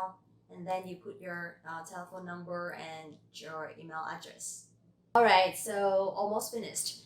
Last one, I think you should say xin cảm ơn và hẹn gặp lại. Xin cảm ơn và hẹn gặp lại. It means thank you very much and see you soon or see you again. Usually in my Vietnamese videos, I would say xin chào và hẹn gặp lại. That means bye and see you soon or bye and see you again. So after presenting, I think you should say thank you and see you again or see you next time. So xin cảm ơn và hẹn gặp lại. But for me, it'll be xin chào và hẹn gặp lại. Okay, so it's done for the lesson today. I hope that it's helpful for you. And I'm not very sure if I can help you in any other topics, so please let me know at the comment below. Also, please don't forget to like the video, subscribe the channel, and visit the website VietnamesePod101.com to learn more Vietnamese with Linh and other hosts. Thank you so much and see you. Xin chào và hẹn gặp lại. Xin chào các bạn, mình tên là Linh, rất vui được gặp lại các bạn. Hôm nay mình sẽ chia sẻ với các bạn về 6 thanh âm trong tiếng Việt.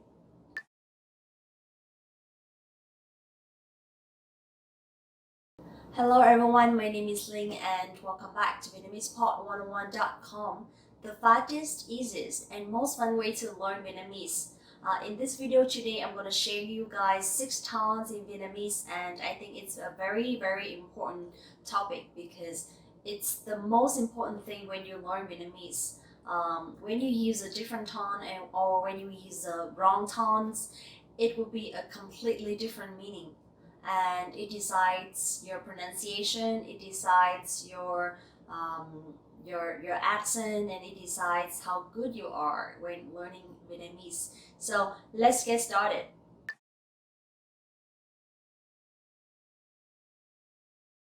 First, let's talk about no tone, which is the tone that has no name, something like that. So you will see a lot of words like that in Vietnamese. And basically the no tone in Vietnamese will be a little bit higher than the usual tone that you speak in English. So that's why when you hear Vietnamese people or even me speaking English, you will feel like their tone is a little bit too high. I'm not sure. So let's try some words in Vietnamese. So my name is one of the examples. Linh, Linh. It will be like this. Linh, Linh. Okay. Next one is a very common word. Không, không, không. So you feel the tone? Không means no. And also it'll be in a negative form of the verb. For example, không ăn. Không ăn means don't eat. Không đi means don't go. So không. Hay means good, or it also means often. Hay, hay. So hay không means is it good? So this is a yes no question. When you put the word không in the end of the sentence, it'll be do you, or are you, or can you. But in this situation, hay không means is it good? How do you feel? This is the easiest tone that you can easily practice because it has no tone, but I think compared with English, it's a little bit higher already. Okay, so now let's move to the next tone.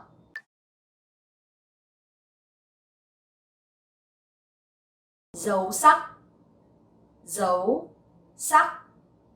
This is the up tone, and as you see in the word dấu sắc, they are both have dấu sắc, the sắc tones, but actually the sounds are very different, right? Dấu is a little bit softer, and sắc is a little bit sharper and stronger. So there will be two tones when using dấu sắc, like that.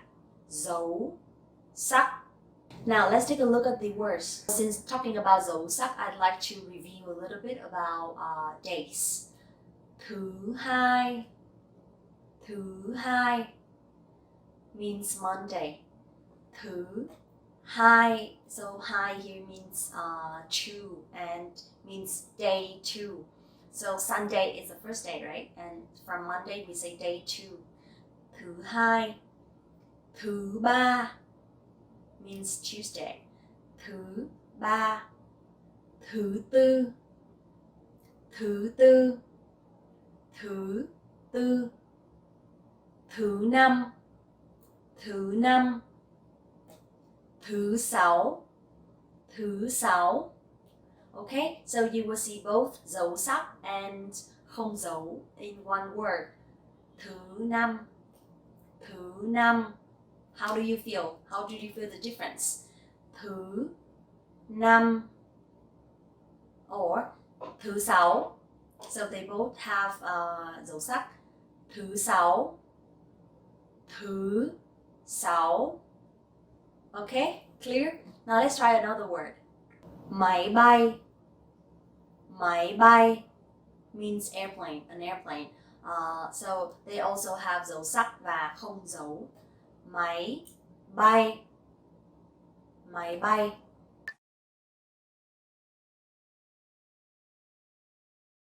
Now let's talk about dấu huyền. It's a down tone. Dấu huyền. Dấu huyền.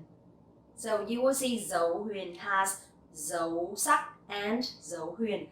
Dấu huyền. Đi về. Đi về means coming back. Đi về or đi về nhà. Đi về nhà. So đi has no tone and về nhà have dấu huyền. Okay? Đi về nhà means going back home.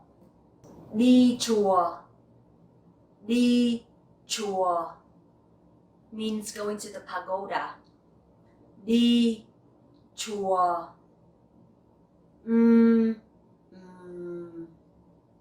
Đi chùa. Ngoài đường. Ngoài đường. Ngoài đường means outside or on the road. Ngoài đường. Đi làm. Đi làm. Đi làm means going to work. Do you see a little bit different between the no tone and số huyền? Đi làm. Đi làm.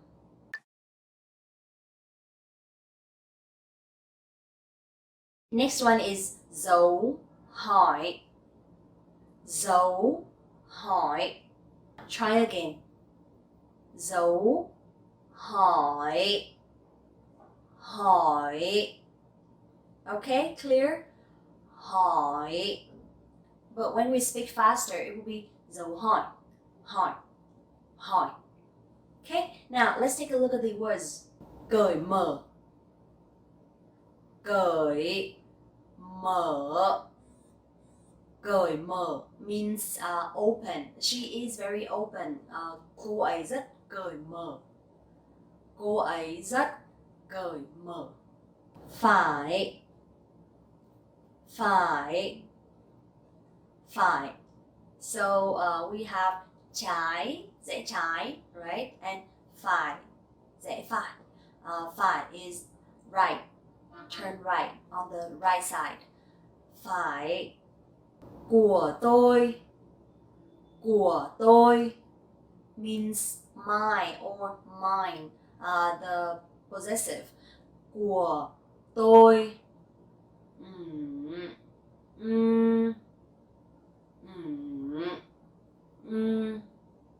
Của tôi. Okay? Các bạn có thích video của Linh không? Do you like my videos?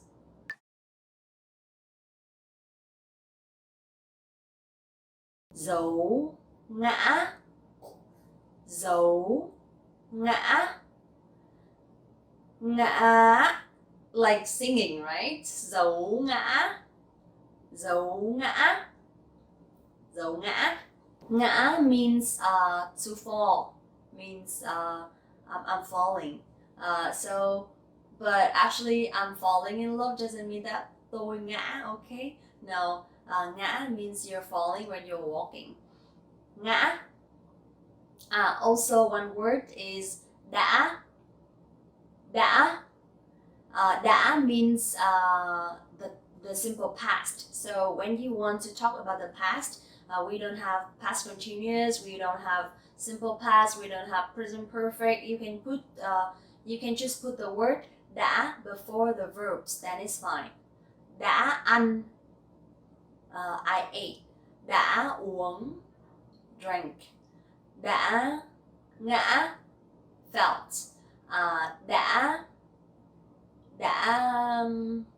ghê. Đã ghê means it's so cool, it's so good. Đã ghê. Uống nước lạnh. Đã ghê means drinking cold water is very cool or very nice or very good. Đã ghê. Mãi mãi. Mãi mãi means forever. Mãi mãi. How to put this one in sentences? Let me see. Em mãi mãi yêu anh means I love you forever. Em mãi mãi yêu anh. It's so. Okay, never mind.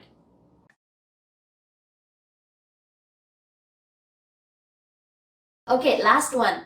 Dấu nặng. Dấu nặng. So nặng here means heavy, and yes, this tone is a little bit heavy, it's a little bit strong, and you have to put like dấu nặng. Dấu nặng. Nặng. How does it sound? Is it weird? So don't feel funny when hearing Vietnamese people speaking English, because our pronunciation or our accent is influenced a lot by our tones. So that's why when we speak Vietnamese, it will sound a little bit heavier than people from other countries. dấu nặng. Đi bộ đội, đi bộ đội means joining the army. Đi bộ đội.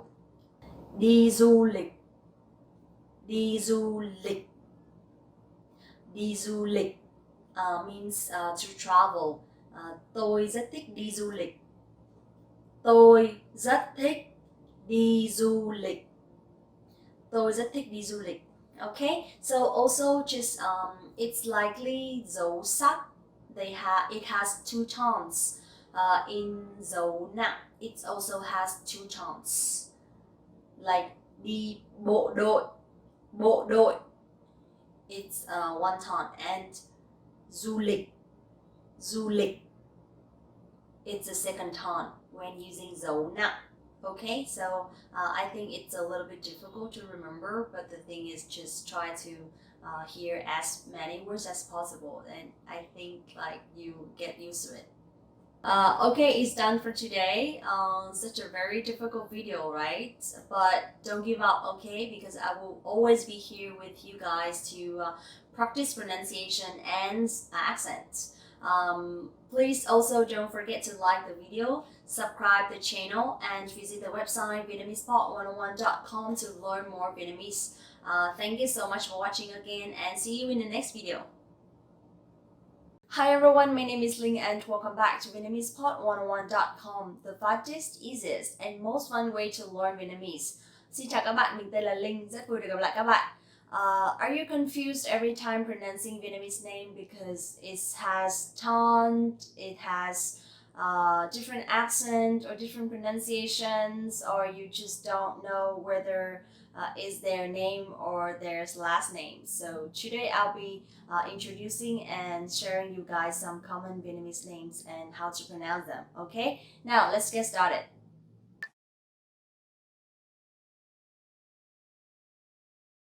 To introduce myself, my name is Đặng Phương Linh. So usually Vietnamese names will have three words. Đặng is my family name or my last name. So we will follow our father's names. So my dad's last name is Đặng. So my last name is also Đặng. Okay. Next one is Phương Linh. So Phương Linh is my name. So usually when I book the tickets, when I travel, then my last name would be Đặng and my first name would be Phương Linh. Now let's talk about one other interesting thing, which is, for example, you have a sister or you have a brother. So usually you will have similar or maybe the same middle names. For example, Ngọc Anh, Phương Anh, Ngọc Anh, Phương Anh. So you will have the same name and different middle name. Hoàng Anh, Hoàng Vi. So same middle name and different names. Or, but it doesn't have to be the same every time, okay? For example, in my family, my name is Phương Linh, my elder sister is Thủy Chi, and my younger sister is An Anh, so it's completely different.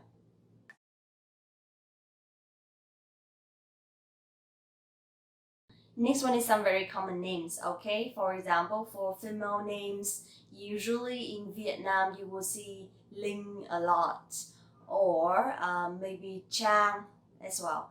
Especially in the north, people really like to name their baby as Anh. You will have a lot of versions of Anh, for example, Phương Anh, Ngọc Anh, Thùy Anh, Lan Anh, etc. Because just like my father as well, he believes that if your name starts with letter A, then you will be in the top of the list. So you will have to try harder because usually teachers will call your name a lot when it comes to check homeworks or something. Also, you may hear a lot Ngọc or Hiền.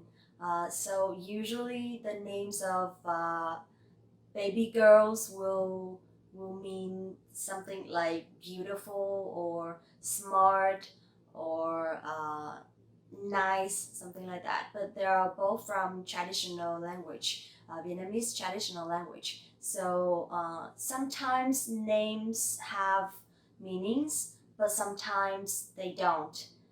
It's just a name.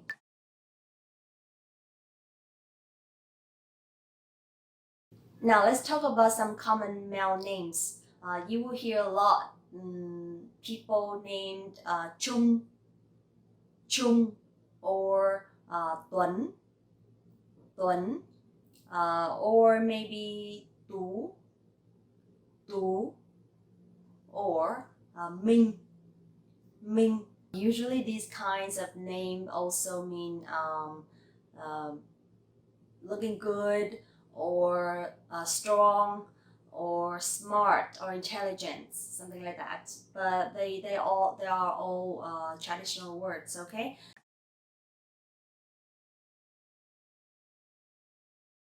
Now let's see how to pronounce some full names in Vietnamese, okay? Let's try my name first. Đặng Phương Linh. Đặng Phương Linh. So my last name has dấu nặng and my name has no tone. Đặng Phương Linh. Alright, next one is Nguyễn Ngọc Mai. Nguyễn Ngọc Mai. So Nguyễn has dấu ngã, Ngọc has dấu nặng, and Mai has no tone. Nguyễn Ngọc Mai. Phạm Thu Hằng. Phạm Thu Hằng.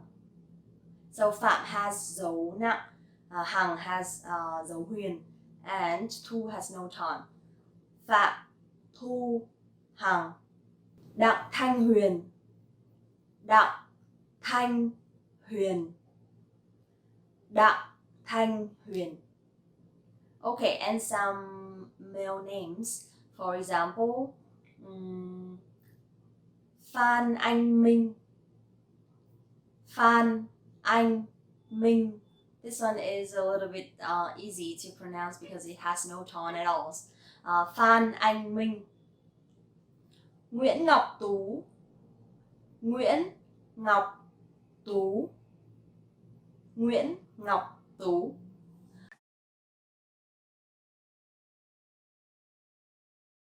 Also, there's one more thing. Usually Vietnamese people will not address each other by their last names. My name is Đặng Phương Linh, so when I introduce myself, tên tôi là Đặng Phương Linh, they will not address me as Miss Đặng or cô Đặng. No, they will call me okay, chào Linh. And also depends on how old the person is or how is the relationship between you and the person that you are talking to. You will address people based on their age or their relationship. In Vietnam, it's very common when asking each other when you were born because this is very important to decide how you address a person. So for example, people who are a little bit older than you, maybe a few years, for women, you will call chị, chị. And for men, you will say anh, anh. So anh and chị. If someone is younger than me, then they would call me chị Linh, chị Linh. But for people who are like completely younger than you, so you can just call them em for both men and women. Now, for a little bit older generations, like your parents' generations or your uncle or auntie, there are two words. First, for auntie, you can call them cô, cô. And for uncle, you can say chú, chú. Cô and chú are for people who are younger than your parents. And if with people who are older than your parents, then we have one word only for both women and men. Bác, bác. For example, my father's elder brother, I would call him as bác Đức, bác Đức. And for my father's younger brother, then I would call him chú Quang, chú Quang. Okay? When it comes to address people, including name and the title. I hope that you find this video useful and not so confusing, okay? Because one of the most difficult things about learning Vietnamese is how to address people with their names. So I hope that you enjoyed the video today. Please don't forget to like the video, subscribe the channel, and visit the website VietnamesePod101.com to learn more Vietnamese with us. Thank you so much for watching this video, and I hope to see you soon. Bye bye! Hey guys, it's Ling again. Welcome back to VietnamesePod101.com, the fastest, easiest, and most fun way to learn Vietnamese. I have a totally brand new place, which is my house. I'm back for a few weeks to visit my family, so I'm making some new videos for you guys too.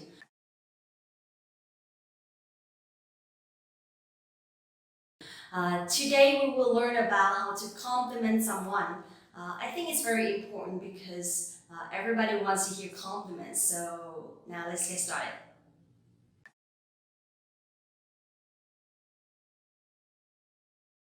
The first one, if you want to say someone is doing their good job or you want to encourage them after they've done something, so you can say bạn làm tốt lắm. Bạn làm tốt lắm means you did a great job or good job. So I think it's very easy to say anywhere because it's so easy to apply. Try again one more time. Bạn làm tốt lắm. Bạn làm tốt lắm.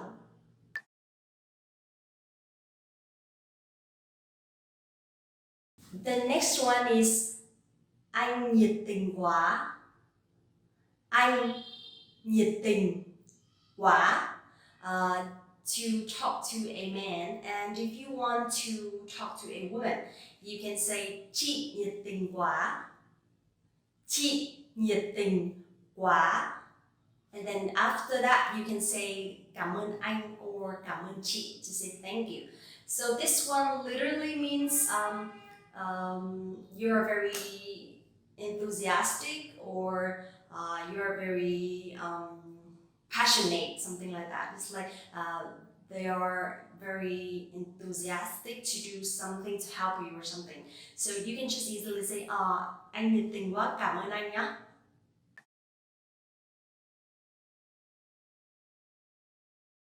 So if someone invites you to their place to have lunch or dinner, then what should you say after that? I'll show you one way so you can easily say like this. Cảm ơn anh chị vì bữa tối. Cảm ơn anh chị vì bữa tối. Cảm ơn anh chị vì bữa tối. So that means thank you very much for dinner. But if you are invited for lunch, then you can just replace bữa tối by bữa trưa. Bữa trưa. So, cảm ơn anh chị vì bữa trưa. Cảm ơn anh chị vì bữa trưa. In Vietnamese, we have three words for three meals. Bữa sáng means breakfast. Bữa trưa means lunch. And bữa tối means dinner. But one more thing, if you want to say having breakfast, so you can just say ăn sáng. Ăn sáng. Having lunch, ăn trưa. Ăn trưa. And having dinner, ăn tối. Ăn tối.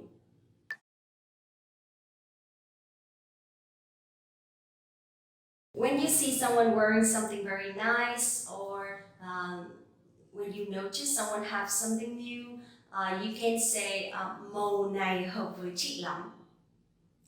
Màu này hợp với chị lắm. Màu này hợp với chị lắm for a woman. And for men, you can say màu này hợp với anh lắm. Màu này hợp với anh lắm. Màu này hợp với anh lắm. That means this color suits you a lot. So when they are wearing a new shirt or a new t-shirt or some new accessories with nice colors, so you can easily say this color suits you a lot. Màu này hợp với chị lắm. Màu này hợp với anh lắm.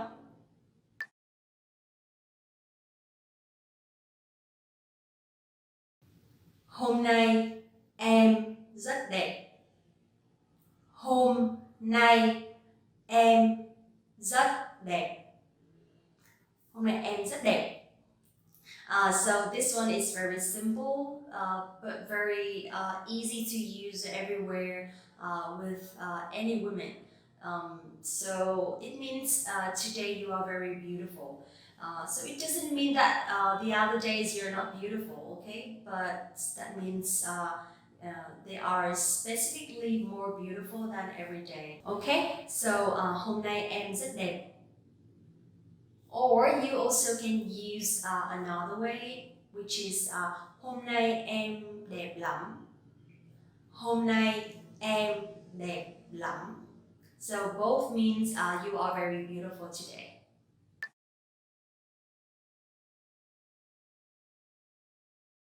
There is another way to compliment someone, which is to compliment their kids, because usually people are very proud of their kids, right? So if you compliment their kids are very smart or very beautiful or very intelligent, so they absolutely will love it. Okay, now let's see how it looks in the sentence. You can say cháu nhà chị thông minh ghê. Cháu nhà chị thông minh ghê. Cháu nhà chị thông minh ghê. That means your kid is very intelligent. Or you also can say cháu nhà chị đáng yêu ghê. Cháu nhà chị đáng yêu ghê. That means your kid is very lovely. Okay, I think it's enough to give compliments to someone. Either you're invited to a meal, or you're going to their houses, or you just like the way they look. So I hope it's very helpful for you today. Please don't forget to like the video, subscribe the channel, and visit the website VietnamesePod101.com to learn more Vietnamese. Thank you so much for watching the video and see you in the next one. Có, không, chưa, dạ. Vâng, rồi ạ. Why there are so many? How to say yes or no in Vietnamese properly?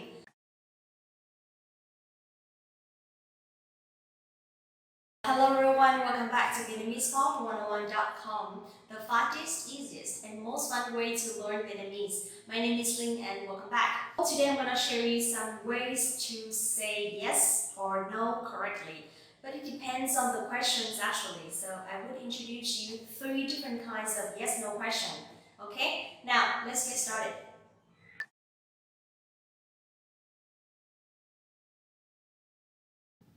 The first one that in English we call tap questions. So usually in this situation, you will ask the person to confirm whether the information is correct or not. And it's around 80-90% sure, okay? So in this situation, you will hear these 3 words in the end of the sentence or the question.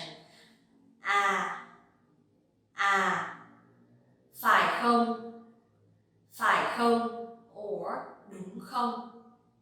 Đúng không? Okay, so when you hear these 3 words, you will know exactly that you should say yes or no in this way. For yes, you can say ừ, or vâng. That means yes or it's right. That's right. And for no, you can just say không. No, it's not like that. Now let's take a look at the sentences. Bạn là học sinh à? Bạn là học sinh à? Bạn là học sinh à? So that means you are a student, aren't you? And then you can just answer But for an older person asking you, em là học sinh à? Em là học sinh à? Em là học sinh à? So you can answer Vâng. Vâng. Bạn học tiếng Việt ở trên mạng đúng không? Bạn học tiếng Việt ở trên mạng đúng không? Bạn học tiếng Việt ở trên mạng đúng không?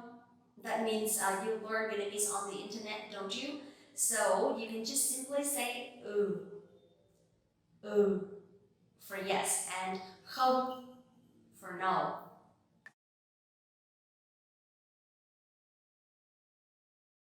The second kinds of yes no questions, which is do you or can you, then you will see at the ends of the sentence there will be the word không. For example, bạn có laptop không? Bạn có laptop không? Bạn có laptop không means do you have a laptop? So in these situations, you can just simply use two words, có and không for yes and no. Có không? Bạn có laptop không? Có. Bạn có laptop không? Không. Bạn có thích đi du lịch không? Bạn có thích đi du lịch không? Bạn có thích đi du lịch không? So, có for yes and không for no. Bạn có lái xe không? Bạn có lái xe không? Bạn có lái xe không means do you drive, and you can just simply say có for yes and không for no.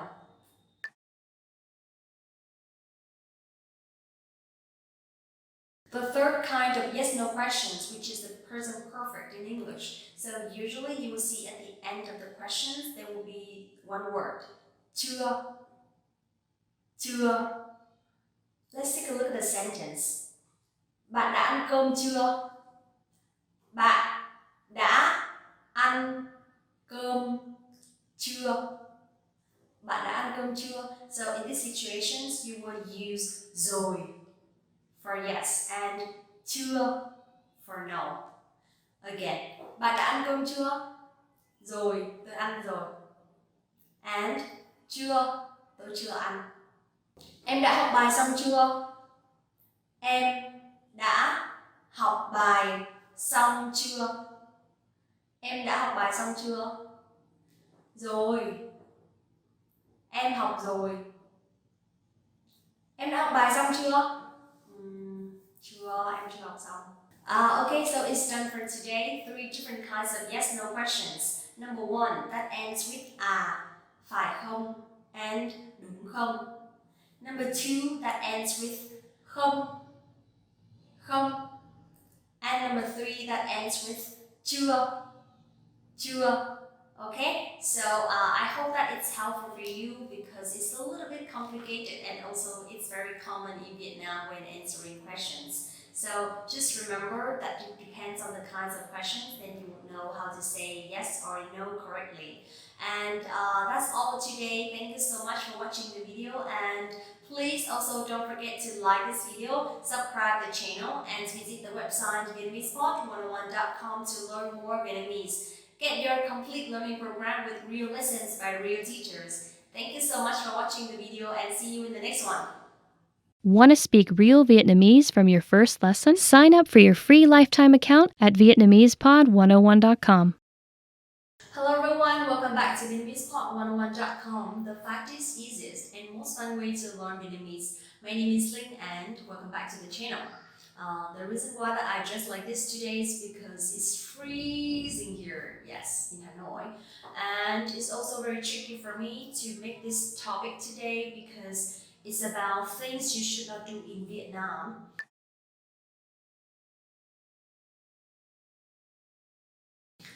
You know what? It's super easy for foreigners to come for living or working or even traveling. Plus, there is not so much pressure because I think it's because of the policies or because of the law, and a lot of foreigners enjoy living here. So when I put myself into a foreigner's perspective, I realize that still there are some things that we should avoid. So today I'm going to show you guys what they are.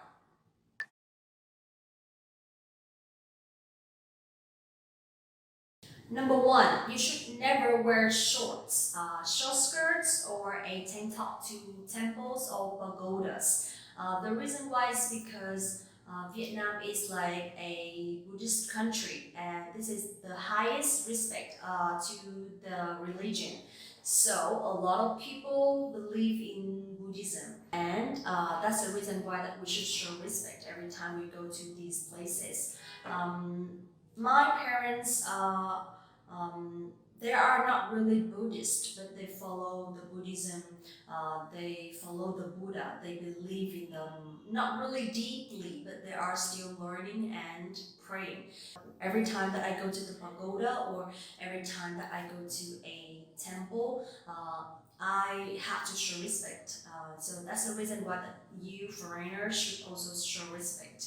So number one, never wear shorts, short skirts, or a tank top to temples or pagodas.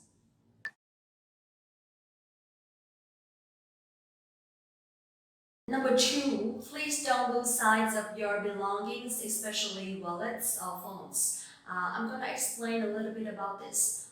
Where I'm from, which is Hanoi City, the safety is a little bit higher. I think it's because of the capital. So I can easily travel around at night without worrying anything. But in big cities like Ho Chi Minh City, which is the biggest city of Vietnam, it's a little bit more complicated because there are a lot of people from everywhere, and it's not really easy to control everything. So when you are traveling, especially walking around the tourist areas, please be careful with your phones and your wallets, because I personally experienced once someone suddenly came and stole my phone from my hands when I was using it. So just be careful a little bit.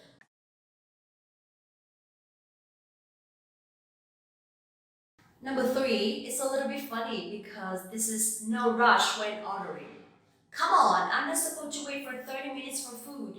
But yes, in Vietnam it happens, and it's very common when waiting for food, especially from the north. So in Hanoi, there are many famous and popular restaurants that you have to wait for 15 or 30 minutes. That's perfectly normal, especially in the old quarter, because they don't have much space for customers. So sometimes you have to wait, but it's worthy because the food is good, and it's also one of the cultures in Vietnam while waiting, and you can enjoy some iced tea or some snack or some pickle, which is very nice.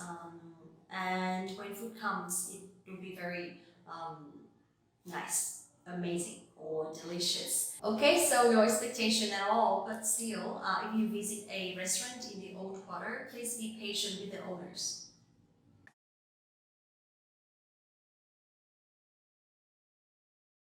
Number four, please don't show affection in public. I think in the south is fine, in Ho Chi Minh City is fine, but in the north, in Hanoi, everything is still a little bit closed, and we really don't really kiss each other in public.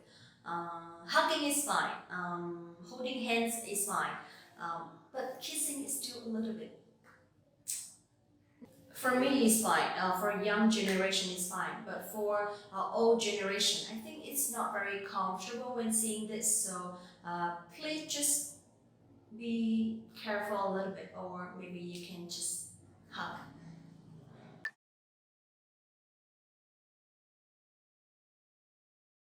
Number five, the last one is please don't believe so much in referrals from strangers to a restaurant or a hotel, especially from taxi drivers. I personally experienced this one when I was traveling to a new city, and I catched a taxi to the restaurant that I checked on the internet. So the taxi driver suddenly told me that this is not a good place. The food is not very fresh, especially seafood, so you should not join it. And I suggest you to go to this seafood market, and it's very tasty and very famous and also affordable. So I was thinking maybe he's local and he knows more clearly than me, and I trusted him. But then when I came there, I realized that this is just a normal restaurant with a lot of tourists. So again, please believe in your choice, believe in what you search and the reviews from the internet about any places,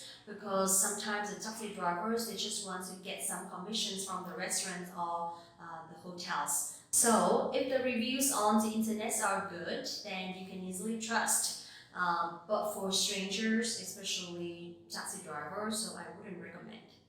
Okay, so there are a few things that I'd like to share to you guys. I hope it's helpful for your next trip to Vietnam and I hope you like it. Please also don't forget to like the video, subscribe the channel and visit the website VietnamesePod101.com to learn more Vietnamese. Thank you so much for watching the video and see you next time.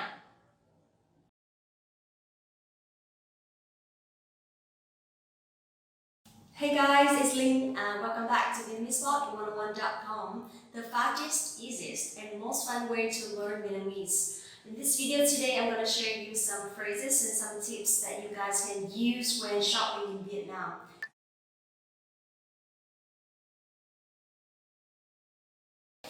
First, chị ơi, cái này bao nhiêu tiền ạ? Chị ơi, cái này bao nhiêu tiền ạ? So here you will see I use chị ơi to address a person, a woman who is older than you. So if you want to show respect, you can call them chị. Chị. Cái này bao nhiêu tiền means this thing is how much. Cái này bao nhiêu tiền. And the last one is ạ. So this is the word to show respect for people who are older than you. Okay? Chị ơi, cái này bao nhiêu tiền ạ? Or also if the person, the salesperson is pretty much older than you, it's like your parents' generation, then you can call cô ơi, cô ơi. So cô here means auntie. Okay? Cô ơi for a woman who is pretty much older than you.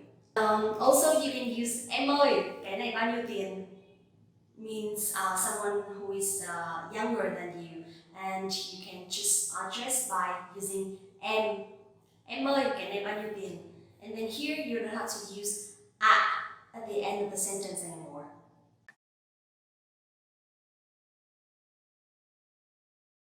Number two, if you want to see different colors of the things that you've chosen, then you can say cái này có những màu gì? Cái này có những màu gì? Cái này có những màu gì? Okay? So in this situation, you don't have to really address the person anymore. So you can just say cái này có những màu gì? Or if you want to show respect, then you can say cái này có những màu gì ạ? Cái này có những màu gì ạ?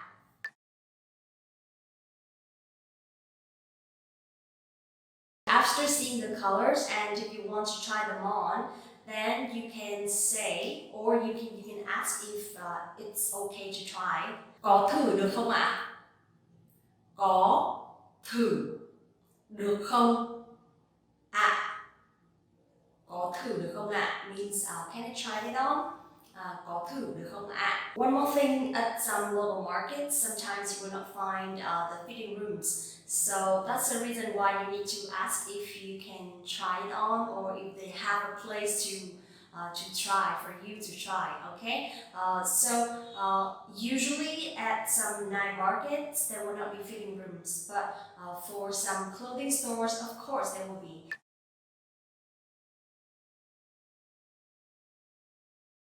Instead of asking, is it able to try, then probably you can use the next sentence, which is cái này có những size gì?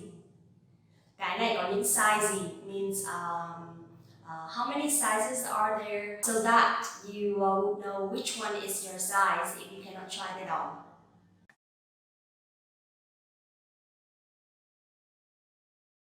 Okay, so after choosing the size, the colors, and the one that is suitable for you, maybe this is a time for you to negotiate the price, right? And we talked about how to ask how much, and now maybe you can say, cái này có bớt không ạ? Cái này có bớt không ạ? Cái này có bớt không ạ means can you discount a little bit? Or for the person who is younger than you, then you can just say cái này có bớt không em? Cái này có bớt không em? Cái này có bớt không em?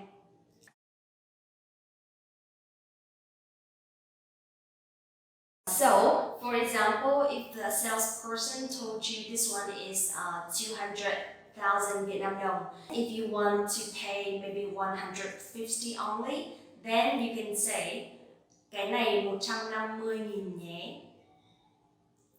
Cái này 150.000 nhé. Cái này 150.000 nhé.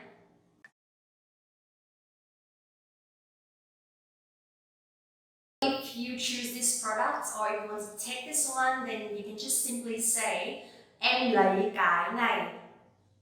Em lấy cái này. Em lấy cái này means I take this one. Em lấy cái này. And then don't forget to say thank you after that. Cảm ơn chị. Cảm ơn chị. Or cảm ơn cô. Cảm ơn cô. Usually it's so much fun to shop in Vietnam because everything is very affordable, especially in the night markets or in local areas. Most of the time I have my favorite shop, so I would just go straight there and pick what I want. But usually for foreigners, it'll take some time for you to get used to everything in Vietnam, especially the numbers of the money. So I suggest you to just smile a lot and show respect to the owners, and probably they will just discount for you without you asking. Nowadays everything is more open and it's more convenience. So also at night markets or some local markets, they will not increase the price too much, so you don't have to worry about that. That's all for today, and I hope you enjoy it. Please also don't forget to like this video, subscribe the channel, and visit the website VietnamesePod101.com to learn more Vietnamese. Get your complete learning program with real lessons by real teachers. Thank you so much for watching the video. My name is Linh, and see you in the next one. U, U, E. It's so confusing, right? But don't worry, today I'm gonna show you how to pronounce Vietnamese vowels properly. Hello, my name is Linh and welcome back to VietnamesePod101.com. The fastest, easiest, and most fun way to learn Vietnamese. Now let's get started.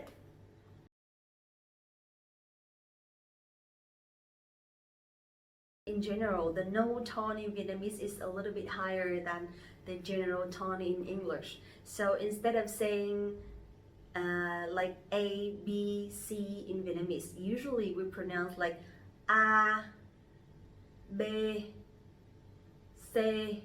Now let's take a look and see how we pronounce them. Number one I like to introduce is the letter A. So in Vietnamese we have three A's. You pronounce A, A, A, A,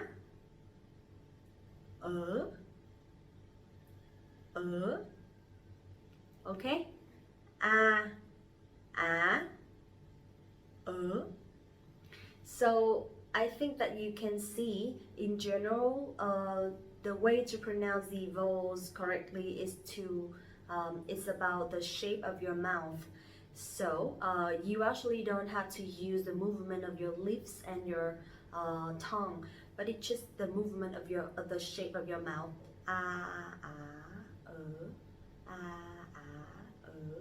Like that. Now let's take a look at some examples. Sa, sa, ma, ba, ba. Now, how about letter A? An. In Vietnamese, we don't spell the letters separately, but instead we spell them together. For example, A, N, an. A, N, an. Okay? So we don't say like A, N, but we pronounce A, N, an. Măng, măng, ả ngờ ăn, mờ ăn măng, măng, xăng, xăng, xăng, ở, vâng, vâng, vâng, nâng, nâng, nâng. Good. Now let's see what happens with the letter E. So in Vietnamese we pronounce e, e, e, and the second letter E is e,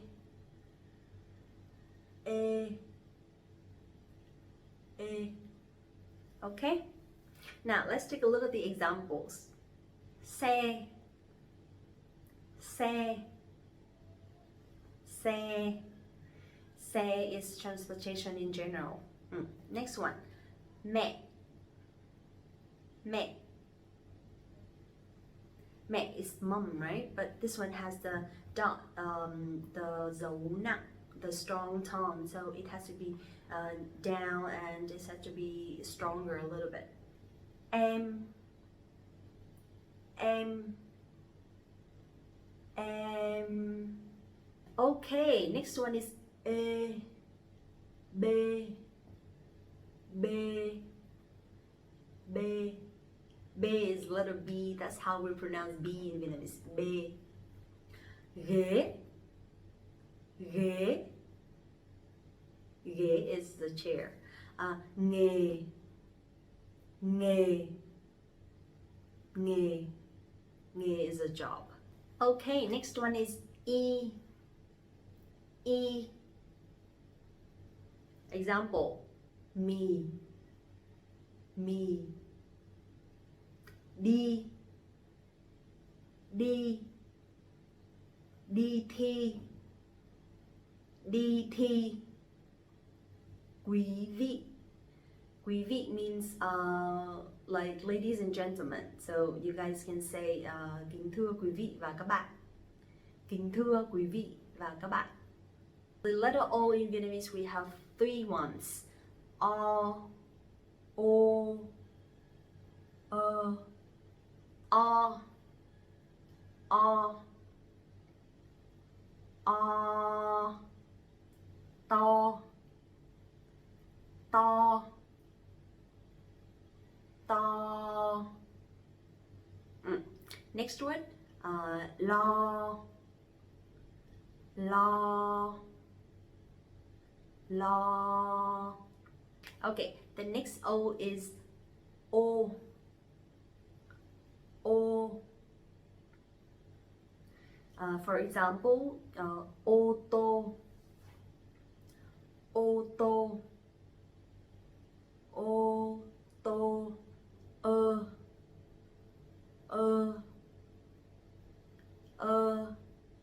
For example, mơ, mơ, mơ. Another one is thơ, thơ, thơ. U, u, u. Mùa thu, mùa thu, mùa thu.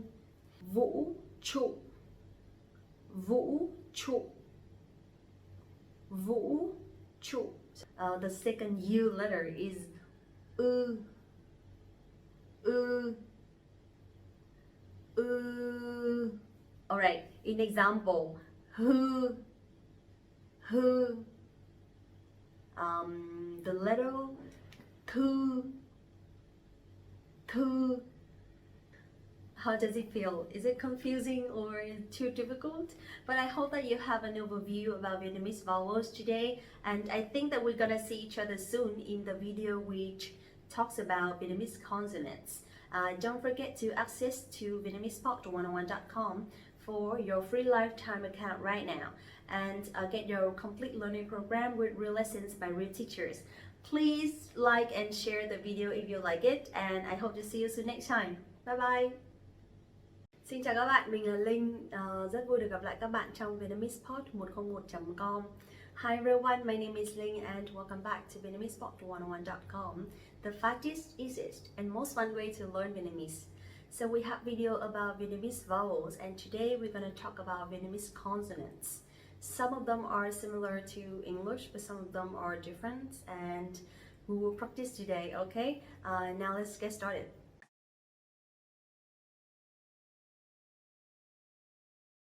The first one I'd like to share is the letter B, and in Vietnamese it's pretty much similar. So we pronounce B, B. The name of the letter is B, but actually you pronounce the same, okay? Like B. In examples, bánh mì, bánh mì. You know bánh mì, right? It's very popular in Vietnam, so you have to try that when you come here. Bác sĩ, bác sĩ. Bác sĩ is a doctor and the patient is bệnh nhân, bệnh nhân. Okay, so bờ, bờ, bờ. Next one is cờ, cờ, cờ. You will have to pronounce a little bit strongly. So it's pretty much similar to the G sound in English, okay? Cờ, cờ. For example, con cá, con cá, con cá. Con cua, con cua. Con cua is a crab. Okay, so you will see that the C sound in Vietnamese we pronounce like the K sound or the G sound in English. Cờ, cờ. Giờ, giờ. This one is very easy for me because it sounds like Z sound in English. Giờ. So I'm from the north, I'm from Hanoi, so my pronunciation would be Z. But people from the sound, they would pronounce a little bit differently. They would say ya, ya, something like that. So let's see, in the examples, dặn dò, dặn dò, dặn dò. Dặn dò means to remind someone to do something. Du lịch, du lịch, du lịch. Du lịch means to travel. So I like traveling. You can say tôi rất thích đi du lịch. Tôi rất thích đi du lịch. In Vietnamese, letter D, we have two Ds actually. One is Z and one is D. D. Okay? D. And I think this one is similar to D sound in English. D. D. But it's a little bit stronger. D. Okay? For example, đi. Đi means to go, or đi means let's go, let's go. Đẹp trai. Đẹp trai means handsome, and if you want to say he's very handsome, you can say anh ấy rất đẹp trai. Anh ấy rất đẹp trai. Letter G in Vietnamese we pronounce g, g. Okay, so it'll be like you goggling in your throat, like it's like that. G, g. Okay. For example, gọn gàng. Gọn gàng means very neat, it's very tidy. Gọn gàng. So căn phòng này rất là gọn gàng. This room is very tidy. Căn phòng này rất là gọn gàng. Next one is hờ, hờ. So this one is exactly the same to English. Hờ, hờ. For example, học hành. Học hành means to study. Hào hứng. Hào hứng. Hào hứng means very excited. Ca. Ca. So I think this one you can pronounce similarly to the g. G. And in examples, kính chào. Kính chào. For example, kính chào quý vị và các bạn means ladies and gentlemen. So usually we say kính chào for greeting someone in a formal way. Kính chào. Another example would be kem. Kem, ice cream. Kem. L. L. This one is similar to English. L. For example, my name is Linh, or Lém Linh. Lém Linh. Lém Linh. You may hear also we have luôn luôn. Luôn luôn. This one means always, and we have a video talking about frequency already, so check it out. Mờ. Mờ. Mờ. This one is similar to English, right? Mạnh mẽ. Mạnh mẽ. Mạnh mẽ means very strong or very tough. For example, you want to say she is very tough, so you can say cô ấy rất mạnh mẽ. Cô ấy rất mạnh mẽ. So rất here is not to be verb, okay? It's very strong or very tough. And in Vietnamese, sometimes we can drop to be verb. Cô ấy rất mạnh mẽ. N. N. N. This one is also the same to English, right? For example, nói. Nói means to speak. Nói. Nóng. Nóng. Nóng quá, nóng quá, nóng quá, nóng quá. Cái này nặng quá. This one is so heavy. Cái này nặng quá. Pờ. Pờ. Pờ. So this one is stronger than English. So I think that's the reason why that you will see Vietnamese people pronouncing P sound very strongly. So instead of saying P, we say B. B. It has to be stronger, really strong. B. But we don't really have many words started by P in Vietnamese. Okay, pin. Pin. Pin means battery. I can only think about that. Quờ. Quờ. Quờ. This one is a little bit difficult and a little bit different because usually it doesn't stand alone. Usually this letter will go with U, letter U. So, quờ. Quờ. Okay? For example, quý vị. Quý vị means like when you say ladies and gentlemen. Kính thưa quý vị và các bạn. Kính thưa quý vị và các bạn. Xung quanh. Xung quanh. Xung quanh means around. Mọi thứ xung quanh means everything around. R. R. Nowadays we don't really pronounce that strongly, but instead we say z. Z. Like to z. So for example, vegetables we would say rau. Rau. Rau. But for carrots we still say cà rốt. Cà rốt. Cà rốt. Sờ. Sờ. So you will see that we have two the same sounds, sờ nặng và sờ nhẹ, which are S and X, but we will pronounce them similarly. So it's not like because this one is stronger and this one is lighter, so we have to speak differently, but we all pronounce them Saigon, Saigon, Saigon is the old name of Ho Chi Minh City. Saigon. Sau, sau, sau means after, and sau đó means after that. Sau đó.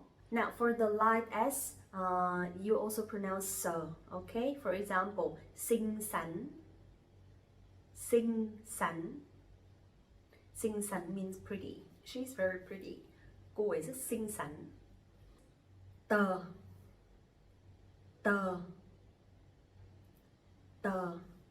Okay, you pronounce this one, I think it's stronger, much stronger than the T sound in English. Tờ, tờ. For example, tin tưởng, tin tưởng. Tin tưởng means to believe. Tồi tệ, tồi tệ means very bad or terrible. Tồi tệ. Alright, the last one I'd like to share is vờ, vờ, vờ. Okay, so it sounds exactly the same to English. For example, vui vẻ, vui vẻ. Vui vẻ means happy. She is very happy all the time. So you can say cô ấy rất vui vẻ. Cô ấy rất vui vẻ. Yes, well done. So we finished Vietnamese consonants, and I hope that you will watch the Vietnamese vowels video and Vietnamese consonants together to have an overview about the Vietnamese alphabet. Okay, thank you so much for watching today. Please share, like and comment and subscribe the channel to support Vietnamese 101 team, and don't forget to access to VietnamesePod101.com for your free lifetime account. Get your complete learning program with real lessons by real teachers, and I hope to see you soon in the next video. Bye bye. Xin chào các bạn, mình là Linh, rất vui được gặp lại các bạn. Hi everyone, my name is Ling and welcome back to VietnamesePod101.com, the fastest, easiest and most fun way to learn Vietnamese. Are you traveling to Vietnam soon? If so, then I'm going to share you guys some tips and some helpful phrases that you might encounter at the airport. So let's get started.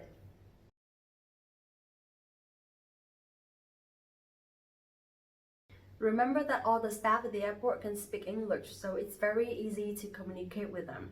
But if you really want to practice Vietnamese, then you can start by saying hello and introduce yourself as well as where you're from. For example, xin chào, xin chào, xin chào, tôi tên là, tôi tên là, tôi tên là, and tôi đến từ, tôi đến từ, tôi đến từ. Sounds good? Okay, now let's talk a little bit about some common things at the airport. Nowadays, there are many countries that don't need visa to travel to Vietnam. For example, Switzerland, Norway, England, France, and Russia, etc. And you actually can stay up to 30 days, depends on your country.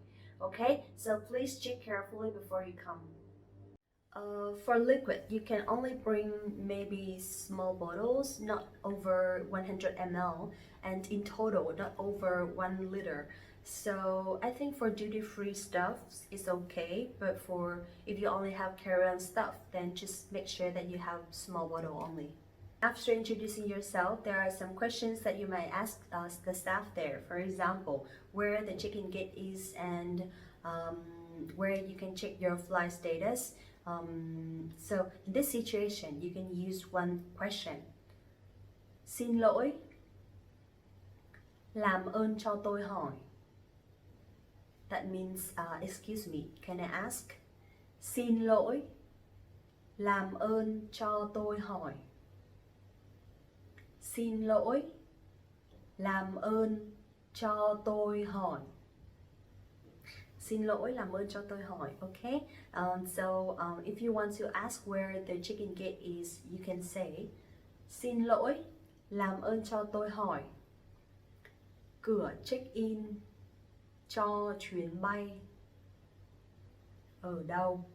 Xin lỗi, làm ơn cho tôi hỏi cửa check-in cho chuyến bay ở đâu. Also, there are some questions that you may hear at the airport, and if you really want to practice your Vietnamese, then when you hear from English, you can say in Vietnamese. For example, what is the purpose of your trip? You can just say tôi đi du lịch. Tôi đi du lịch. Tôi đi du lịch. It means I'm traveling. If you are traveling, and if you are on a business trip, then you can say tôi đi công tác. Tôi đi công tác. Tôi đi công tác. Okay, so what is the purpose of your trip? Tôi đi du lịch. What is the purpose of your trip? Tôi đi công tác. Very good. The next question that you may hear is, are you traveling alone?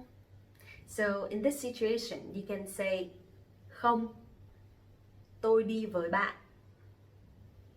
For no, again, không, tôi đi với bạn. Tôi đi với bạn means no, I go with my friend. Okay, for no. But for yes, if you're traveling alone, then you can say vâng, tôi đi một mình. Vâng, tôi đi một mình. Now let's practice. Are you traveling alone? Không, tôi đi với bạn. Vâng, tôi đi một mình. Where will you stay in Vietnam? So if you have the address already of the hotel or of your friend's house or at any places, then you can just say tôi sẽ ở khách sạn. Tôi sẽ ở khách sạn means I'll stay at the hotel. If you want to give more information, then you can just say tôi sẽ ở khách sạn trên đường, and then you put the address. One more time. Tôi sẽ ở khách sạn trên đường. Okay. The last question that you may encounter, which is how long will you stay in Vietnam? So in this situation, you can just say tôi sẽ ở một tuần. I will stay for 1 week. Tôi sẽ ở một tuần. Tôi sẽ ở một tuần. Or if you want to stay for a month, then you can say tôi sẽ ở một tháng. Tôi sẽ ở một tháng means I'll stay for a month. Okay? Okay, that's all for today. I hope it's helpful and you can find something easily to practice. And next time if you come to Vietnam, remember that you can speak English. But if you really want to show that you've learned something before coming here, so please use what we learned today, okay? Don't forget to like this video, subscribe the channel, and visit the website VietnamesePod101.com and get your free lifetime account right now. Thank you so much for watching this video and see you next time. Xin chào và hẹn gặp lại. Want to speak real Vietnamese from your first lesson? Sign up for your free lifetime account at VietnamesPod101.com. Chào các bạn, lại là mình đây. Hi everyone, it's me again and welcome back to VietnamesPod101.com, the fastest, easiest and most fun way to learn Vietnamese. If you know how to count numbers in Vietnamese already, then today is going to be a very easy topic for you because we talk about the ordinal numbers. Why? Because you only need to remember one word. That's it. And I'll show you what it is.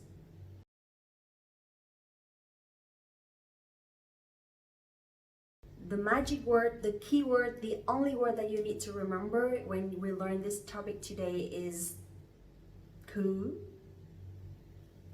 thứ, thứ, dấu sắc, okay? Thứ. So interestingly, this word you also can use to tell dates in Vietnamese. I'm sorry, to tell the days in Vietnamese. For example, Monday, it'll be thứ hai. Okay? Now, let's take a look at the examples. Thứ nhất, thứ nhất, thứ nhất. Thứ nhất means first, but also we have another word for first. We can use đầu tiên, đầu tiên. Đầu tiên means the first one, okay? So you can either use thứ nhất or đầu tiên. How to use it in the sentence?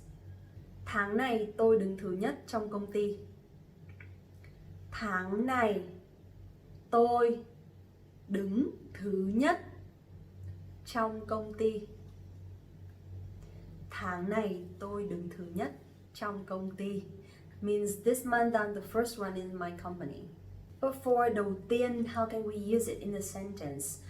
You can say Neil Armstrong là người đầu tiên bay lên mặt trăng. Neil Armstrong là người đầu tiên bay lên mặt trăng. So you will hear là, here is the to be verb. Là người đầu tiên. Người đầu tiên is the first person. Bay lên mặt trăng means to fly to the moon. Neil Armstrong là người đầu tiên bay lên mặt trăng. Okay? And also when you have a presentation that you want to say, the first thing that I'd like to share, so you can say, điều đầu tiên mà tôi muốn nói là. Điều đầu tiên mà tôi muốn nói là. That means the first thing that I'd like to say or I'd like to share. So in this situation, you can use both for informal and formal situations. So that is for number one, that is for the first. And how about the second? In this situation, you only need to use thứ and number two, which is hai. So that is thứ hai. Thứ hai means secondly or second, or you also can use for Monday. Okay? Thứ hai. In sentence, thứ ba là ngày thứ hai trong tuần. Thứ ba là ngày thứ hai trong tuần. Thứ ba là ngày thứ hai trong tuần. So that means Tuesday is the second day of the week. So you will see that thứ ba and thứ hai, they sound very similar, right? But thứ ba is for Tuesday and thứ hai is for the second. Thứ ba là ngày thứ hai trong tuần. How about the third? So in this situation, the third is thứ ba. Thứ ba. But it also means Tuesday. That is so confusing. So again, thứ ba. Ngày Chủ nhật thứ ba của tháng 6 là ngày của cha. Ngày Chủ nhật thứ ba của tháng 6 là ngày của cha. Ngày Chủ nhật thứ ba của tháng 6 là ngày của cha means the third Sunday of June is Father's Day. Okay, so next one is number 4. Then you can say for fourth, you can say thứ tư. Thứ tư. Interestingly, number 4 in Vietnamese is bốn, but for ordinal number, we use tư instead. Tư. Thứ tư. Okay? We also have a similar word, which is thứ tự. Thứ tự. So you will see that here we have a dot, which is the dấu nặng. Dấu nặng. So when you put the dot there, it'll be the order. It means order. The order. Okay? But fourth, it's thứ tư.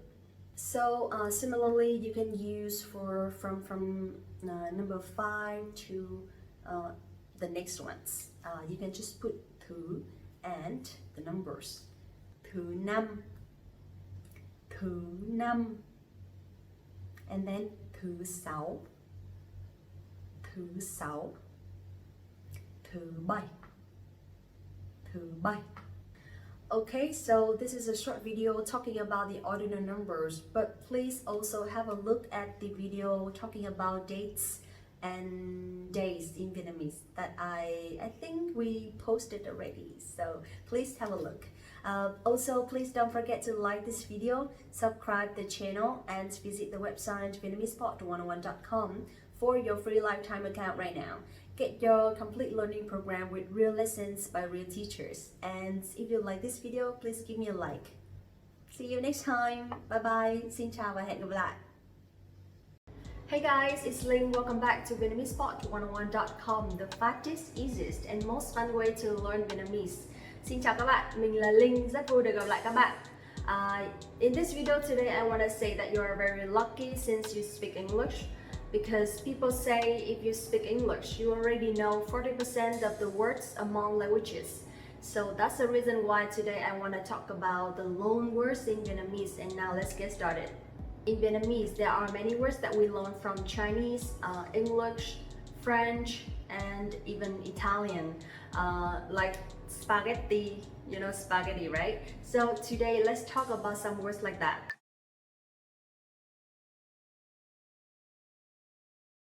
The first one I want to share is video, video. Can you guess what it is? That is this one. This is the video. So I think we used to speak that slowly, like video, but nowadays because of the development of the social network, so we tend to speak it faster, like video, like that. The next one is phong chữ. Phong chữ. Phong chữ. This one actually you can say phong only. Phong. Can you guess what it is? This is the font, the letter font. So in sentence, bạn có thể thay đổi phông chữ được không? Bạn có thể thay đổi phông chữ được không? Bạn có thể thay đổi phông chữ được không? Next one is internet. Internet. Internet. So this one is internet, but actually for writing we still write the same thing. We still write internet, but we don't really translate that word into Vietnamese. But when we speak, for a lot of people, they tend to speak internet instead of internet correctly in English. So internet. Next one is laptop. Laptop. Laptop means laptop, right? So in sentence, tôi cần phải đổi laptop mới. Tôi cần phải đổi laptop mới.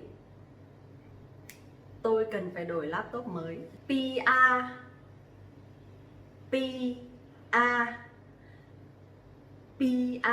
Very easy, right? So you will see that the P sound here we will pronounce very strongly. Not like P in English. PR. Public relations is becoming a very common and popular job, and a lot of young students want to work in this major after graduation. So in sentence you can say tôi rất muốn làm PR. Tôi rất muốn làm PR. Tôi rất muốn làm PR. Do you like music? If so, then I think you must know rock. And in Vietnamese we say rock. Rock. Okay? The R sound, we will not pronounce it too strongly, but instead we pronounce similar to English. Rock. In sentence, you can say tôi rất thích nhạc rock. Tôi rất thích nhạc rock. it means I really like rock, but actually I don't. Sandwich. Sandwich. Sandwich. Does it sound similar? Yeah, it's right. It means sandwich. So this is also very common in Vietnam, especially when you order a sandwich. So you can just say cho tôi một sandwich. Cho tôi một sandwich. Or we have sandwich bò, sandwich gà. That's it for breakfast. Quần sóc. Quần sóc. Quần sóc. Okay, so quần here means pants, pants in general. You can use for any kinds of pants, but quần sóc means shorts. In sentence, tôi rất thích chiếc quần sóc mới này. Tôi rất thích chiếc quần sóc mới này. Tôi rất thích chiếc quần sóc mới này. This one is a new word that we borrow, and usually celebrities use it a lot. It's so. So is a show. It could be a TV show, it could be a music show, or it could be any kinds of show. But in sentence, ca sĩ thường hay chạy show. Ca sĩ thường hay chạy show. Usually you will hear chạy show a lot for celebrities. Chạy show. Next one is two words that I want to introduce together, which are radar, radar, and TV, TV.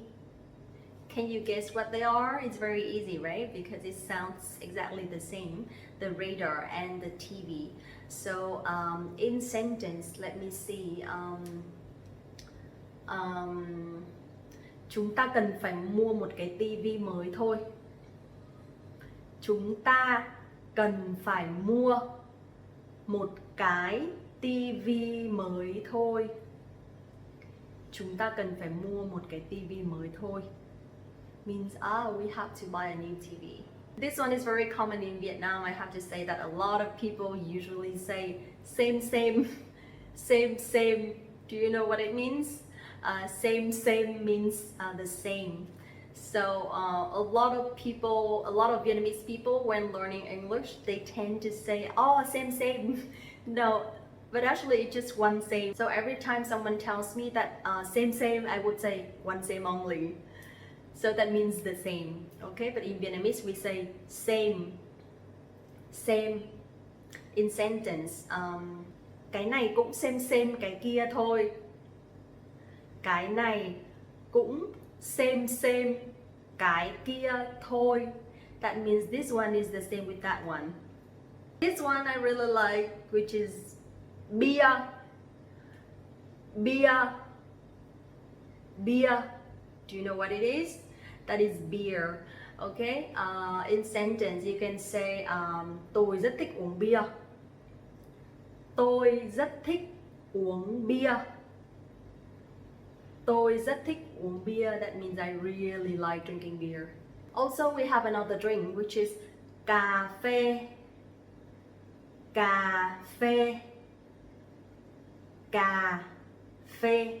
This one is very common already, right? It's coffee. In sentence, cà phê Việt Nam rất nổi tiếng. Cà phê Việt Nam rất nổi tiếng. That means Vietnamese coffee is very popular. Also we have another one, sâm panh. Sâm panh. Sâm panh. Sâm panh means champagne. That's it, that's all for today, and I hope you liked it. I really like this topic, so please let me know what you want to talk about in the future. Also, please don't forget to like this video, subscribe the channel, and visit the website VietnamesePod101.com to learn more Vietnamese with Linh. Thank you so much and see you in the next video. Bye bye! Hey guys, it's Linh. Welcome back to VietnamesePod101.com, the fastest, easiest, and most fun way to learn Vietnamese. Today we will be talking about Vietnam history and I'm so excited, so let's get started.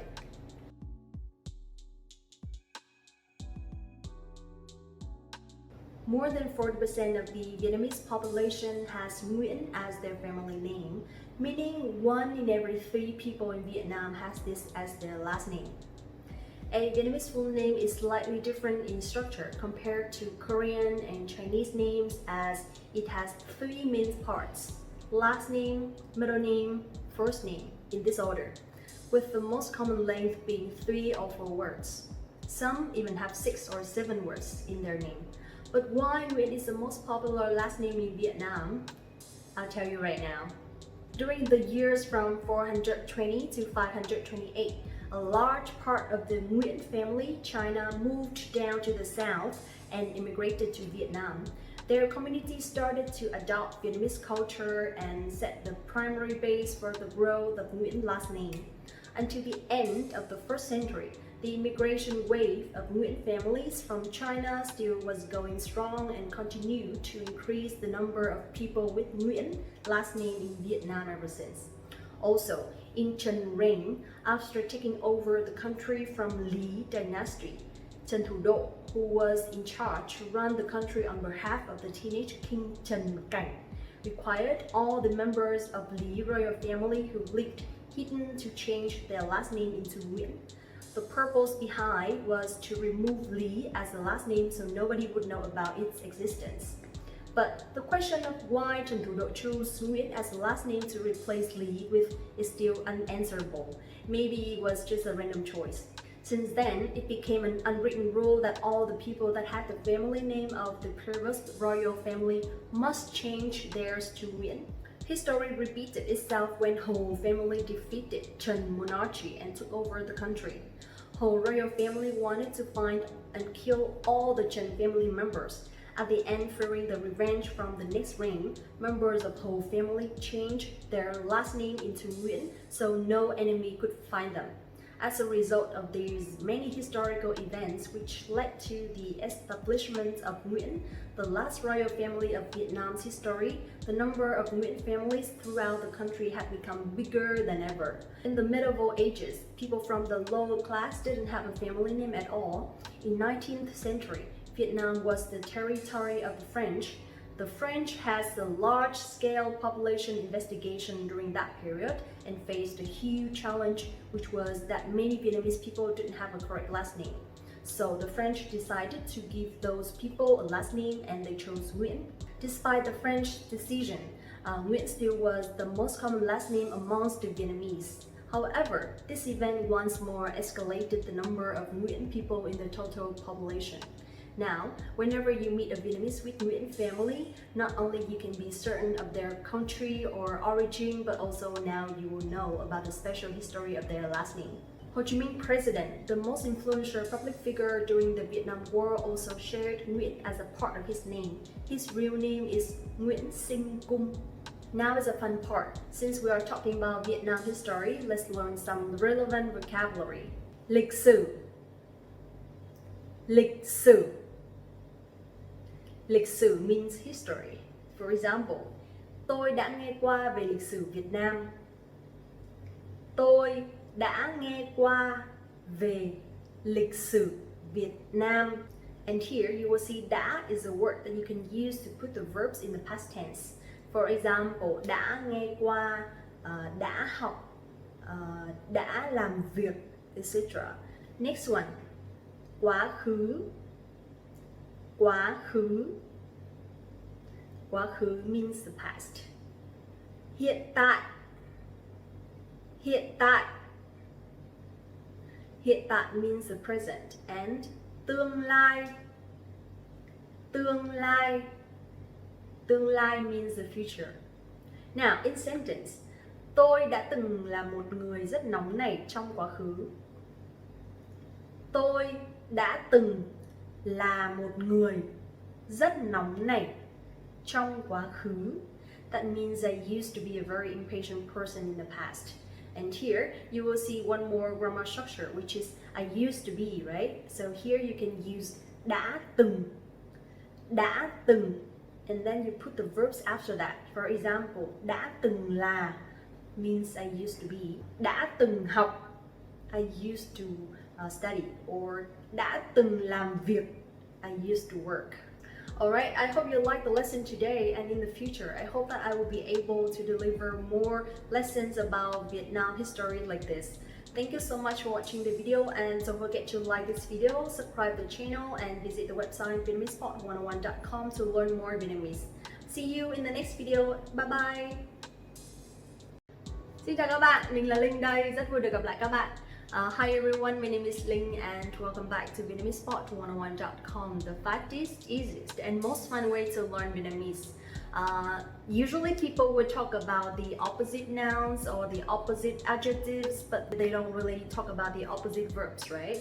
But once we know the opposite verbs, we will know how to ask people to do the right thing and to do the opposite thing without thinking too much. So now let's get started.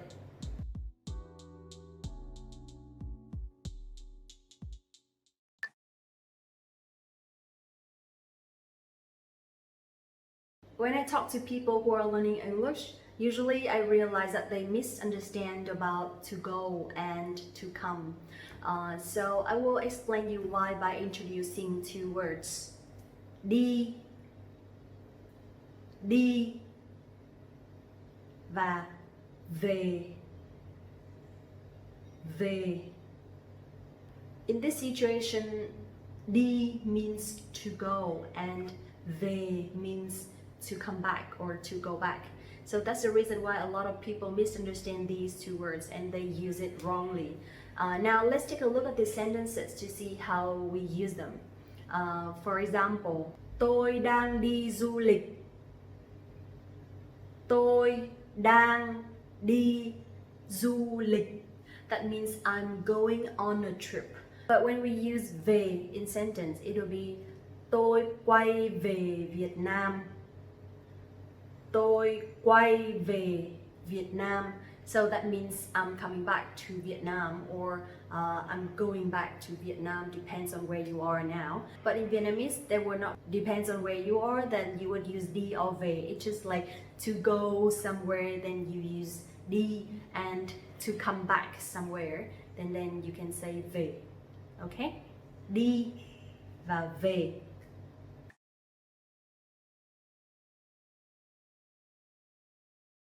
Next one is two words, đứng lên và ngồi xuống. That means stand up and sit down. Đứng lên, đứng lên. Ngồi xuống, ngồi xuống. Now in sentence, làm ơn đứng lên khi vị khách VIP tới. Làm ơn đứng lên khi vị khách VIP tới. Làm ơn đứng lên khi vị khách VIP tới. That means please stand up when the VIP guest comes. Cả lớp ngồi xuống. Cả lớp ngồi xuống. Cả lớp ngồi xuống means sit down please, and usually this one the teacher will tell the students. Cả lớp means all the class. Please sit down. So cả lớp ngồi xuống. Sit down please.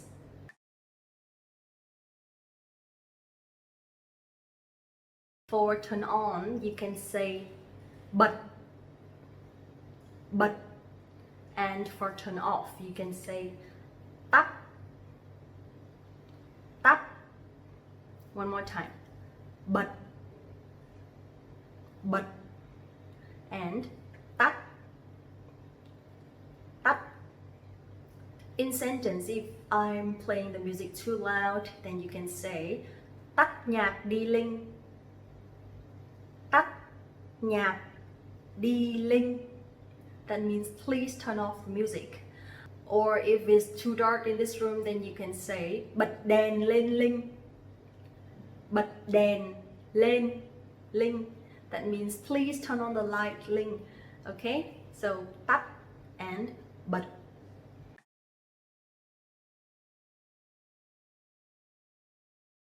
Next one, I think this one is also very common, which is to open and to close. And in Vietnamese, you can say đóng, đóng, and mở, mở. For example, to close the door would be đóng cửa, đóng cửa, and to open the door would be mở cửa, mở cửa. So you also can use đóng and mở for opening a can or opening a box or something like that. Okay, so for example, đóng hộp, or mở hộp, mở hộp. That means to close or to open a box. But we don't say đóng tiền and mở tiền, okay? In this situation, đóng tiền means to pay money, but mở tiền doesn't mean anything.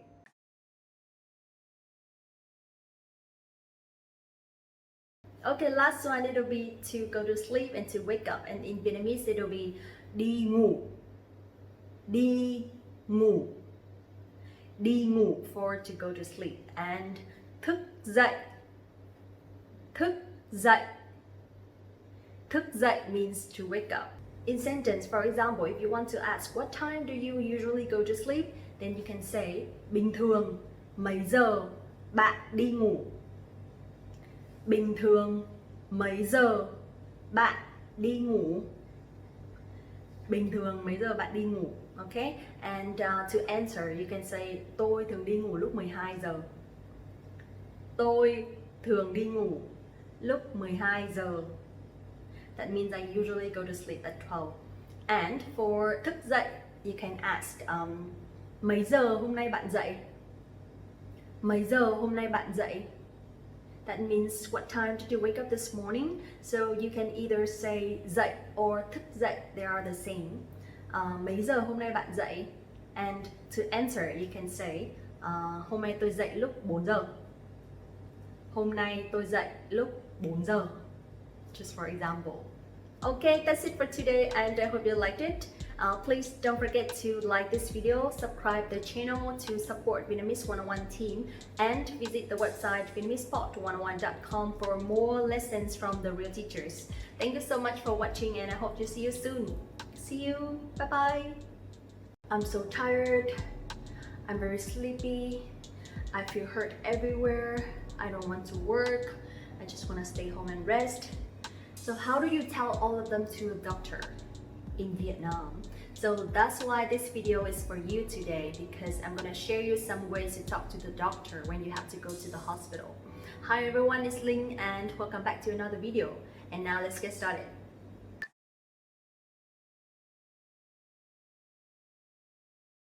As soon as you see the doctor, you should say hello doctor, right? And in Vietnamese, you can say chào bác sĩ. Chào bác sĩ.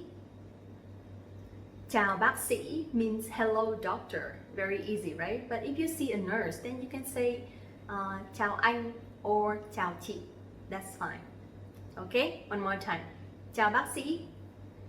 Chào anh. Chào chị.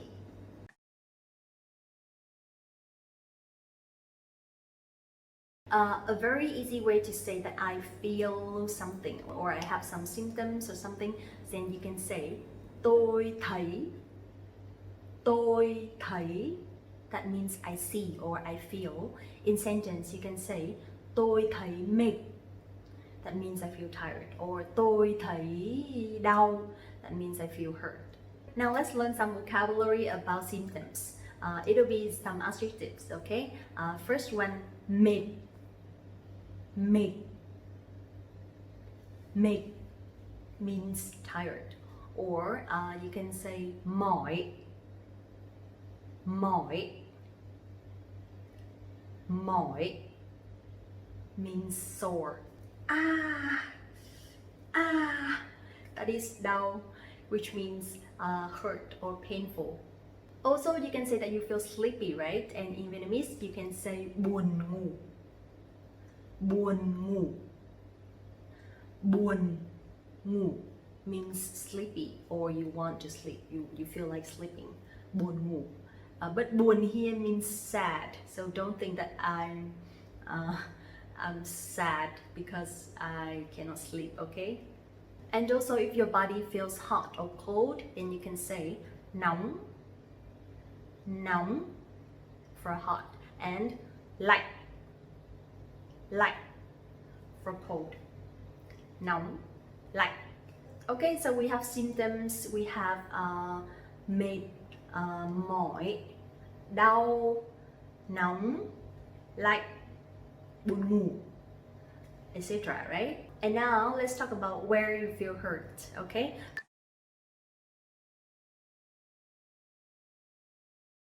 For example, if you want to say that I feel hurt somewhere, then you can say tôi bị đau. Tôi bị đau means I feel hurt, or it's painful, or it hurts. Tôi bị đau.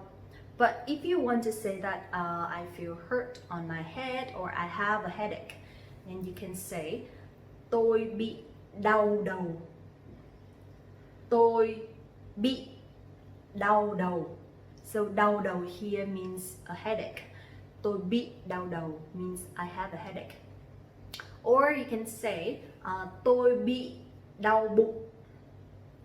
Tôi bị đau bụng means I have a stomach ache.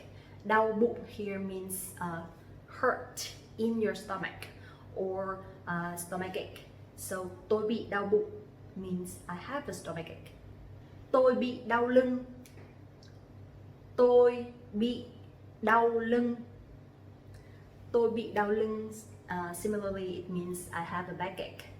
Lưng here means back. So tôi bị đau lưng. Alright, easy. So it's the same with everywhere in your body. We don't have specific words for each sickness. Like in English, for example, headache, stomachache, or earache. But the other things are different. So in Vietnamese, you can just put tôi bị đau with the position, and that will be you feel hurt at there.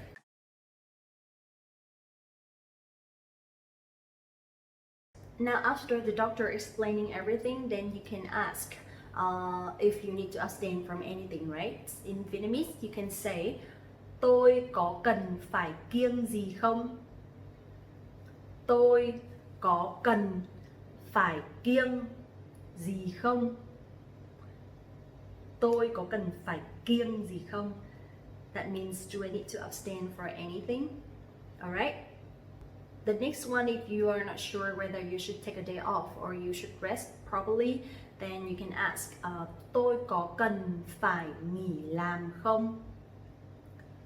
Tôi có cần phải nghỉ làm không?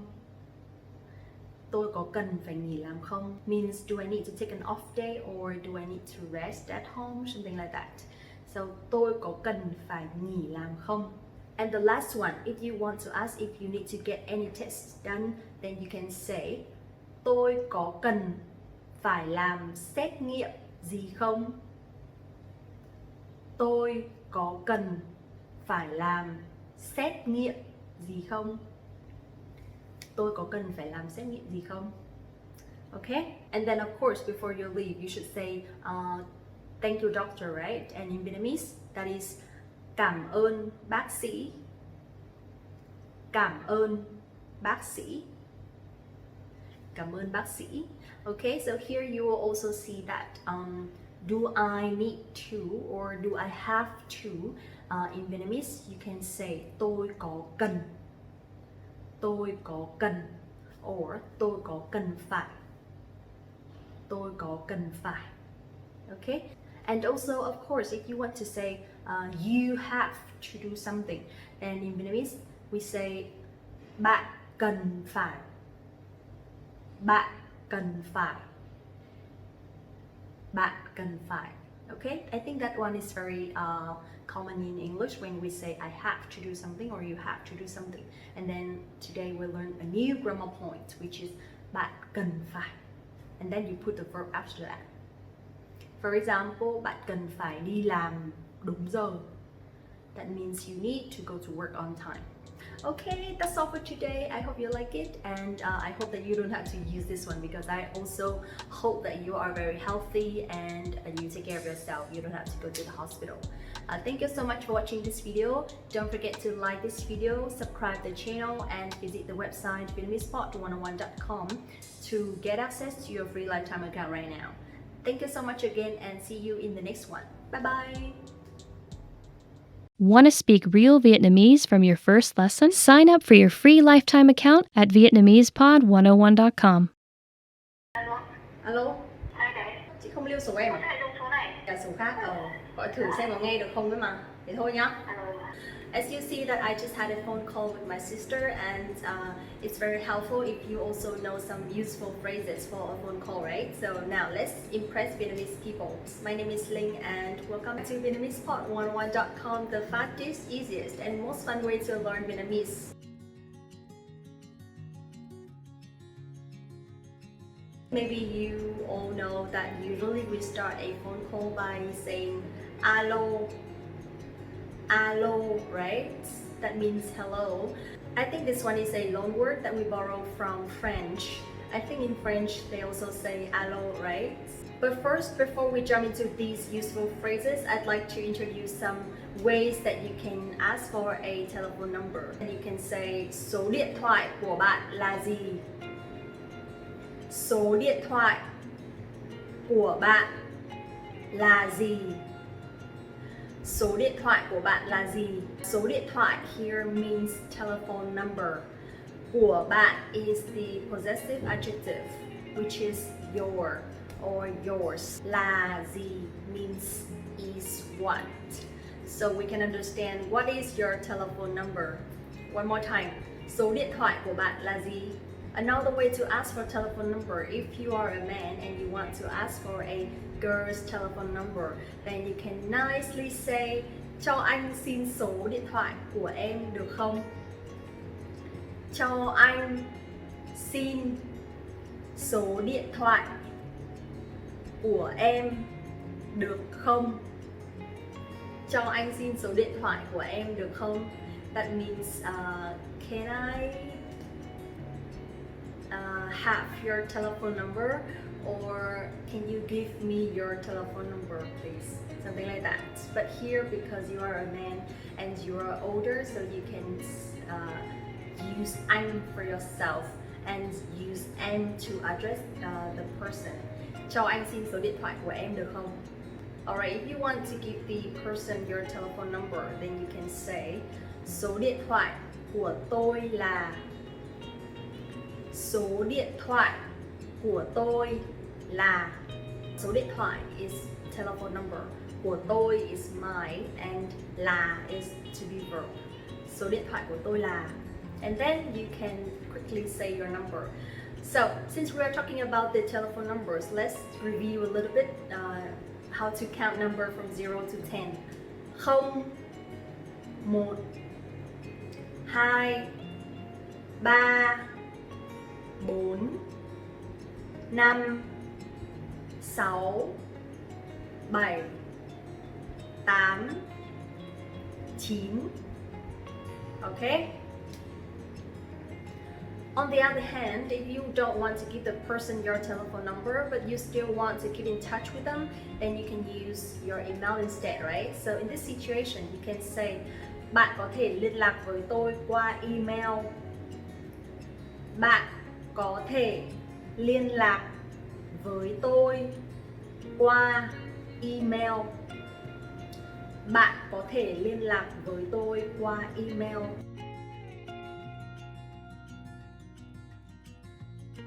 Since you already have the telephone numbers, there will be two situations where you want to take the phone call and you don't want to take the phone call.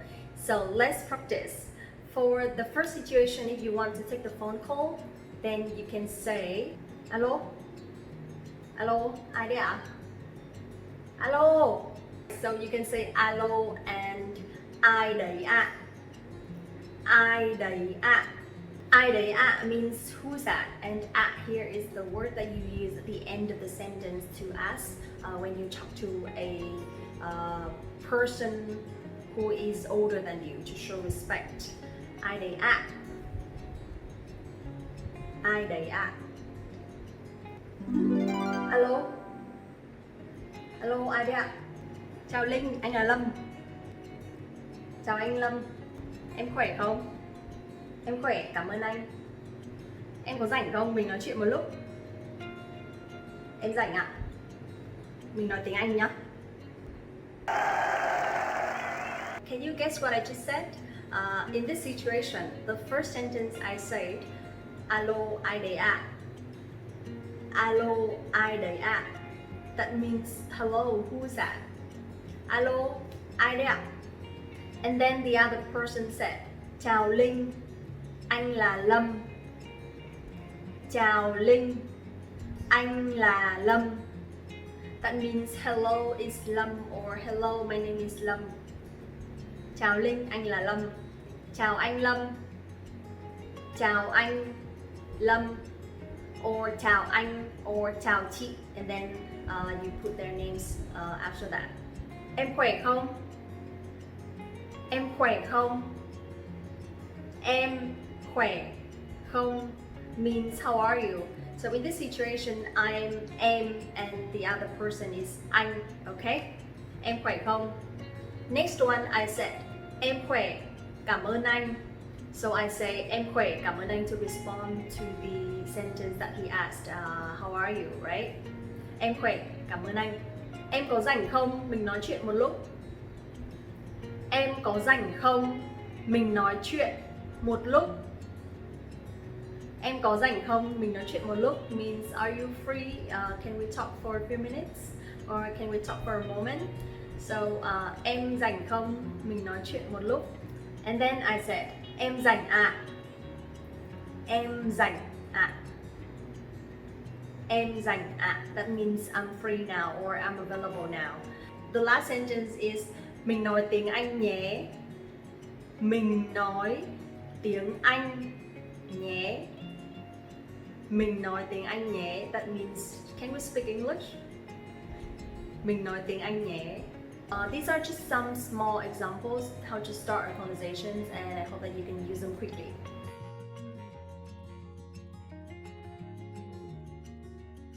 Situation number 2, when you don't really want to take the phone call, or you are just simply busy and you can't talk right now, so there are some ways that you can respond to the phone call.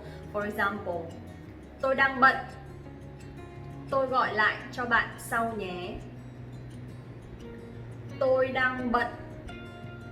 Tôi gọi lại cho bạn sau nhé. Tôi đang bận, tôi gọi lại cho bạn sau nhé. That means I'm busy now. Can I call you later? Tôi đang bận, tôi gọi lại cho bạn sau nhé. Or you can ask if the person can call you back later. And in this situation, you can say, bạn có thể gọi lại cho tôi sau được không? Bạn có thể gọi lại cho tôi sau được không? Bạn có thể gọi lại cho tôi sau được không? Bạn có thể gọi lại cho tôi sau được không means can you call me back later? There will be some cases that you don't really want to answer the phone call or you don't really want the person to call you back again. I hope that it will not happen to you, but just in case if you really need it, then you can say to the person, làm ơn đừng gọi cho tôi nữa. Làm ơn đừng gọi cho tôi nữa. Làm ơn đừng gọi cho tôi nữa means please don't call me again. There will be another case when the person calls the wrong number. So in this situation you can say, xin lỗi, bạn nhầm số rồi. Xin lỗi, bạn nhầm số rồi. Xin lỗi, bạn nhầm số rồi. Or for me sometimes I just quickly say, nhầm số rồi ạ. Nhầm số rồi ạ. Nhầm số rồi ạ. Okay? Xin lỗi, bạn nhầm số rồi. Or nhầm số rồi ạ. Alright, that's all for today. I hope you enjoyed it. If you have any questions or recommendations for the next topics, let me know at the comment below. Also, please don't forget to like this video, subscribe the channel, and visit the website VietnamesePod101.com to learn more Vietnamese. My name is Linh. Thank you so much for watching the video again and see you in the next one. Xin chào và hẹn gặp lại.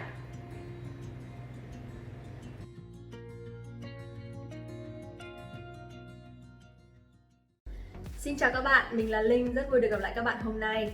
Hi everyone, my name is Linh and welcome back to VietnamesePod101.com, the fastest, easiest and most fun way to learn Vietnamese.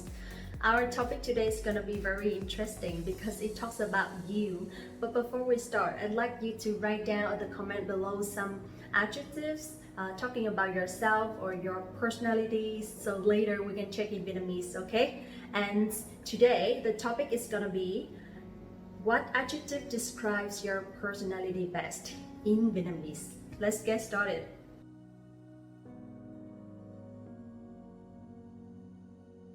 Before we start, the word personality in Vietnamese, we say tính cách. Tính cách. Or there is another word which is cá tính. Cá tính. Similarly, if you want to talk about a person who has very strong personalities, you can say người có cá tính mạnh. Người có cá tính mạnh. Người có cá tính mạnh means the person who has very strong personality. For example, if you want to talk about yourself like I am a kind of person or I am a person, then you can say tôi là một người. Tôi là một người. Tôi là một người. For example, tôi là một người vui vẻ. Tôi là một người kiên nhẫn. Tôi là một người blah blah blah. That is talking about yourself. How about we talk about a third person? Then you can say cô ấy là một người. Cô ấy là một người. For she, and anh ấy là một người. Anh ấy là một người. For he. Okay? So là is to be verb. Một is one, and người is person. Một người means a person. And in Vietnamese, if you want to say she is a beautiful person, you will not say cô ấy là xinh đẹp một người. But instead, we say cô ấy là một người xinh đẹp. So remember the word order in Vietnamese, the adjectives will go after the noun instead of before the noun. Now is a fun part. I'd like to talk about some positive adjectives first because there are so many good people out there and I want to talk about their personalities. If I forget something, don't forget to remind me in the comment below, okay? But first, let's talk about a very nice personality that I really like, which is to be positive. So in Vietnamese, you can say tích cực.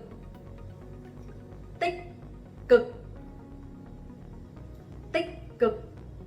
For example, she is a very positive person. Then you can say cô ấy là một người rất tích cực. Cô ấy là một người rất tích cực. Cô ấy là một người rất tích cực. Cô ấy là một người rất tích cực. That means she is a very positive person. How about the opposite of positive? You can say tiêu cực. Tiêu cực. Tiêu cực means negative. Anh ấy là một người rất tiêu cực. Anh ấy là một người rất tiêu cực. Anh ấy là một người rất tiêu cực. That means he is a very negative person. Okay? So, tích cực and tiêu cực. Thông minh. Thông minh. Thông minh means intelligent or smart or clever. Thông minh. And the opposite of thông minh is ngu ngốc. Ngu ngốc. Ngu ngốc means stupid. Chăm chỉ. Chăm chỉ. Chăm chỉ. Chăm chỉ means hardworking. Cô ấy làm việc rất chăm chỉ. Cô ấy làm việc rất chăm chỉ means she is a hardworking person or she works really hard. Cô ấy làm việc rất chăm chỉ. And the opposite of chăm chỉ is lười biếng. Lười biếng. Lười biếng. Okay? Chăm chỉ, lười biếng. Trung thực. Trung thực. Trung thực means honest. Trung thực. And the opposite of trung thực, you can use the word giả dối. Giả dối. Giả dối. Hài hước. Hài hước. Hài hước means funny, and we don't really have the opposite word in English, right? So also in Vietnamese we don't really have it. It's just you're not funny, so you can say bạn chẳng hài hước gì cả. Bạn chẳng hài hước gì cả. That means you're not funny at all. Lịch sự. Lịch sự. Lịch sự means polite, and the opposite of polite is impolite, right? And in Vietnamese you can say bất lịch sự. Bất lịch sự. Bất lịch sự means impolite, and you can also use the word but as a prefix. So you can put before some words, for example, đồng quan điểm means we have the same opinion or we agree with something. But if you say bất đồng quan điểm, that means we disagree to each other. Bất đồng quan điểm. So we have lịch sự and bất lịch sự. Năng động. Năng động. Năng động. I really like this word because I really want to be a dynamic person, so you can say in Vietnamese, tôi muốn là một người năng động. Tôi muốn là một người năng động. Kiên nhẫn. Kiên nhẫn. Kiên nhẫn means patience, and the opposite of kiên nhẫn is impatient. And in Vietnamese, you say thiếu kiên nhẫn. Thiếu kiên nhẫn. Thiếu kiên nhẫn. Thiếu means lacking or missing. So kiên nhẫn and thiếu kiên nhẫn. Vui vẻ. Vui vẻ. Vui vẻ is the happy word and it means happy as well. Vui vẻ. But the opposite, I don't really know what word to use, so you actually can say buồn bã. Buồn bã means sad. Buồn bã. So vui vẻ và buồn bã. Mạnh mẽ. Mạnh mẽ. Mạnh mẽ means a very strong or tough person who never gives up or who always wants to try. So mạnh mẽ. Mạnh mẽ. The opposite of mạnh mẽ is yếu đuối. Yếu đuối. Yếu đuối. Tử tế. Tử tế. Tử tế means kind, a kind person. And if you want to say kindness, you want to change an adjective to a noun, then you can just put one word, sự. So kindness will be sự tử tế. Sự tử tế. Sự tử tế. Okay? So also you can use, for example, intelligent and intelligence. Intelligent is thông minh and intelligence is sự thông minh. Sự thông minh. Tốt. Tốt. Tốt means good, a good person, and you can use tốt for everything, for things, for people, for situations, for whatever you want. And the opposite of tốt is xấu. Xấu. Xấu. Xấu means bad, but also means ugly. Okay? Xấu. Đầy năng lượng. Đầy năng lượng. Đầy năng lượng means energetic. She's a very energetic person, then you can use cô ấy là một người đầy năng lượng. cô ấy là một người đầy năng lượng. And the opposite of energetic, which is low energy. So in Vietnamese you can say thiếu năng lượng. Thiếu năng lượng. Thiếu năng lượng. Thiếu here means lacking or missing something. Thiếu năng lượng, that means low energy. Dũng cảm. Dũng cảm. Dũng cảm. Dũng cảm means brave or very strong as well, or courageous. Dũng cảm. And the opposite of dũng cảm is nhút nhát. Nhút nhát. Nhút nhát means shy. Nhút nhát. Dũng cảm. Nhút nhát. Nhiệt tình. Nhiệt tình. Nhiệt tình means enthusiastic. Nhiệt tình. And we don't have the opposite for this word. We just say không nhiệt tình. That means not enthusiastic. Không nhiệt tình. Okay? Nhiệt tình and không nhiệt tình. Hào phóng. Hào phóng.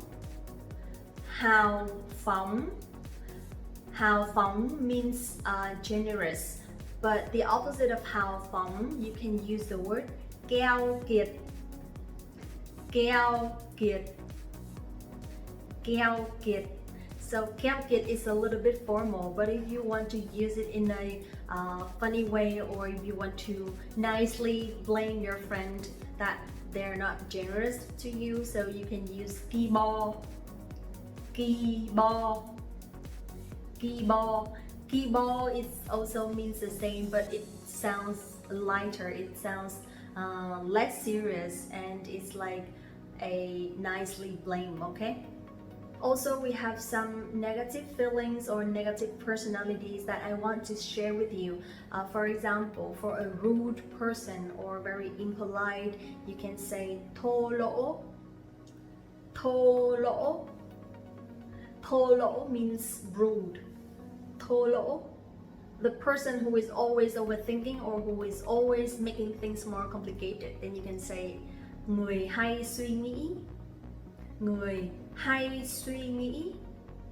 Hay suy nghĩ means they think too much or they overthink. And also, for example, someone is always overreacting. Then you can say phản ứng thái quá. Phản ứng thái quá. Phản ứng thái quá. Now, this is my question for you. What kind of person do you think you are? Then in Vietnamese you can say bạn nghĩ bạn là một người như thế nào? Bạn nghĩ bạn là một người như thế nào? Bạn nghĩ bạn là một người như thế nào? Okay, that's all for today. Very helpful, right? So, bạn nghĩ bạn là một người như thế nào? Leave a comment below. If you think this video is helpful, please leave a comment or like or subscribe or share this video to your friends. Also, don't forget to access to VietnamesePod101.com for your free lifetime account right now. Get your complete learning program with real lessons by real teachers. Thank you so much for watching again, and see you in the next video. Xin chào và hẹn gặp lại!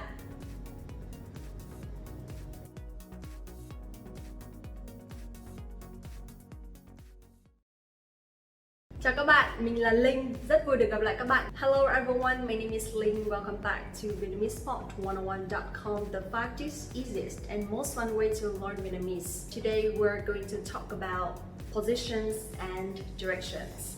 Let's get started.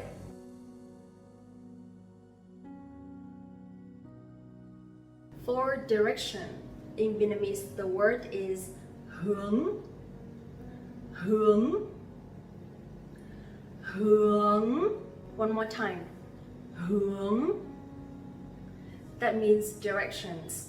And as we know, we have 4 directions, right? The south, the north, the east, and the west. Now let's practice slowly in Vietnamese. For the north, hướng bắc. Hướng bắc.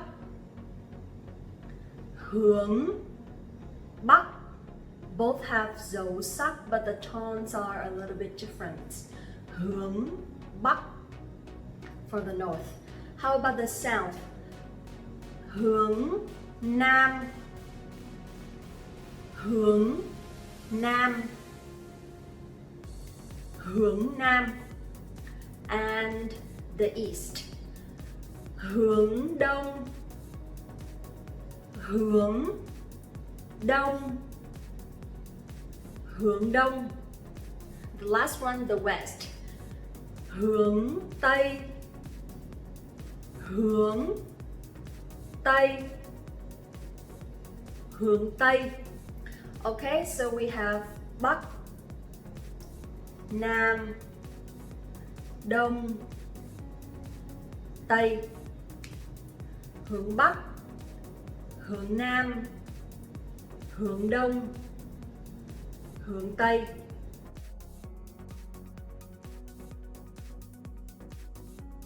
Now let's talk about the positions. There are plenty of words for sure, but I will link them together and we'll talk about opposite words so you guys can easily remember.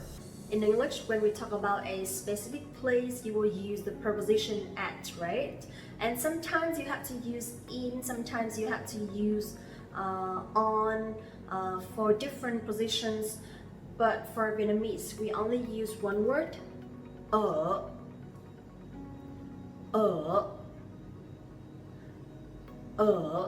Now let's talk about the positions. Ở trên, ở trên, ở trên. Ở dưới, ở dưới, ở dưới. Ở trên, ở dưới. This is my mouse, okay? Captain America. Alright, so my mouse is on my hand. Then you can say con chuột ở trên tay tôi. Con chuột ở trên tay tôi. Con chuột ở trên tay tôi. Con chuột is the mouse. Ở trên is on top. And tay tôi is my hand. Con chuột ở trên tay tôi. Ở bên trái, ở bên trái, ở bên trái, on the left. And ở bên phải, ở bên phải, ở bên phải. So ở bên trái, ở bên phải. You will see in English we will say on the left and on the right. But for all the prepositions we only use one word, ở, for everything, okay? So ở bên trái and ở bên phải. Alright, so now where is the mouse? Where is my mouse? Con chuột ở bên phải của tôi. Con chuột ở bên phải của tôi. And what is that? Leave a comment below. Con chuột ở bên trái của tôi. Con chuột ở bên trái của tôi. Now, next one. Ở đằng trước. Ở đằng trước. And ở đằng sau. Ở đằng sau. Ở đằng trước. Ở đằng sau. Next one is near and far. So in this situation we can say ở gần. Ở gần. And ở xa. Ở xa. For example, nhà tôi ở gần công ty tôi. Nhà tôi ở gần công ty tôi means my place is near my company. Similarly, we also have here and there, over here and over there. In Vietnamese, we will say ở đây, and ở kia, ở kia. That means here and there. For example, ở đây là ở đâu? Where is this? Or where is here? Ở đây là ở đâu? Ở đây là ở đâu. And then you will see that in Vietnamese, usually the question word here is where. We will not put at the beginning of the sentence, but instead we put at the end of the sentence. Ở trong, ở trong, ở trong, ở trong, ở ngoài, ở ngoài, ở trong và ở ngoài. That means inside and outside. Ở trong, ở ngoài. For example, I'm inside my room. In Vietnamese, you can say tôi đang ở trong phòng. Tôi đang ở trong phòng. Tôi đang ở trong phòng. I'm not outside. Then you can just say tôi không ở ngoài. Tôi không ở ngoài. Ở trong, ở ngoài. Alright, good job. We also have some other words that I'd like to introduce to you guys. For example, bên cạnh. Bên cạnh. Bên cạnh. Bên cạnh means next to, or it also means beside. Bên cạnh. So my laptop is next to me. That means máy tính của tôi đang ở bên cạnh. Máy tính của tôi đang ở bên cạnh. Ở giữa. Ở giữa. Ở giữa means in the middle. Ở giữa. So for example, đèn vàng ở giữa đèn xanh và đèn đỏ. Đèn vàng ở giữa đèn xanh và đèn đỏ. Đèn vàng ở giữa đèn xanh và đèn đỏ. That means the yellow light is in the middle, or is between the green light and the red light. Đối diện. Đối diện. Đối diện means facing, or the opposite side. In the opposite. Đối diện. Đối diện. TV. Ở đối diện tôi. TV. Ở đối diện tôi. TV ở đối diện tôi. Okay, last one I want to share is at the corner. And in Vietnamese you can say ở trong góc. Ở trong góc. Trong means in. So you can say ở trong góc or ở góc. Ở góc, at the corner of something. For example, the fan is at the corner of the room. You can say cái quạt ở trong góc của căn phòng. Cái quạt ở trong góc của căn phòng. Cái quạt ở trong góc của căn phòng. That's pretty much for today. A lot of vocabulary, right? But it's very helpful if you can take note in the notebook to review and practice sometimes. But if you want to rewatch this video, I don't mind, so just keep watching. So if you really like this video and if you find it helpful, give me a thumbs up and maybe you can share it with your friends. Also, don't forget to subscribe the channel and visit the website VietnamesePod101.com to learn more Vietnamese. Thank you so much for watching today. See you in the next one. Bye bye. Xin chào và hẹn gặp lại.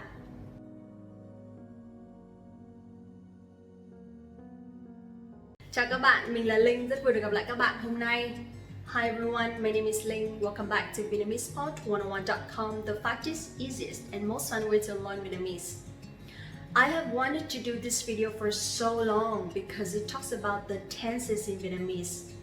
You'll be surprised, but the tenses in Vietnamese turn out very, very easy. There are some rules, but it's not as complicated as English. And it's just easy. I think this is one of the easiest things about Vietnamese that you will feel relieved. Okay, now let's get started.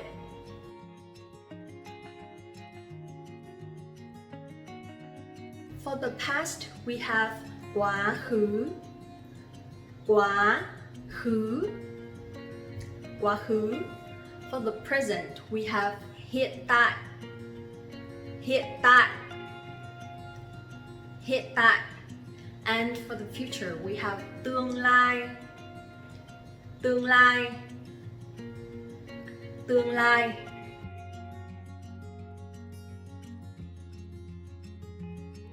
This one is super easy because you don't have to remember so many forms of verbs to talk about the past like in English. Is that you only need to remember one word. Đã, đã, đã, dấu ngã. Đã actually means awesome as well. So every time you talk about the past tense, just think about awesome because it's too easy. Now let's take a look at some examples to talk about the time first, okay? For yesterday we have hôm qua, hôm qua, hôm qua. For last week we have tuần trước, tuần trước, tuần trước. For last year we have năm ngoái, năm ngoái, năm ngoái. Okay, so hôm qua, tuần trước, or năm ngoái, for example. So those are three typical words to talk about the time in the past, right? Now, let's take a look at some examples using the word đã. Tôi đã học tiếng Việt năm ngoái. Tôi đã học tiếng Việt năm ngoái. Tôi đã học tiếng Việt năm ngoái. That means I learned or I studied Vietnamese last year. But in case you don't remember or you forgot the word đã, then actually you don't have to put it in. Instead, if you want to say tôi học tiếng Việt năm ngoái, it's completely fine. And people will still understand that you are talking about the past. Tôi học tiếng Việt năm ngoái. So overall, with or without đã, it's completely fine as long as you mention the time. For example, hôm qua, tuần trước, or năm ngoái, then people will understand that you are talking about the past. Now let's take a look at another example. Tôi đã đến Thái Lan tuần trước. Tôi đã đến Thái Lan tuần trước. Tôi đã đến Thái Lan tuần trước. So here that means I went to Thailand last week. Do you remember that we also have a video talking about countries? If you don't remember, check it out in the video list, okay? So tôi đã đến Thái Lan tuần trước means I went to Thailand last week. And even if you say tôi đến Thái Lan tuần trước, it's completely fine and it's still correct. Tôi đã gặp Linh hôm qua. Tôi đã gặp Linh hôm qua.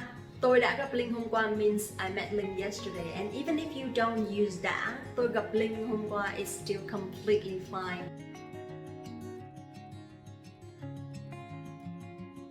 We just talked about the past and you know that đã is optional. You can use it or you don't have to use it, that's fine. But when we talk about the present and the future, it's the must. For the present, we use đang, đang, đang means you are doing something or you are doing something at the moment or you are doing something now. I'm giving you some examples so you will see more clearly. Tôi đang dạy tiếng Việt. Tôi đang dạy tiếng Việt. Tôi đang dạy tiếng Việt means I'm teaching Vietnamese. And here you also see đang before the verb dạy. Tôi đang dạy tiếng Việt. Easy, right? The structure is also very simple. Subject, verb, object. Tôi đang dạy tiếng Việt. Các bạn đang học tiếng Việt. Các bạn đang học tiếng Việt. Các bạn đang học tiếng Việt. That means you are learning Vietnamese. Tôi đang sống ở Sài Gòn. Tôi đang sống ở Sài Gòn. Tôi đang sống ở Sài Gòn. That means I'm living in Saigon or I'm living in Ho Chi Minh City. That means now, at the moment, I'm living here. Tôi đang sống ở Sài Gòn. Remember, subject, verb, object. Tôi đang sống ở Sài Gòn. Các bạn đang xem YouTube. Các bạn đang xem YouTube. Các bạn đang xem YouTube means you are watching YouTube videos. Các bạn đang xem YouTube. Okay, so the structure is very easy. Just đang and then the verbs after that is fine. You don't have to conjugate the verb. You don't have to remember any forms of the verb. Just remember that verb.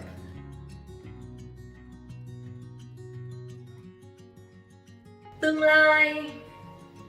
Tương lai. Tương lai means the future, and for tương lai, for the time, we have a few words like ngày mai. Ngày mai. Ngày mai means tomorrow. Tuần sau. Tuần sau. Tuần sau. Tuần sau means next week. Tháng sau. Tháng sau. Tháng sau means next month. And sang năm. Sang năm.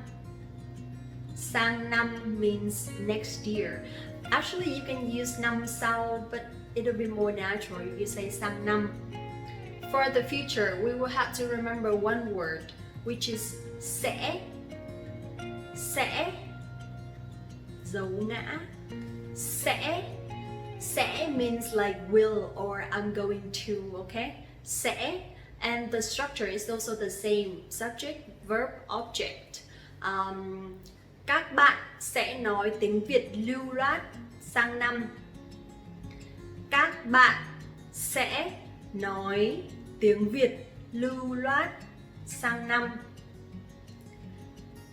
Các bạn sẽ nói tiếng Việt lưu loát sang năm. Các bạn sẽ nói tiếng Việt lưu loát sang năm. That means you will speak Vietnamese fluently next year, literally. And you will see lưu loát is the new word, right? Which means fluently. And then nói tiếng Việt lưu loát, speak Vietnamese fluently. The structure is very similar to English. Các bạn sẽ nói tiếng Việt lưu loát sang năm. Học sinh sẽ đi học lại vào tháng 5. Học sinh sẽ đi học lại vào tháng 5. Học sinh sẽ đi học lại vào tháng 5 means students will go back to school in May. Khi nào hết dịch, tôi sẽ đi du lịch. Khi nào hết dịch, tôi sẽ đi du lịch. That means when the pandemic is over, I will travel. Khi nào hết dịch, tôi sẽ đi du lịch. Tôi is I, sẽ đi du lịch. That means will travel. And here you will see khi nào hết dịch means when the pandemic is over. And by the time that you watch this video, I believe that the pandemic would have been over. And I really hope that at the point, at this moment, you guys everywhere in the world are completely safe. Alright, that's it for today. I just want to give you guys an overview about the tenses in Vietnamese. Just only 3 words. Đã, for quá khứ. Đang, cho hiện tại. Sẽ, cho tương lai.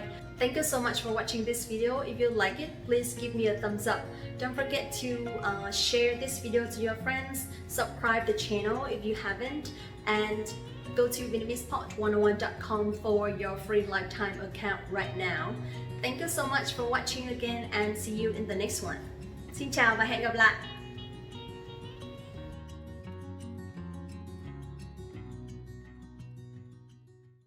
Hey guys, it's Ling. Welcome back to VietnamesePod101.com, the fastest, easiest, and most fun way to learn Vietnamese. I know I repeat all the time, but it's just fun. So I'm not wasting your time anymore. Today we're gonna be talking about the culture of Vietnamese language. It's not about what you should say or what you should not say. It's about the proverbs, which in Vietnamese we call tục ngữ. So basically there are some short sentences or expressions that our parents or our grandparents use them to teach us some lessons or something in life. They are not really from modern life, they're from the old time where our grandparents or even older used to learn language, used to learn Vietnamese. And it would be very nice if you can use them in the suitable situations. So that means you really understand the language and to really understand the culture of Vietnam. So let's get right into it.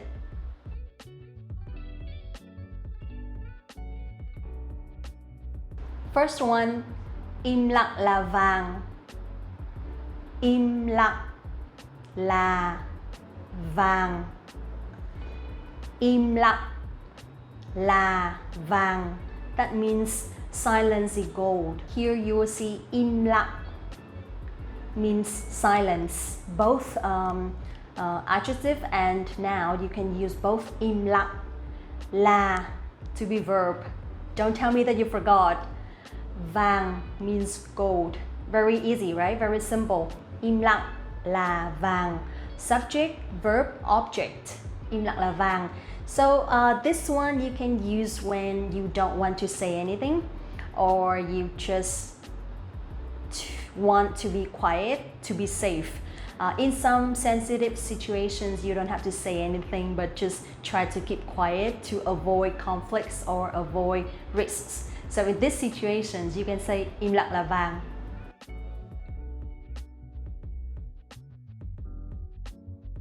Next one, mưa như chút nước.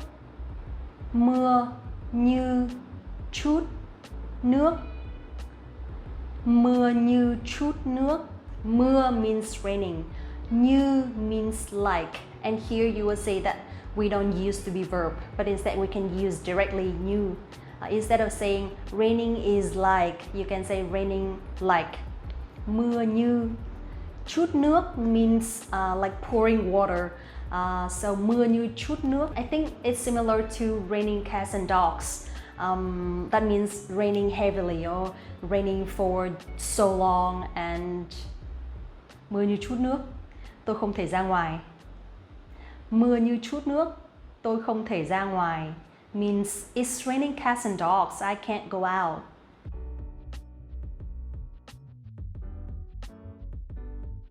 Nhập ra tùy tục. Nhập ra tùy tục. Nhập ra tùy tục. Nhập ra tùy tục.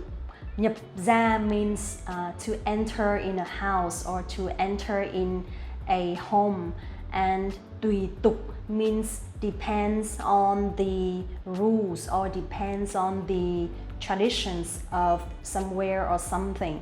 So basically it's similar to in Rome, do as Romans do, something like that. That means when you enter a country or when you enter a city or just a family, you should follow their habits or their traditions.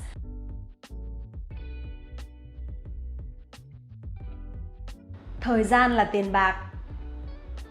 Thời gian là tiền bạc. Thời gian là tiền bạc. Thời gian là tiền bạc. Thời gian is time. La is to be verb, and tiền bạc is money. Subject, verb, object. Okay? Thời gian là tiền bạc. And it's so clear, right? Time is money, and we should respect time, we should value time, we should save time. This one you can use anytime, anywhere, with anyone, and it's very common. It's not really hard to use. If you, for example, you feel like you're spending too much time on something, or your friend is wasting a lot of time of yours, then you can say thời gian là tiền bạc. Thời gian là tiền bạc.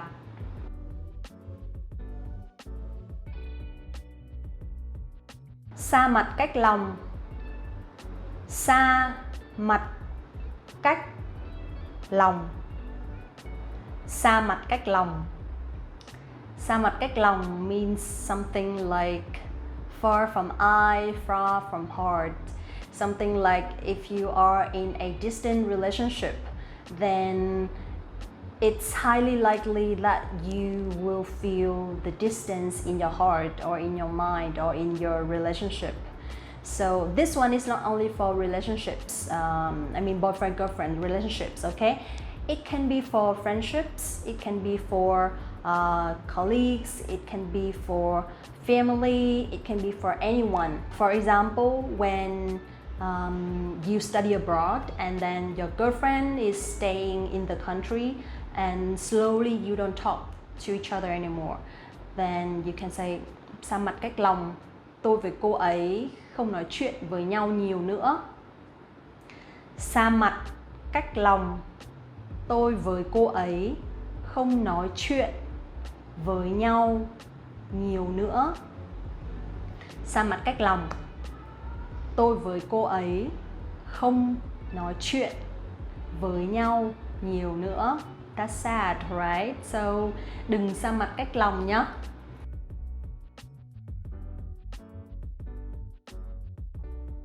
Bán anh em xa, mua láng giềng gần. Bán anh em xa, mua láng giềng gần. Bán anh em xa, mua láng giềng gần. Bán anh em xa, mua láng giềng gần. That means a stranger nearby is better than a faraway relative. It's funny, right? They are similar, okay? But it literally means to sell faraway brothers and to buy close neighbors rather than to have a lot of siblings or relatives, but they are far away from you. So sometimes when you need them, they're not there for you. But if you have some close neighbors or some close friends, it's very, very good for you. So, bán anh em xa, mua láng giềng gần.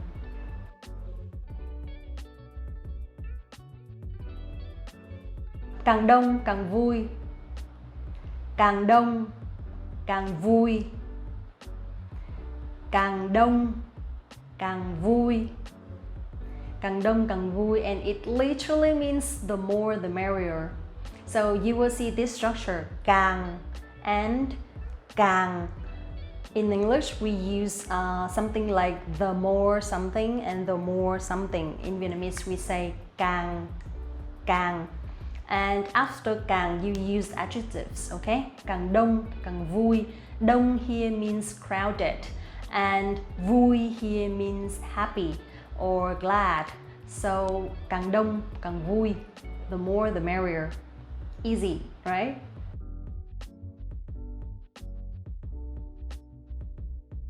Next one, có chí thì nên. Có chí thì nên. Có chí thì nên. Có chí thì nên means something like no pain, no gain. So có here means to have. Chí here means spirit or grit or will.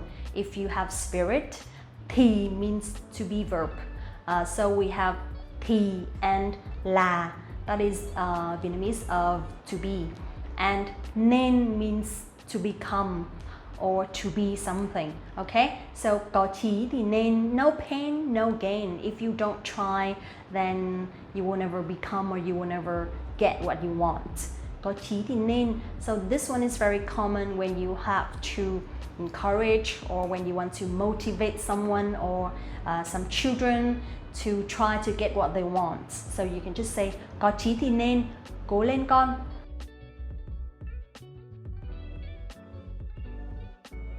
You already have something, but you still want something else, or you think like the other thing is better than yours. So can you guess what it is? You can type a comment below. Okay, so this one in Vietnamese we say đứng núi này trông núi nọ. Đứng núi này trông núi nọ. Đứng núi này trông núi nọ.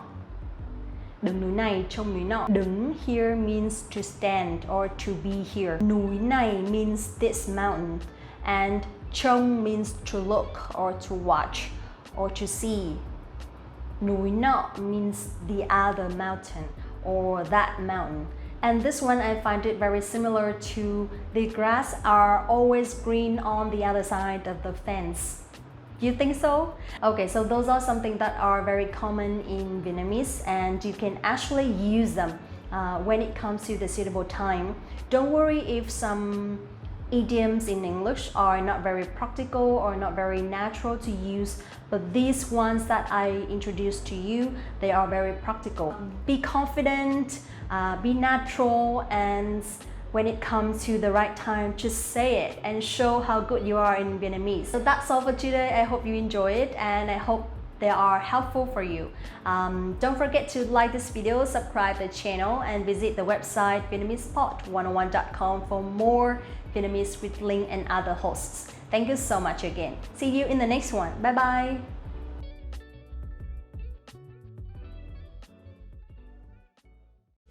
Want to speed up your language learning? Take your very first lesson with us. You'll start speaking in minutes and master real conversations. Sign up for your free lifetime account. Just click the link in the description.